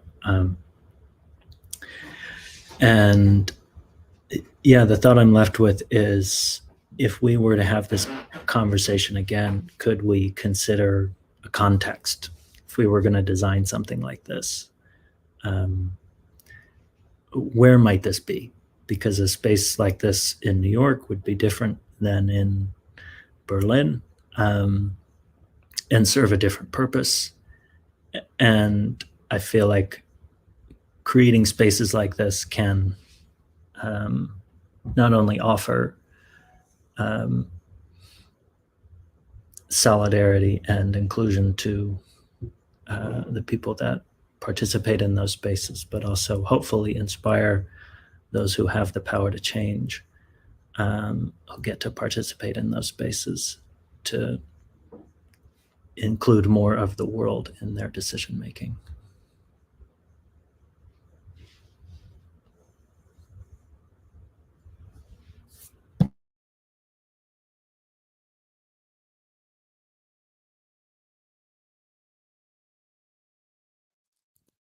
Yeah, I think maybe two things kind of got stuck with me here.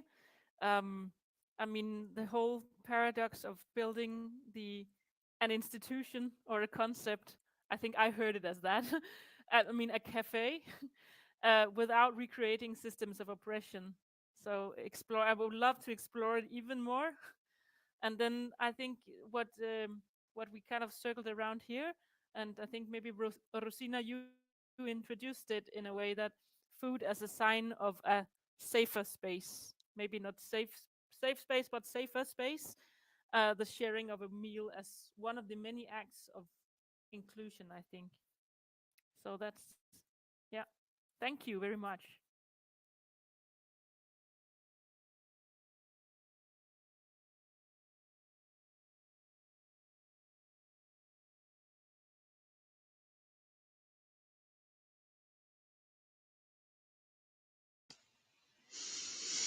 Oh, it's very inspiring to have this kind of conversation, and for me, the fact that we can speak about these things so openly and have this vision for the future gives me much hope that there will be a better world, because the only fact that I don't know how many people participate into this program, but I can imagine that who accepts to participate in a program like this is already open to discuss these kind of topics.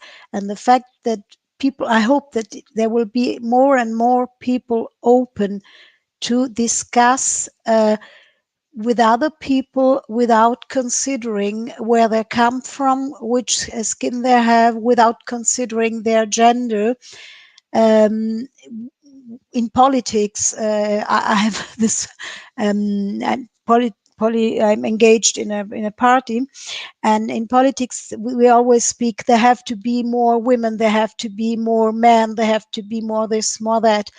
But I think the best way to think about this is being individuals. I know that there are many differences and that the gender problem is a big problem, but if everybody of us accepts his neighbor as an individual with his rights and his right to live, things could be much easier. And I try this for myself, but I think that the simple fact that we are here to speak about this is a sort of how do you say, a star in this dark sky, where for hope that things can get better, can become better.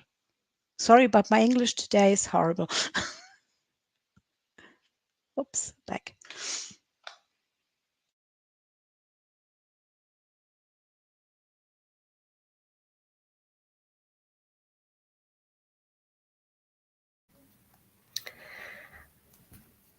I'm very grateful for meeting you today. And I hope we'll have another chance to meet, maybe in an international cafe that is designed by following the inclusive design, which is apparently something already existing. I met 2 days ago somebody who is by profession inclusive design specialist. That was very interesting.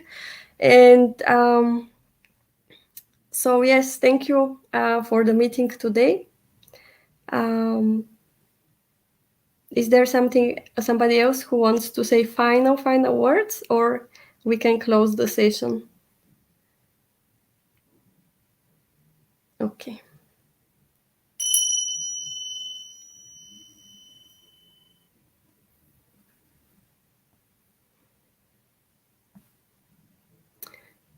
I'm not sure if Pedro will come now to tell us if there's something else. Maybe let's give him a minute or a second. I am there. Hello. Super. Thank you so much. That was really nice. Thank you so much for your time. I wanted to just send you something here. We have prepared a really small survey with 3 questions that I will pop here into the chat. It would be lovely if you can also answer the survey. So because we want to continue doing this initiative and we want to get your insights to improve that and see what else can be better here.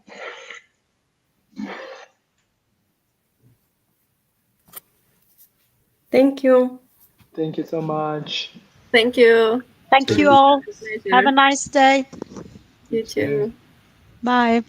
Bye.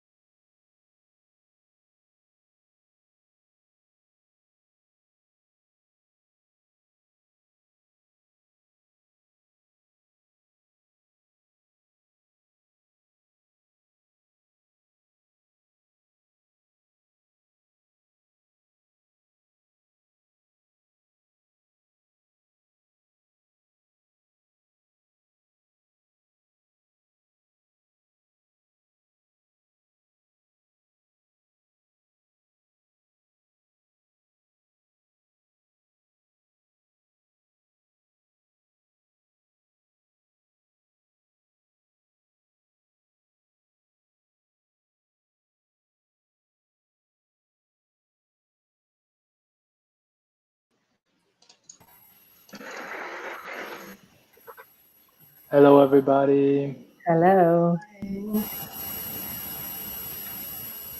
Welcome to Solidialogues. Welcome to Populism and Politics, in Politics.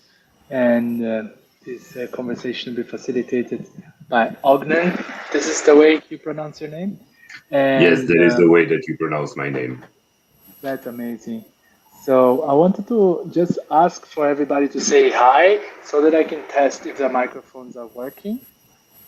Hi. You hear me? Hi. Hi. Hi. Perfect. Everybody's microphone is working. That's great. So another thing that I wanted to say. So we will start the dialogue, and Ognen will give an introduction. And we are using this sort of talking stick, an object that we pass to the middle of the screen, and then the dialogue goes for 60 minutes. And it would be great if you can just keep yourself muted if you're not talking, just for no disturbances for the people watching online. And just reminding you that this is being streamed online into Solidialogues.1 and also in the Goethe-Institut YouTube page. Patricia was disconnected shortly, and Yeah, she should be back now. Figure out how I'm muting, but Muting. So there's below the screen there is like a microphone symbol. You have to click yourself onto it and then you mute it. That's wonderful. And everybody has their name after that, so I'm really glad to see you all. Super nice to see you, Eka. It's always a pleasure. Yeah. And yes, I think there might be another person that will just join. That might be a bit late. We're still like 4 minutes before the official start, but I think you can start already with the introduction of yourselves and get yourselves acquainted with each other. And then if she does come on a bit later, I would just let her in. If she does arrive after 10 minutes after, I would not let her in and just write her in the chat to not interrupt you. Pedro, If not- can I ask you a question? Absolutely. Yes. Should we use earphones instead of our laptop's mic? I think that's ideal, but if, for example, you're not having any echo, that's okay. I mean, your I'm not. microphone, exactly. It's not being, the connection seems good with the normal one. So it depends. Some laptops produce this echo and then that's a problem. But if it's not, then I don't see an issue on that. Okay, thank you. Okay. Wonderful. So I'll put myself into the background. If you want to talk to me, write in the private chat. I'm here watching you, and I wish you good luck. Okay, thank you. So we can start, right? Yeah. Hi, everyone. My name is Ognen Janeski. I live in Skopje, in the capital of North Macedonia. And I'm truly happy that we have a female group, because this is the story of my life, always working with women, and especially because I also work for a lot of trainings, and the last training that I'm working on is with the British Council from London on gender politics and gender in media. But originally my day-to-day job is as a TV host and editor at large in Television 24, a national TV broadcaster in Macedonia. And from other things that I have experiences, I also worked briefly at the United Nations headquarters in New York, at the Department of Public Information. I'm also an author, a lecturer, and 33 years old. Yeah, okay, yeah, if that is important, but let's say it's not. Okay, so this would be the talking piece about this presentation at first, because they said that we should have an orange or something, but in Macedonia we have apples, which are really good, and I'm giving the talking piece to someone so someone can continue presenting themselves. Donika, please.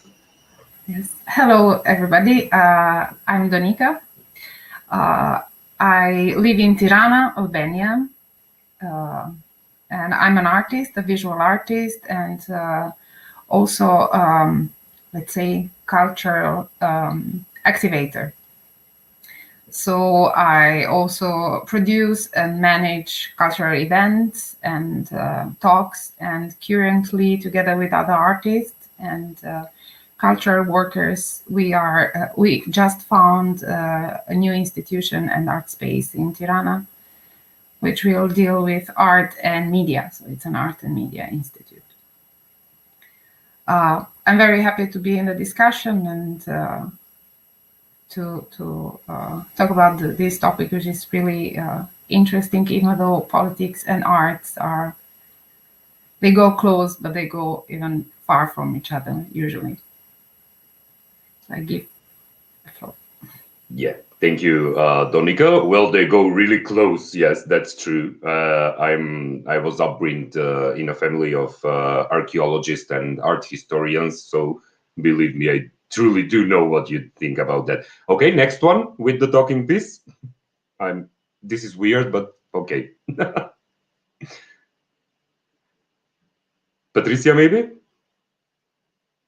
Yes, just unmute the microphone, please. Yes, I can continue. Yeah, yeah. I live in Berlin. I work in a social science institute as an assistant, and I'm currently doing the German as a foreign language teaching course at the Goethe-Institut. So I got the invitation, and I have been politically active the last 40 years, I would say. So I was just interested in the topic, and I thought it's interesting to discuss controversially, but my impression is we won't have a controversial discussion, but maybe I'm wrong. Yeah, I just like the idea because I think we lack talking to each other and discussing.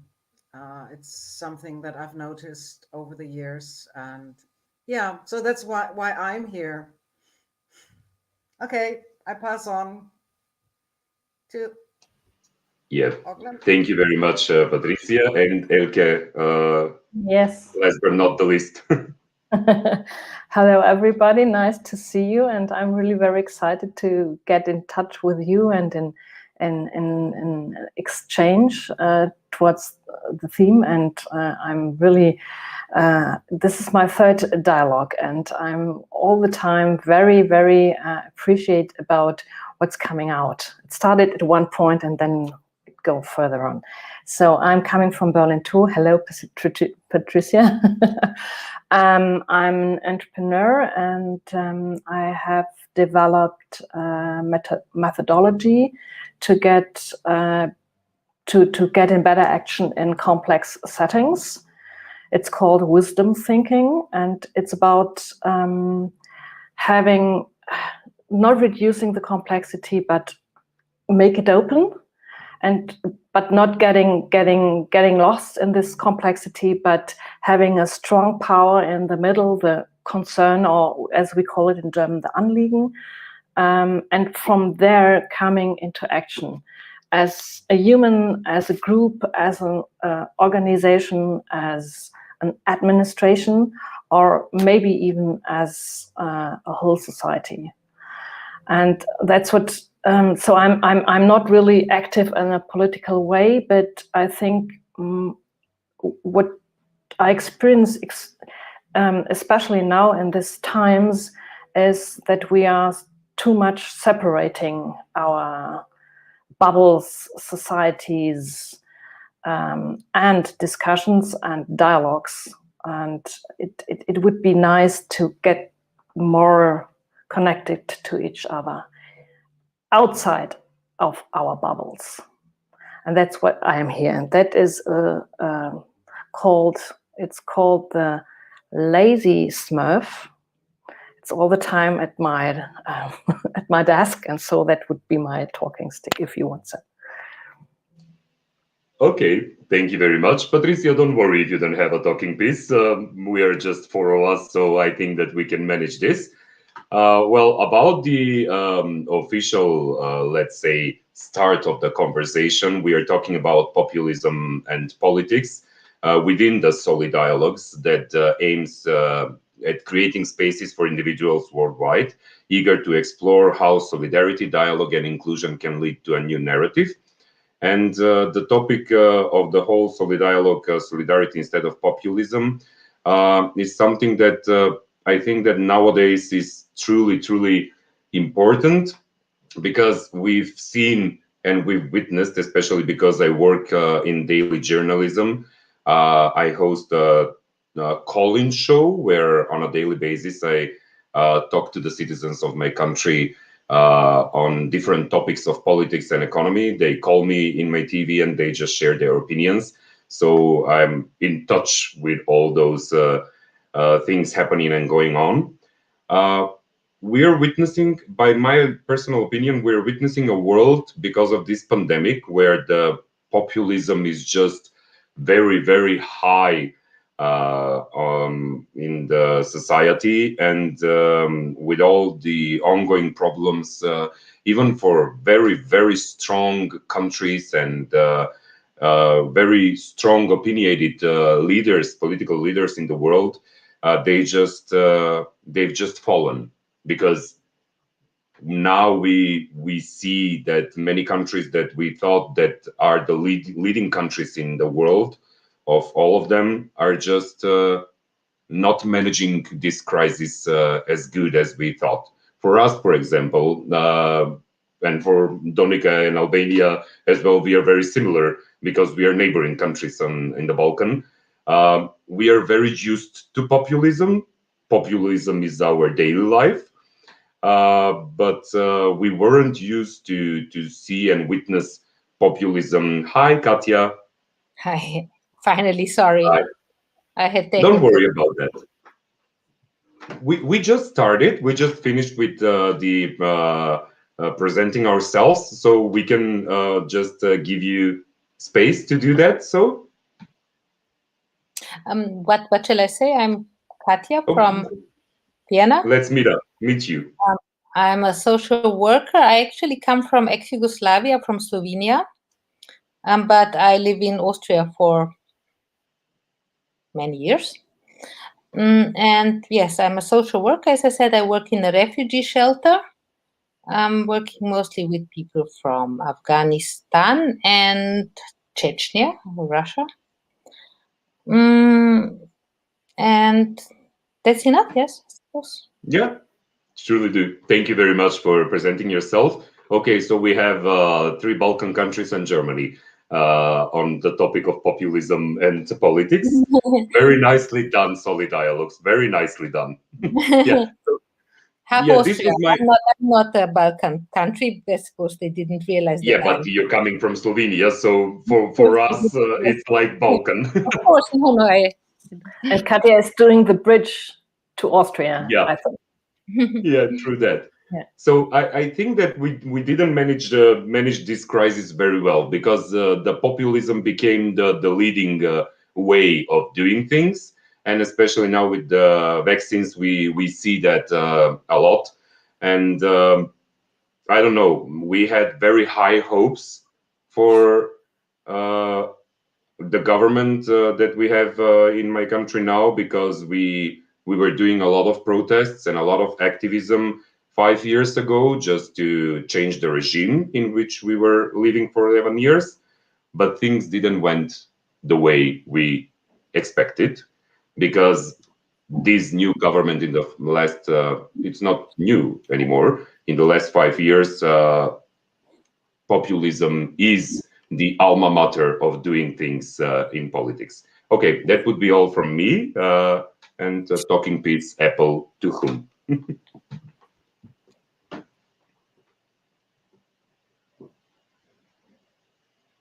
Who would like to share their opinions on the topic?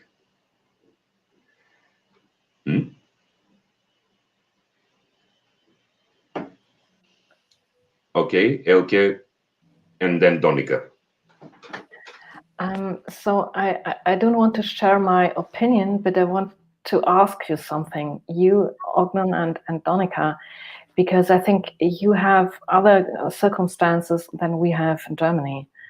And so I heard from you, Ognan, that populism is the daily business of your regime and your politics.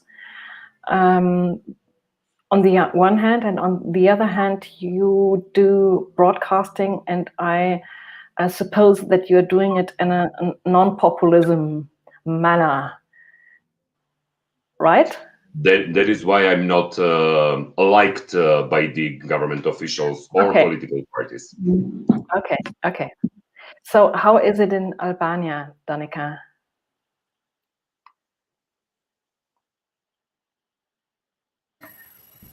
Well, in Albania, of course, is, I guess, similar to Northern Macedonia. But before, I would like to define a bit what populism is, because populism can be many, many things. And basically, populism is a way of expressing or addressing a topic. So it's against elitism, elitant society, and presumably is taking the side of the people and not the elite. Now, what happens in countries like Albania, who used to be a communist country, and what populism means here? Well, it means also making elections, giving promises and pledges that you never will accomplish. Making people believe that you are not the best, but the best option. You are less bad than the other one. So these are the situations. The situation in Albania, and of course, I mean, there is no fact check, and there are always pledges that are never compiled.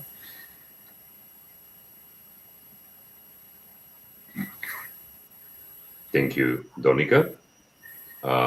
Talking piece next to whom? Who would like to share? Yeah.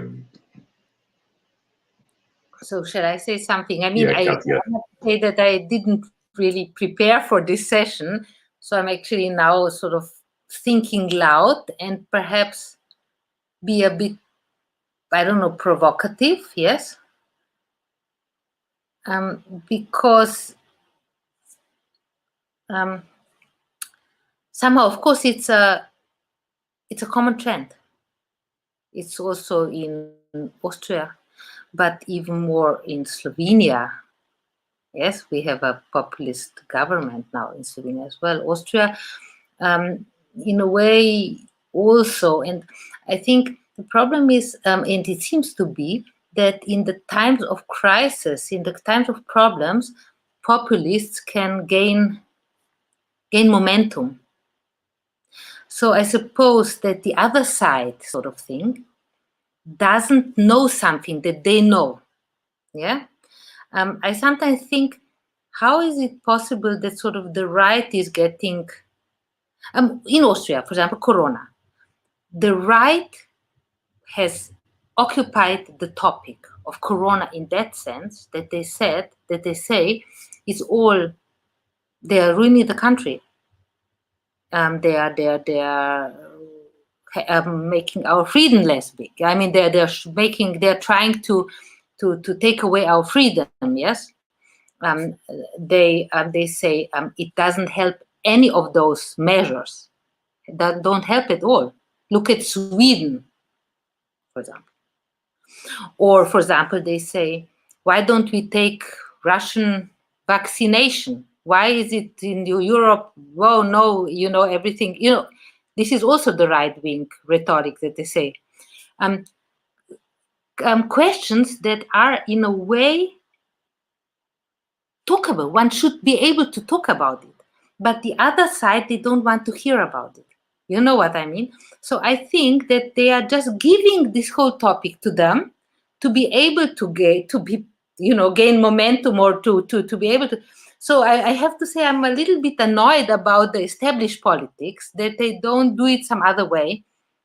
Was I clear in what I'm trying to say, or was I too confused now?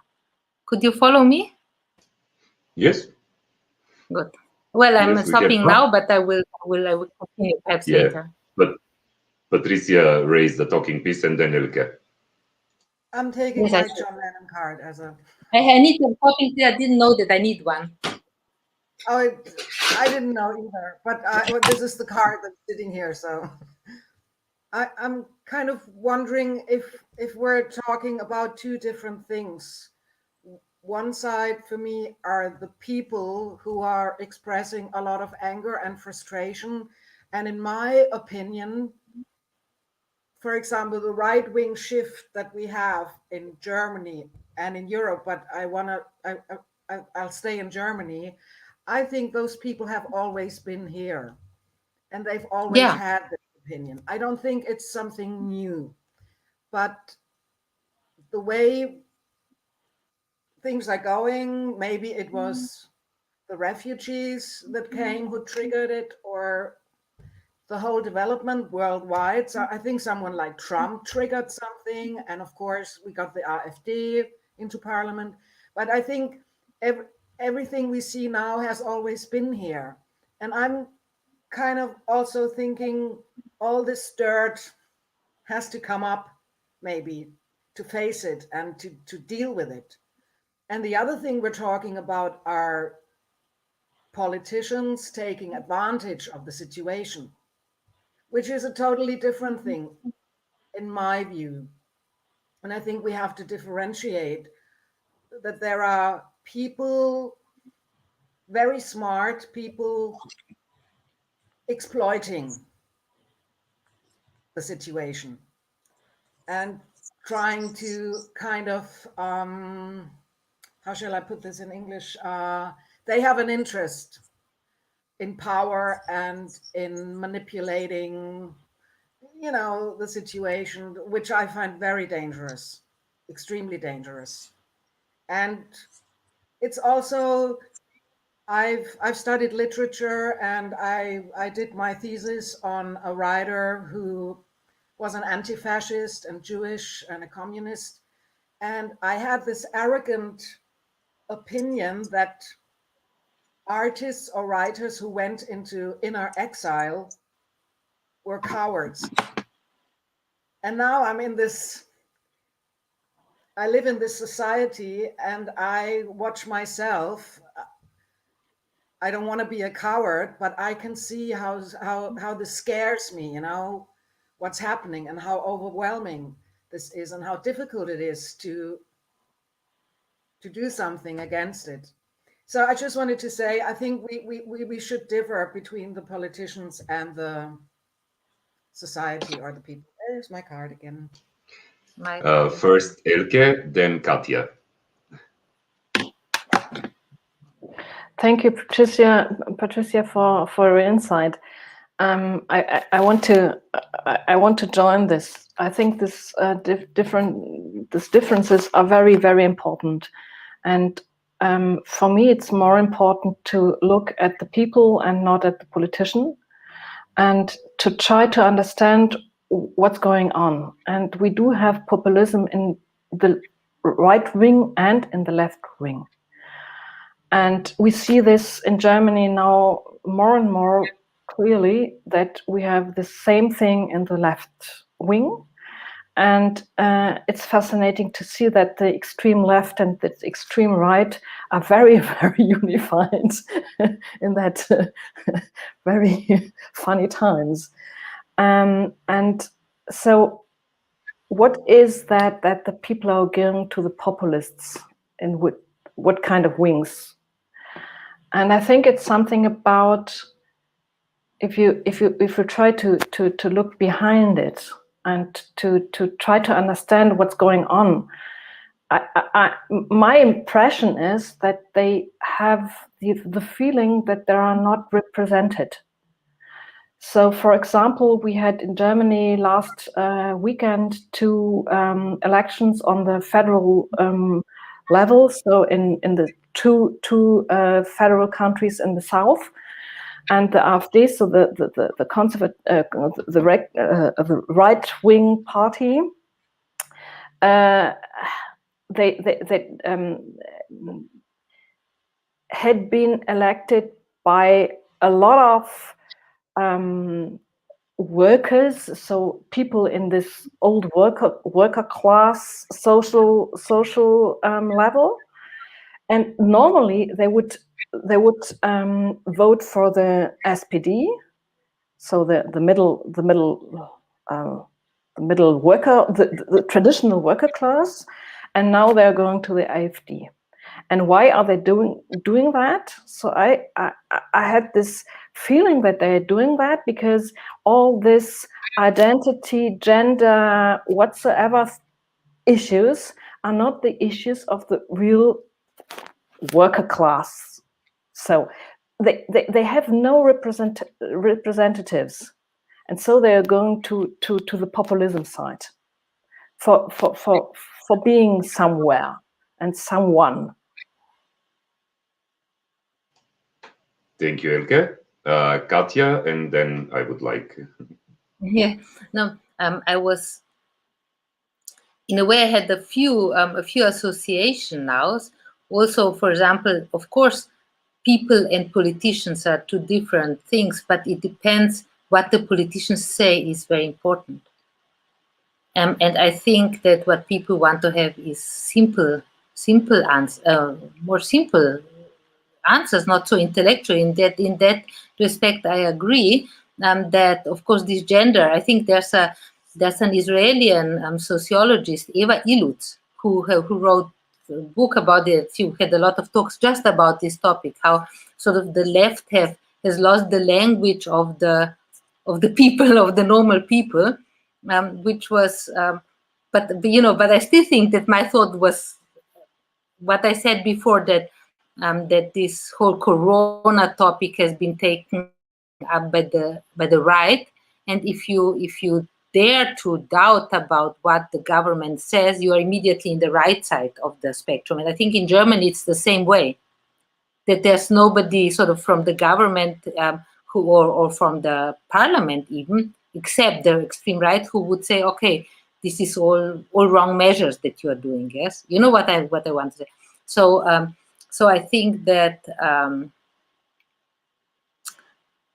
that it is true that the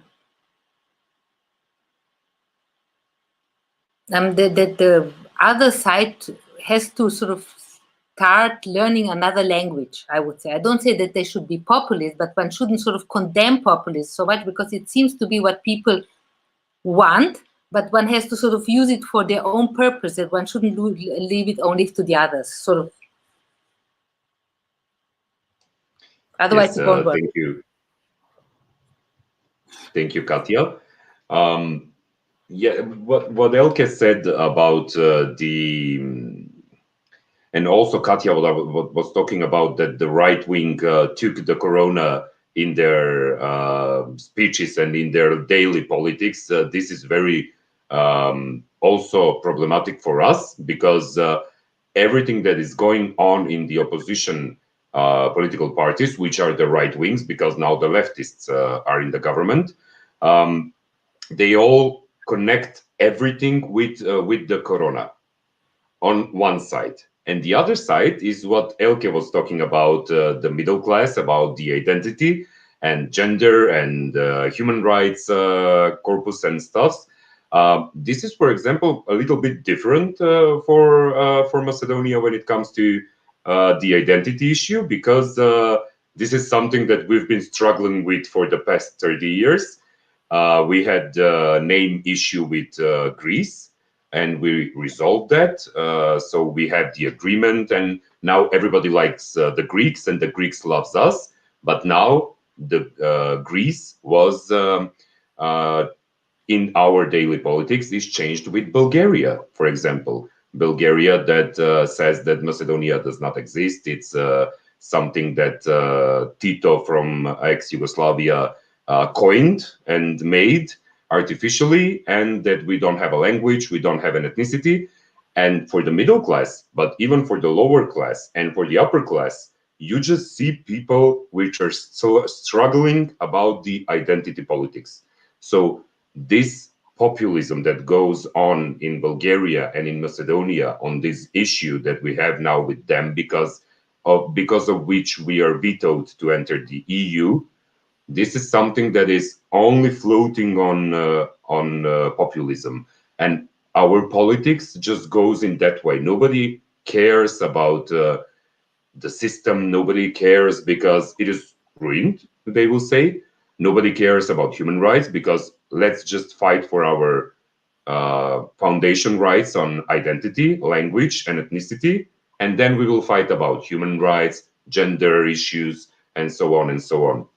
So, and the solidarity aspect, instead of populism, was very important last year when the pandemic started, when nobody cared about anything except for keeping the public health in control. Like everyone, citizens, politicians, government, NGOs, everyone was keeping the public health in control. Now, after a year, when we are talking only about the vaccines, this is not the case anymore. Nobody talks about solidarity anymore. Everybody just goes and runs towards taking a vaccine, even if they're not in this category, which should be the first runner-ups for being vaccinated. So now we are going back to populism again, after a year of solidarity, because of politics.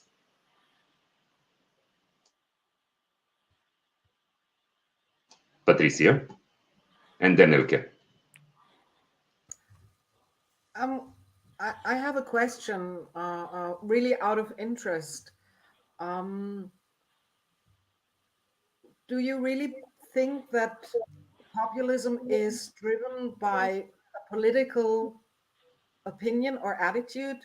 Because in my understanding, a lot of people who act populistic, I don't know if that is the right English word, are actually tired of politics, or they vote for the right-wing party to protest against the current politicians. So for me, this is almost a depoliticization.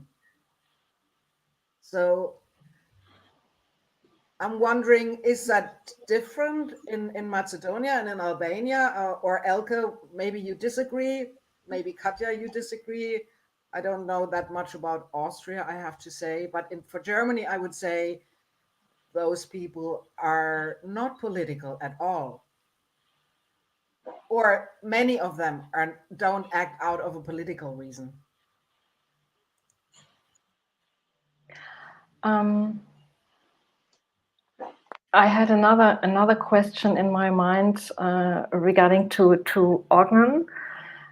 You put the solidarity in our dialogue, and so that is the Solidialogues here. Thanks for that. And did I get it right that you experienced in Macedonia at the beginning of the Corona crisis and that is what you calling solidarity, that the people are coming together around this issue? We have to be healthy together and to provide horrible things, and this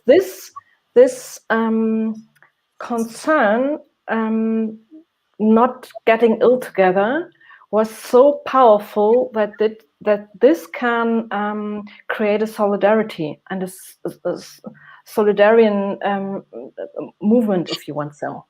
And in the moment when the politicians taking care, the solidarity breaks together and everyone is in that point. Is that your understanding? So it's something that people came together at the beginning of the crisis, understanding the issue of the crisis and the hazard going on with the coronavirus. And this was the only thing that we talked about. Nothing else, nothing more. We didn't care about anything else. It was only the public health and the health of our loved ones around us. And then it just started melting away, and we just came back to our daily lives with politics, with issues that were important prior to beginning of the pandemic. So it's this crisis. So in a very actual crisis, people are acting like this, and then they are coming out from their bubbles and they're acting because there is a very, very, very important issue in the middle. And that's what people are doing in crisis. And then you have solidarity if that is your understanding. Yeah, nobody cared about anything else. And I think that's a very, very, very important thing to populism, because we learn from that. If we have an issue we want to treat together, we are coming together, and then we are looking at this issue and not at our ideologies and separation things, and we are coming together and are doing things. And I think that's a very, very interesting moment in such developments.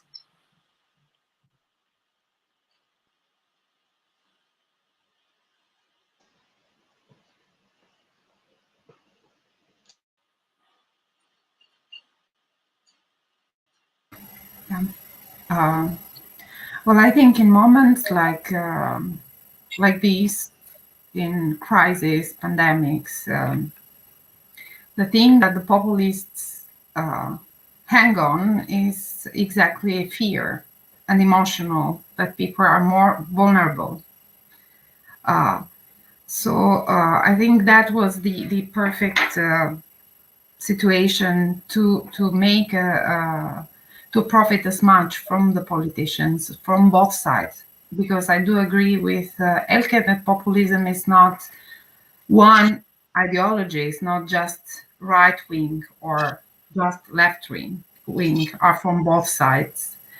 And in countries like mine, like in Albania, in which parties are not identified by ideologies, like the PS, the Social Party in Albania, does not have a left ideology, precisely a left ideology, or the PD has a precisely right ideology, then things are mixed. So in this moment, what they do usually is to exploit emotions and feelings. Like in the beginning in Albania, it was a very, very harsh lockdown immediately. So you could see even the military in the streets prohibiting people to go outside. But after 2 months, that in May, when we had to open just one day before a major social issue that people and artists had 2 years to protect, like the National Theater was demolished one day before we opened. So we lost a case just because we lost the right to protest because of the pandemic. So it's two-sided. From one side, we have solidarity to protect our health, to protect Our older ones are the vulnerable people, but from the other side, we lost some democracy and some rights in this moment. So it's not so easy to take a side in this moment. And politicians do a profit very, very well about it. Like in this moment, after very harsh lockdown in Albania, there are no really measurements. First, because there are no economical means to sustain. We cannot survive if we don't work, because there are no wealth. There is no welfare.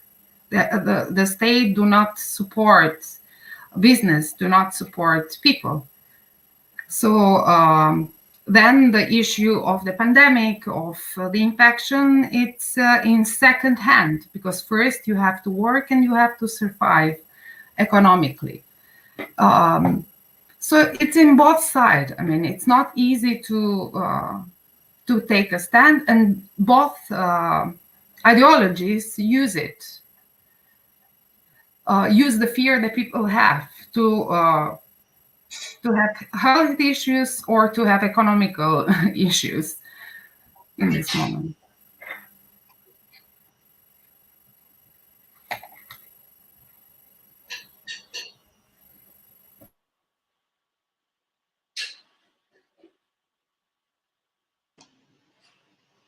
Talking stick in the middle, talking piece.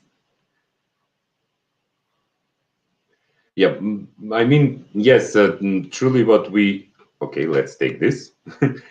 What we are talking about here, I mean, the different point of views, which are really important to me, and I'm really happy to be part of this group, because this just puts me out of my social bubble from the past year, because everyone that I know around me are in their social bubbles, because nobody gets to get out of the country to travel or to go somewhere, and we just probably forgot how to talk and to listen to others' opinions, and to have something different in mind. So I'm really glad about this conversation.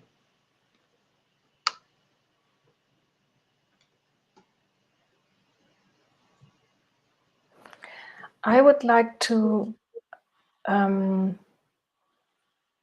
listen to your opinions or ideas or pictures, whatever, about what we can do to diminish this movement towards populism. Do you have any ideas?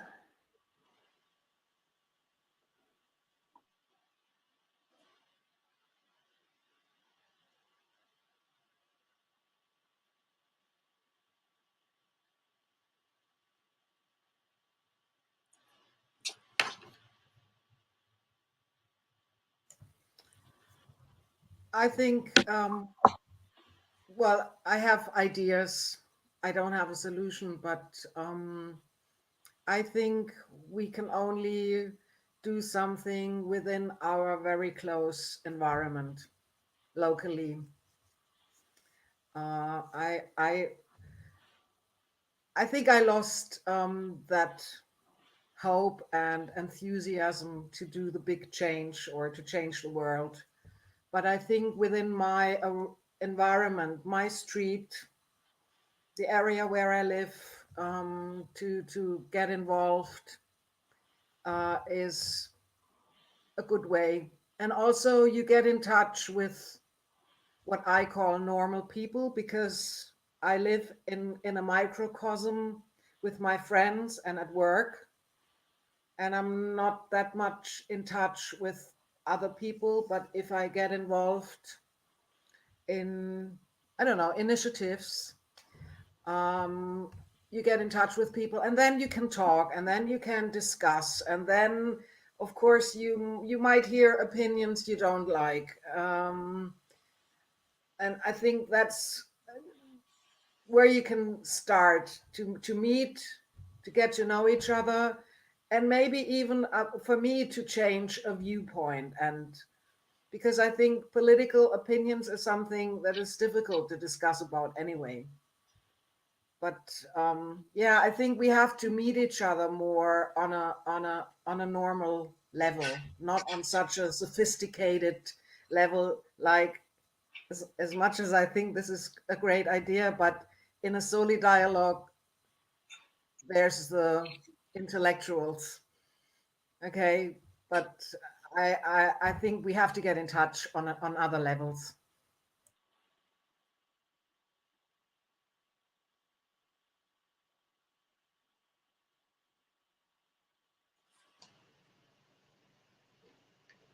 Katja, you had the talking piece.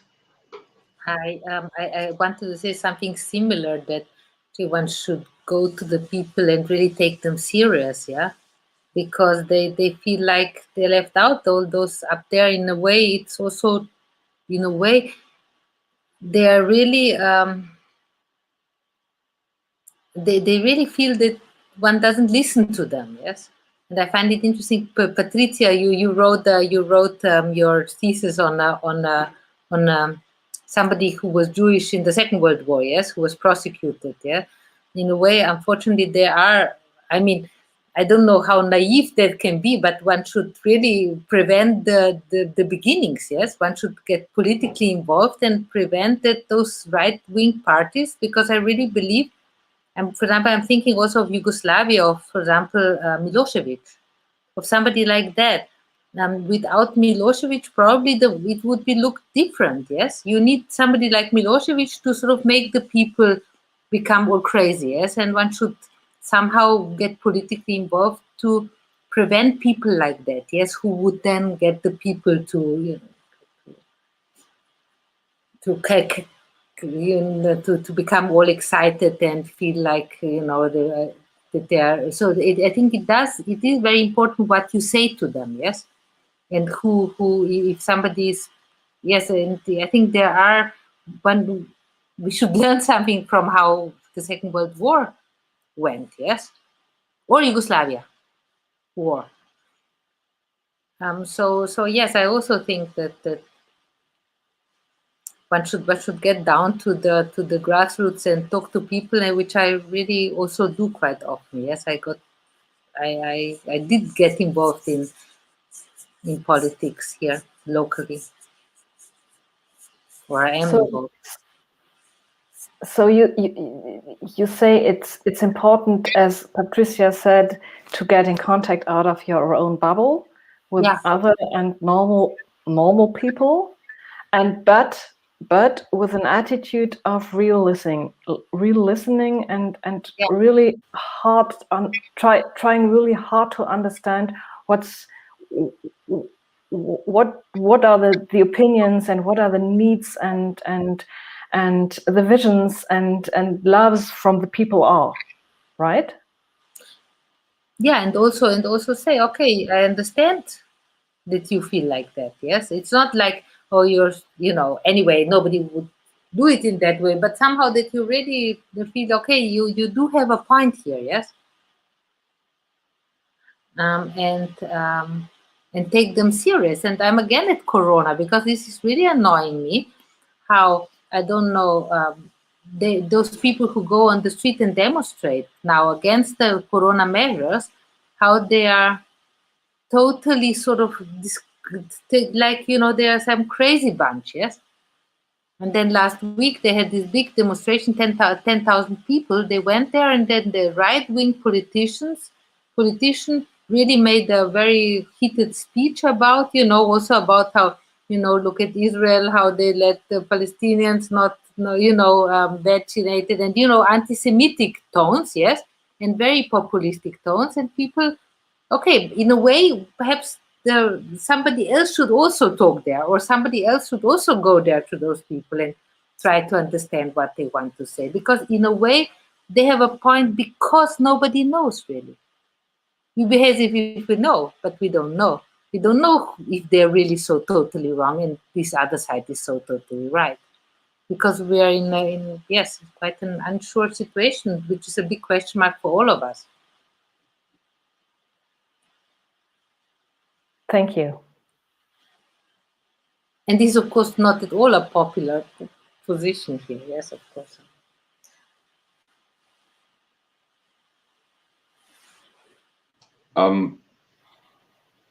About the question that Elke asked and what Patricia and Katja shared, by my personal experience that I have with people that shaped their opinions and their political views and stands, but I'm not talking mostly about the political views of my viewers, but their stands and their ideas on things going on. So at the beginning of the Corona crisis, it just came so out of like a tsunami with all those misinformations that were going on around, and even politicians were using these kind of misinformations in daily politics and in statements for the public.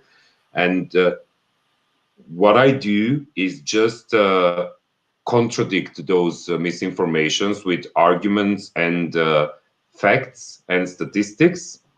But this was really hard when the pandemic hit, because there weren't any facts around when it comes to many of the issues connected with this new virus. So, okay, you will start talking and saying like you have to wash your hands and so on and so on. You should wear a mask because you can get infected and so on. But when you go deep down with all the questions coming around and all those politicians using misinformations for their political gain, it's just really hard to contradict that. So I just went from being giving the opposition of those informations, giving them facts and figures and arguments and statistics, to just cutting off all the conspiracy theories. So whenever someone called me on my TV show and just started talking about conspiracy theories, I just cut off the line. Like I really don't think that this is healthy for the country, for all the people living inside of it. Just going on rambling about those conspiracy theories and so on, with the 5G network connected with the coronavirus, connected with the bio war, chemistry war, and so on. So these are very difficult times, and it is not only for the countries, developing countries, but also for countries which are truly developed. These just came to everyone's shore for handling, in a way.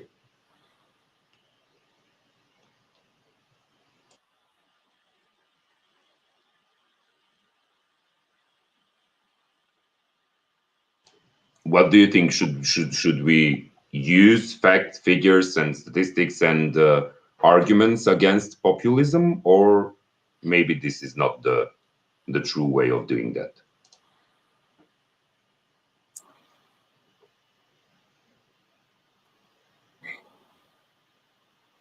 I would say it's the, yes.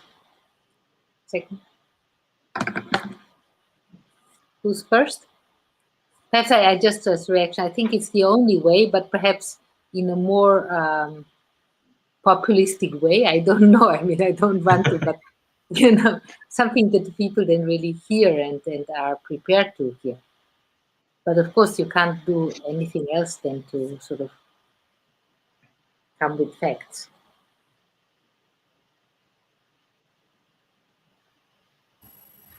Yeah.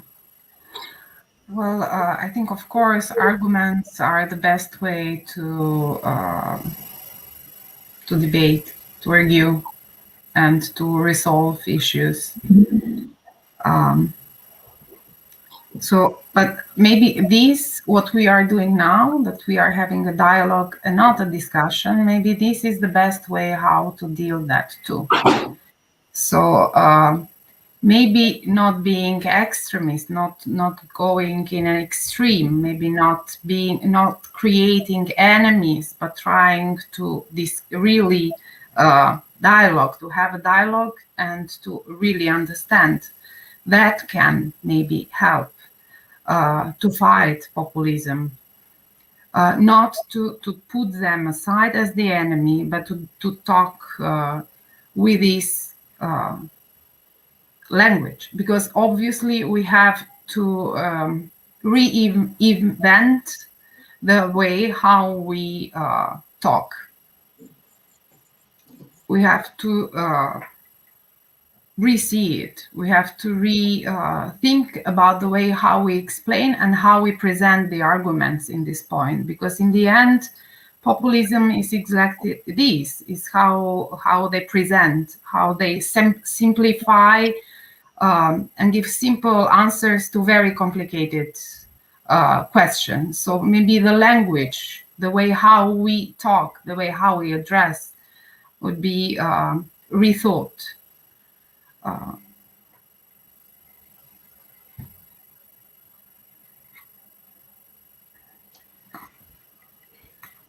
And what about art, Donika, in all this?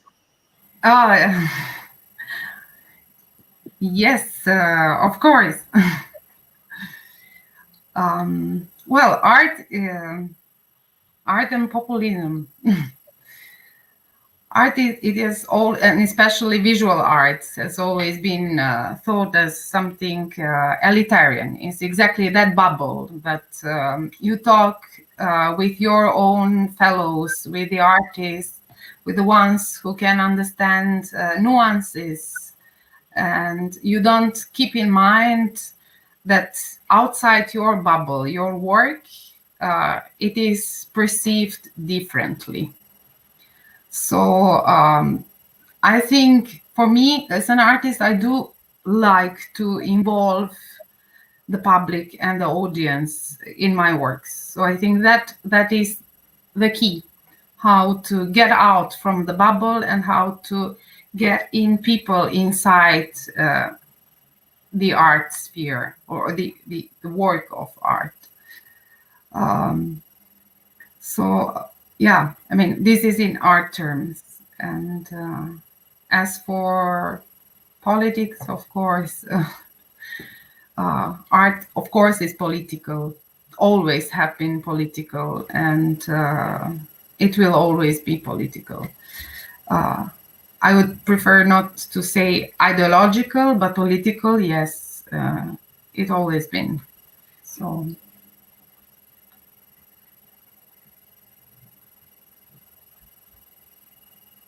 I think art is the bridge that we need.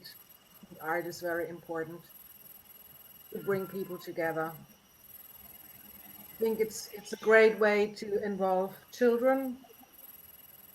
I find very important. We haven't talked about children that much yet. I think there has to be done a lot more, and also I think art is a great way of bringing people together. So it's very important, I think.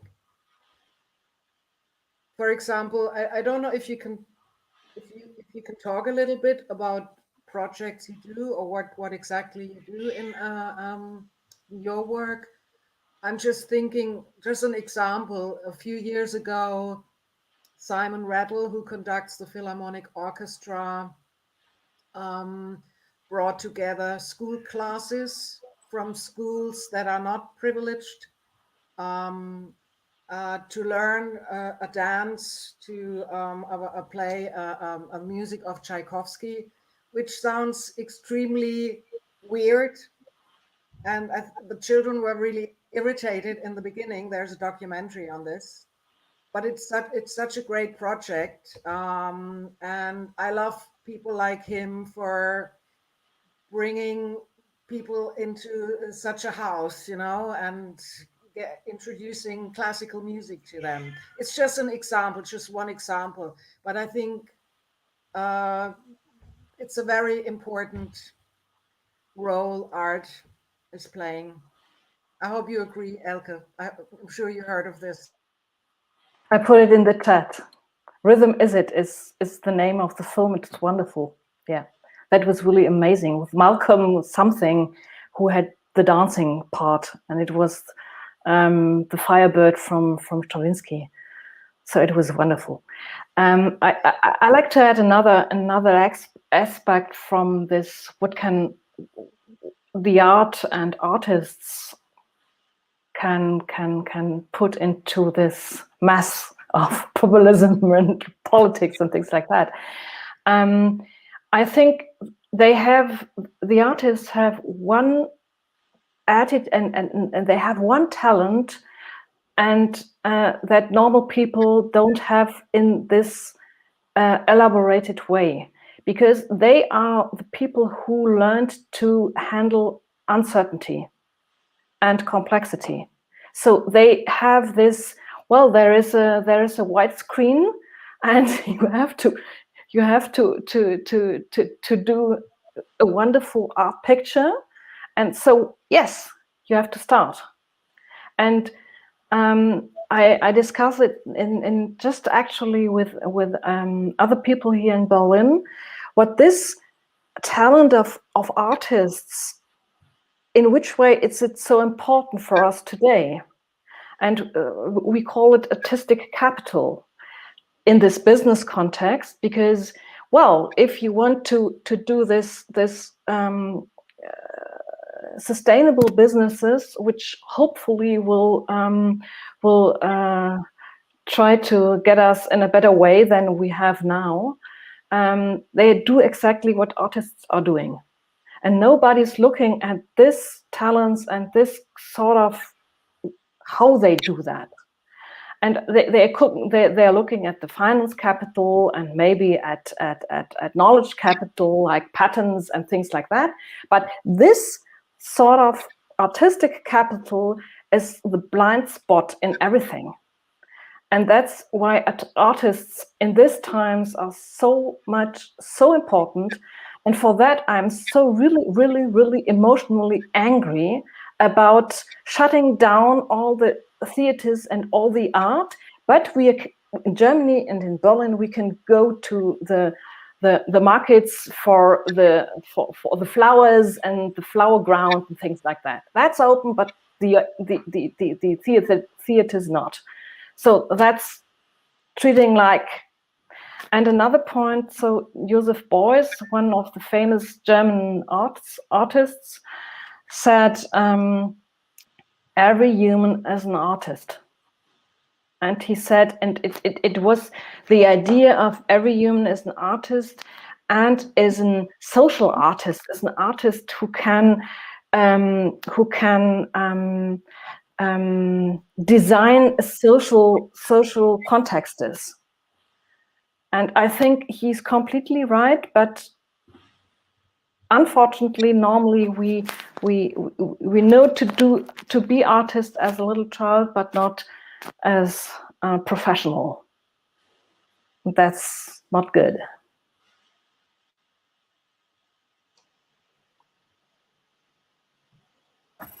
Talking about artists, I think another characteristic of artists is empathy. So I think artists are the most sensible and empathic people.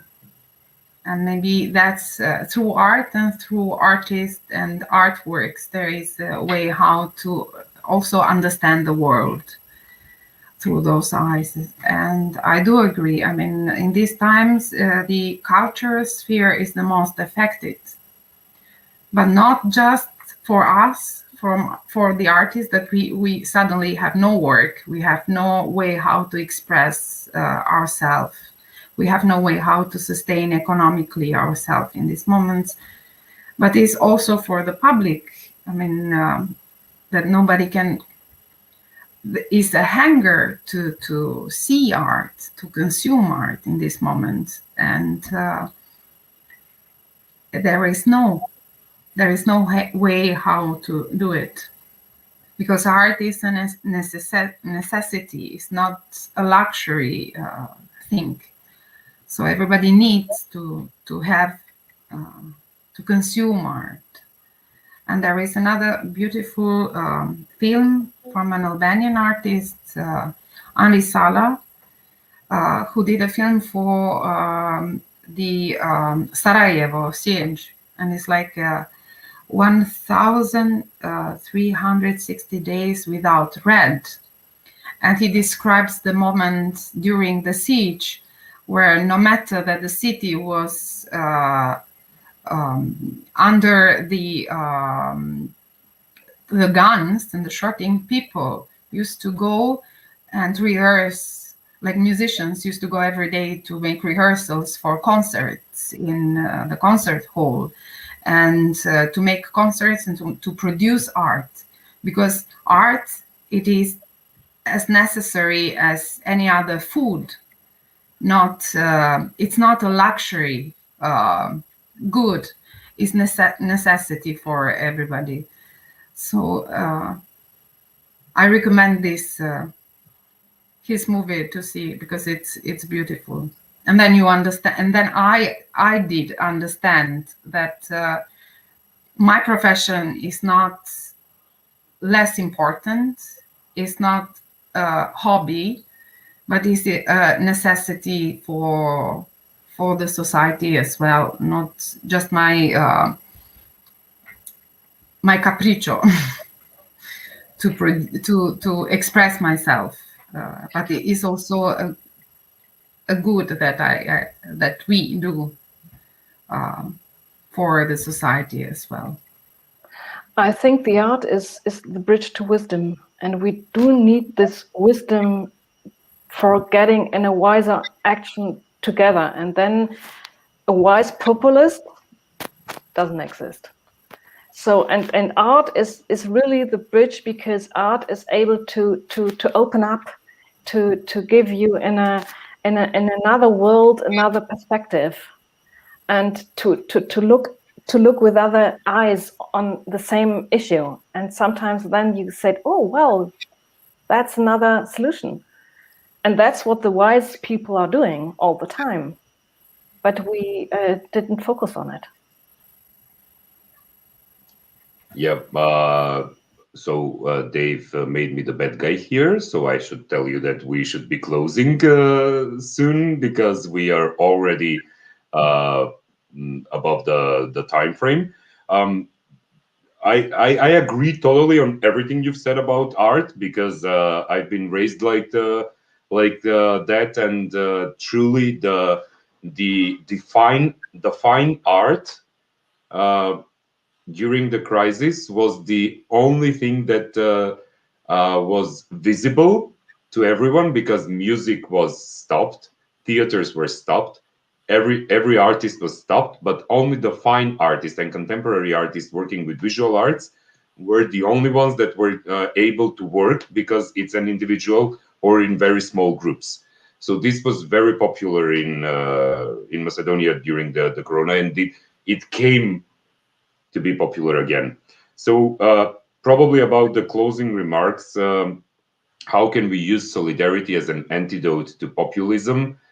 I think that what we've been talking about art in the last 10 minutes is something that we should be going on for, and using art, using arguments, using the right information and the right public figures and people, and everything that is that has deep knowledge of contradicting populism. It's the way we should be working on.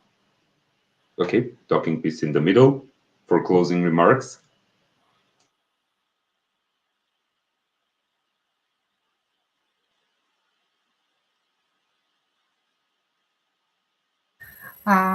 Thank you very much. It was a very nice discussion, and I'm very happy that it ended to it with art. So I'm very glad for that, and that the art is always a good solution. So I hope for better times and for always dialogues.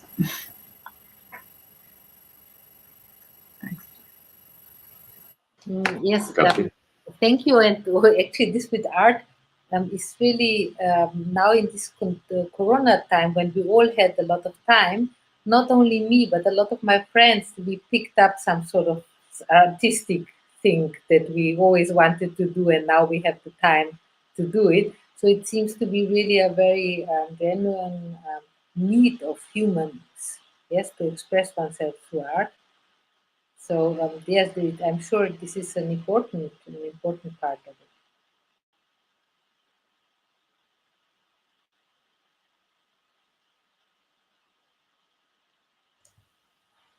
I'll make it very short. It was interesting listening to you, and I enjoyed this dialogue.